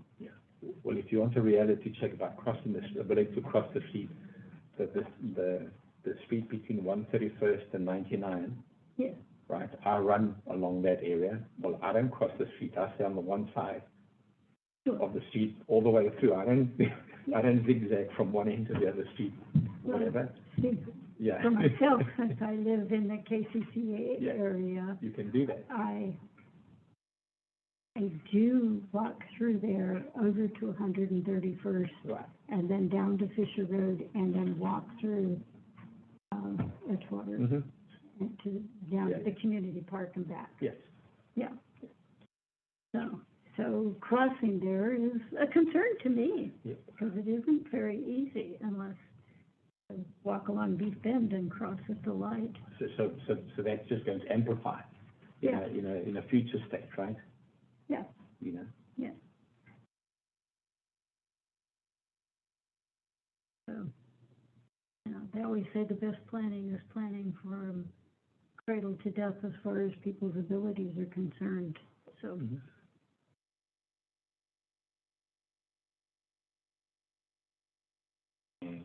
Flag really quick.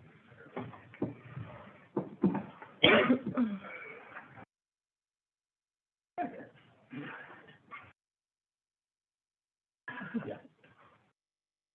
What is that little rectangle down there? You see where it says 27B, 19C, and 27C? There's like a little rectangle there that looks like it's not part of King City or anything else. It's not.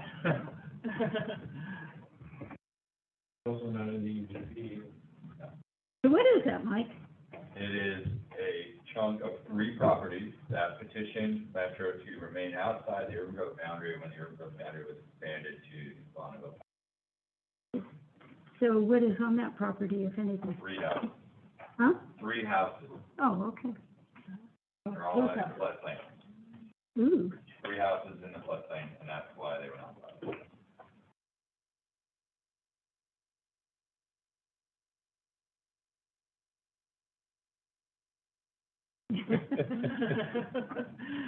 I helped to move out when it flooded. Enough atmospheric rivers and we'll all be moving.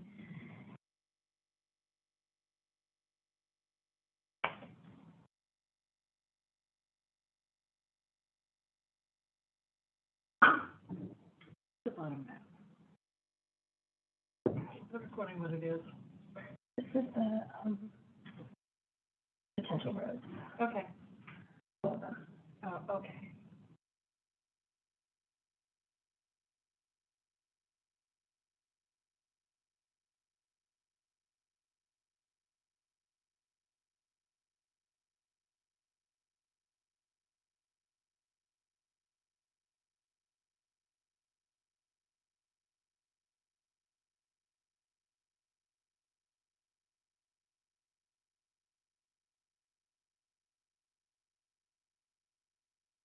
If we're going to move this to council, we should at least make a bulleted points of all the things that they need to be aware of to look and understand.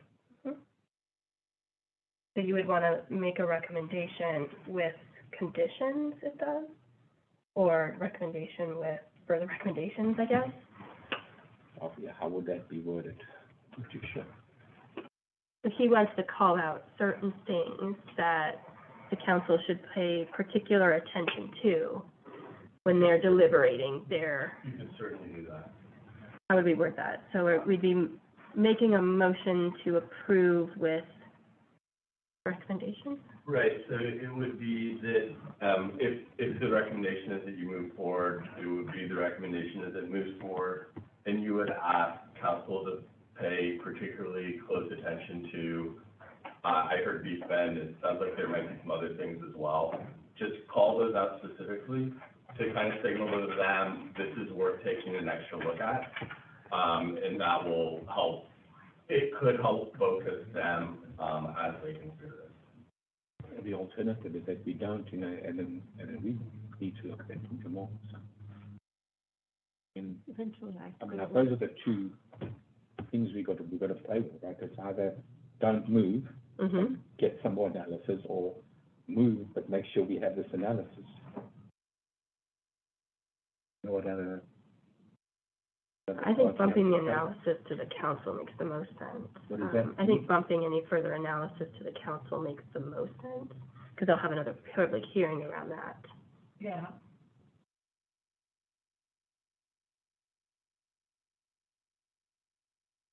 How do you craft that motion? So then I would entertain a motion.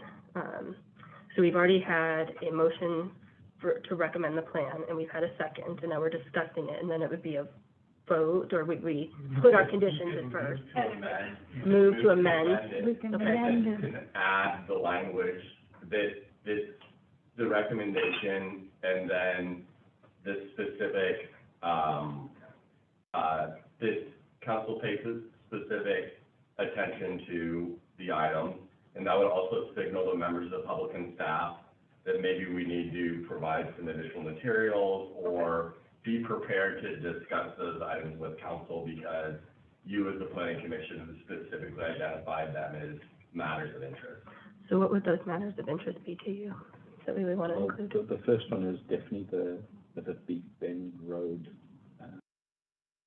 What about Beacon Road? Well, just make sure that it does provide some more, sort of the decongestion that we have today, or just allow more, like sort of traffic flow improvements. Is that already included in the plan? Yeah, so that's already a part of it. Yeah. And then, But they'll have a, and then you've also got the Fisher Road light between 99 and 199. That also needs to be looked at. I mean, that's part of the whole traffic flow sort of consideration, isn't it? I mean, it's a problem now today. Sure. Like how you engage with the intersection of 99 and Fisher? it's almost as if you need two left-hand turn lanes there. But it's only at specific times Well, of the again, day I that don't think it's we have to put solutions. Solutions in it, But at least highlight the areas. Okay. I think. Beef Bend Road, kind of flow. And then the other one is the proposed connector that we will have between west and east. We have those bridges, and I think there needs to be another look at the engineering components of the bridge in terms of drainage, structure, you know, in terms of just like a costing sort of sanity check on that. And again, I've just made a note of some of the public concerns, and, you know, some of them are very, very valid because they've been sort of substantiated with good. So I think we should take what the public has told us in some of those things and factor those in for the council to be made aware of those. And that'll give the public another opportunity to come back with more supportive information. The other one is the Clean Water Services report, which I couldn't attend that meeting they had on the 16th because I had a clash with some. I had a HIV in there, so I couldn't do it. Is that report online? I haven't had a chance to look at it, to be totally honest. I've been getting engaged with 100%. No, but I mean, it might alleviate some. Which had to do with the stormwater drainage. Sure. Sort of infrastructure development in this area, which obviously would also affect King City? This is the, one of the documents that came out of that meeting that was provided at the meeting. So that's where that came from. It was, meeting last Thursday. Ooh, may I see that as well? When you're done? Oh, okay. And just another question. You keep on mentioning that Fisher Road has got the sort of funding availability, right? So I want, would it make sense, okay, if we didn't have that funding, like what would the impact be? Is there any other thing we can, any other cheap alternative that we can use that we don't use that funding? You know what I'm saying? No, it was, I think it Then was we. a document pay for given the at the tax meeting. road. That's When we, what we were as provided. a community, aren't the I only think ones for sure. sharing those roads. You know, Okay, it's I see like, what you're saying. like, why should we have to carry the weight of the entire region? What we're doing is supporting not only our infrastructure, but the region. So, my opinion, we should look for other pots of money to help us pay for those things, especially if we're providing a regional benefit. Regional benefit that we're providing by doing a robust transportation network is just using the loads on Deep Bend so that they don't have to build a 5-line Deep Bend and condemn over 2 miles worth of property. That's the regional benefit that we're providing by building a robust transportation network. In my opinion, they should then pony up some regional, state, and federal dollars to help us pay for that robust transportation network that they're providing.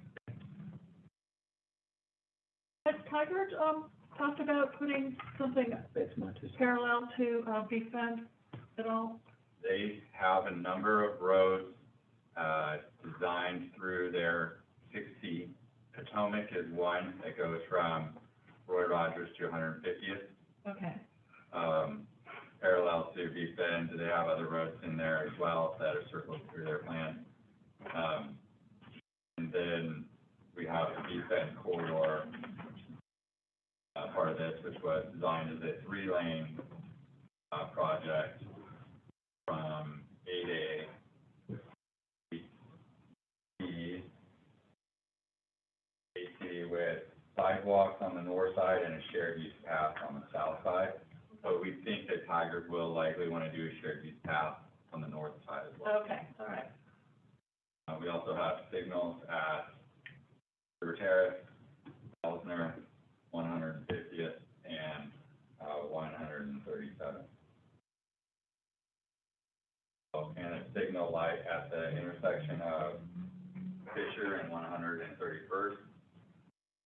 That was a concern for crossing, I believe, so there'd be a signal light at that spot. 131st or 137th? 131st, and the Fisher, where it's at, 19A.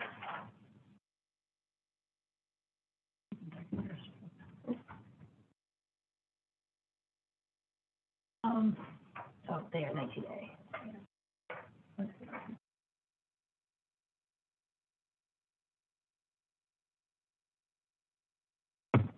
So, a parallel road, is that burden going to be taken on by Tigard rather than King City? Yeah. At 150th, somewhere along Yeah. here? Yeah, that's Tigard's responsibility. Right, and so if they did something there, That takes some of the. that would take some of the load off, You're going- and it could, Send people up there and, like, if you're going to, well, we're not going to that high school, but they might be. So no, they're not going to be, they're going to Tigard High School, so, well, they go shopping up there. Okay. There's also improvement plan, at the intersection of Beef Bend and 99W. Improvement plans at the intersection of Fisher and 99W. Improvement plans along 99W from Beef Bend to the Tualatin River. Trail improvement along the river as well. Whose responsibility is Collier and Peachtree? Oh, you're in Peachtree, like, has Tigard Turn that into their TV? Do you want me to continue? Yeah, is that, All right. I guess we're, Right, so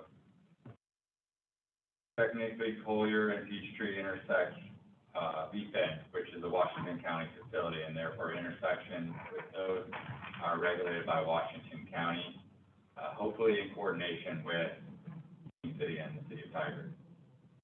So our plan, calls for the potential or possibility of realigning 137th with Collier, but again, that requires condemnation if we did.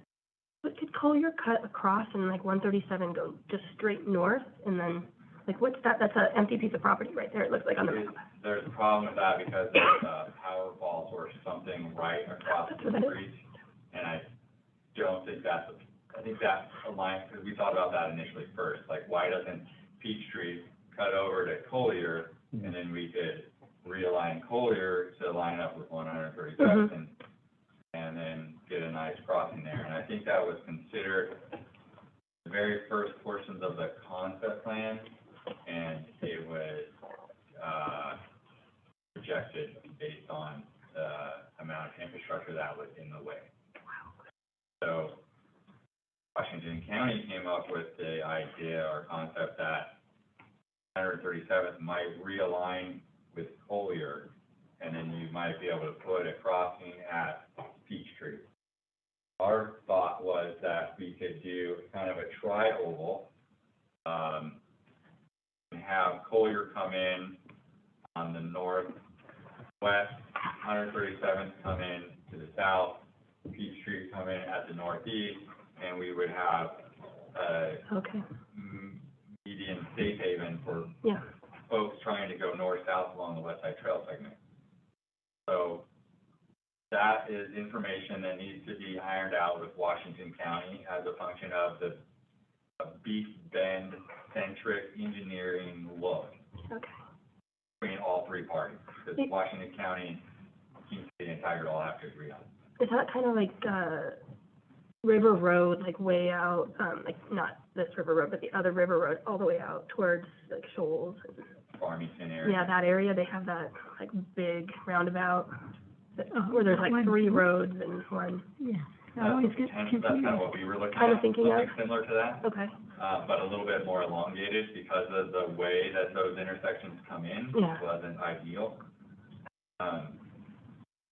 But to be honest, I think the best idea came out of Washington County about realigning that road. But that does require condemnation of that property. Either one or two properties right there along 137th. So it's not something that I feel King City needs to be the, arbiter. yeah, I don't think it's something that we need to spearhead. I think this is something that Washington County needs to lead the charge on. I want to ask you something a little bit out of the box here. So if we're looking at this community for the holistic uplifting of the community and taking everyone into account and consideration, we needed to have use of the land of the mobile park. Is it feasible that you could allocate a portion of land and then get that park like uplifted to different kind of, more modern, more sort of energy efficient housing? And, and again, I don't know how old that mobile home is, but again, you're just talking about, That's your social justice component to marginalized communities, and Metro and the region are really tough. So they are trying to protect populations and make sure that they are not dehomed or put out on the streets homeless. yeah, I'm not talking about. If we're talking about grant, so if we're talking about Yes, Metro I'm grant. talking about grant. Yeah, that is the potential that Metro would look at manufactured housing parks, because all of the infrastructure exists in the smaller units, like maybe double the units added if you have these 650 square foot modular ones. I know that they're looking at that. I don't know how far along they are in that process. But again, right now they're looking at how can houses be built most efficiently. And that certainly is one of the components they're looking at. So there isn't currently a program, but there could easily be a program in the next 5 years.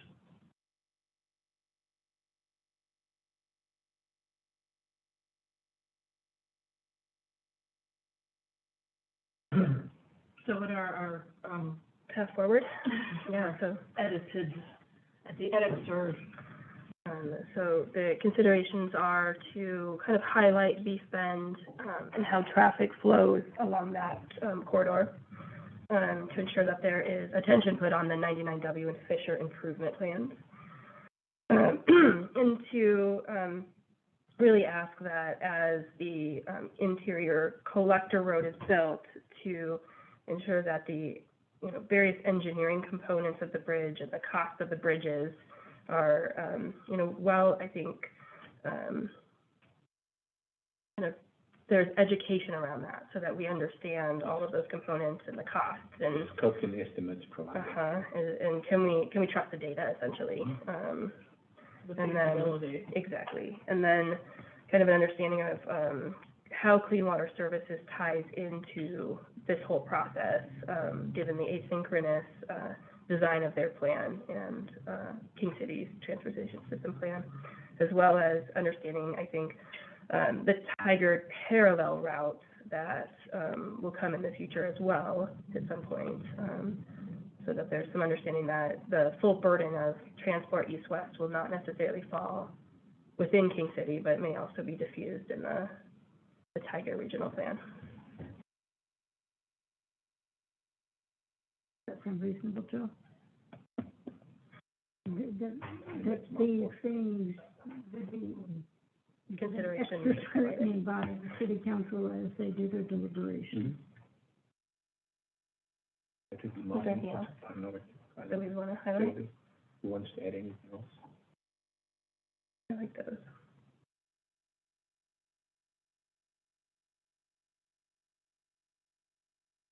Someone want to move to amend the motion to include those stated goals? So I'll just kind of read what I have written down. Okay. You guys tell me if this is. So you have a motion to approve with special consideration or special request that the council considers Beef Bend improvements and education and cost estimates of the drainage design and cost of bridges, implementation of the Clean Water Service Plan,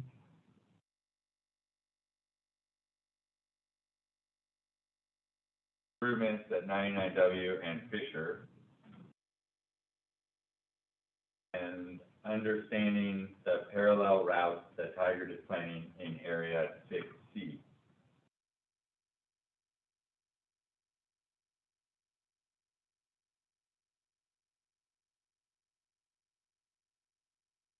You got those 5 points.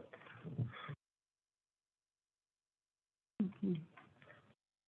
I move that we change our current motion to include those 5 points that you just. I think it needs to be from Commissioner Fellow to modify. Okay, You would modify yours. I move to modify my motion and, for my, I'll second it, since I seconded it last time. Okay. And would we want any further discussion about this before we call for a vote? So then you would vote first on the amendment Mhm. and then on the overall. Right. So it'll be a 2 vote. So we are going to call for a vote on the amendment to the recommendation to approve the transportation system, or to make a recommendation in support of the transportation system plan to city council. Is that right? Okay. Yes. All right. So we'll have a vote. So we have a motion and a second to approve the modification. Yeah, to approve the amendment. Okay, you want to call that out? And so then I'm going to call for a vote. Yeah. Right. To approve the amendment. To approve the amendment, to the motion to the, Original motion. I just said that's to the original motion. Yeah. So then do we do a roll call vote or just a? You can just vote, voice vote, Voice? put your hands up so I can see capture Okay. it. Four. Lizzie, I take it you're abstaining? Okay. 4-0 with one abstention. Passes. That's to amend the first motion. Yeah, we would need to vote on the amended motion. Then, Now we're gonna call for a vote on the amended motion to recommend the plan as it stands to the city council. Now, would we like to do a voice vote? do the same thing, you just show me a show of hands, I'll calculate it. 4-0, and Lizzie is abstaining. Abstention. 4-0, motion passes to recommend the transportation system plan for approval to the city council with special considerations for highlighting East Bend improvement, drainage, education and cost estimates regarding bridge design, drainage, and costs, implementation of the Clean Water Services Plan, improvement plans for 99W and Fisher, and understanding the parallel route Tigers is planning in Area 6C to the north.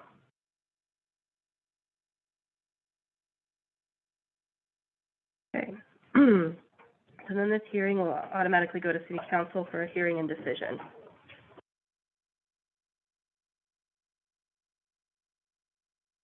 Then do I need to entertain a motion to end the planning commission meeting today? We don't have anything else on the agenda. Anything else on the agenda? We can move Fisher. Then someone would like to, I move that we close this meeting for today. need a second? Okay. All in favor, say aye. Aye. Okay.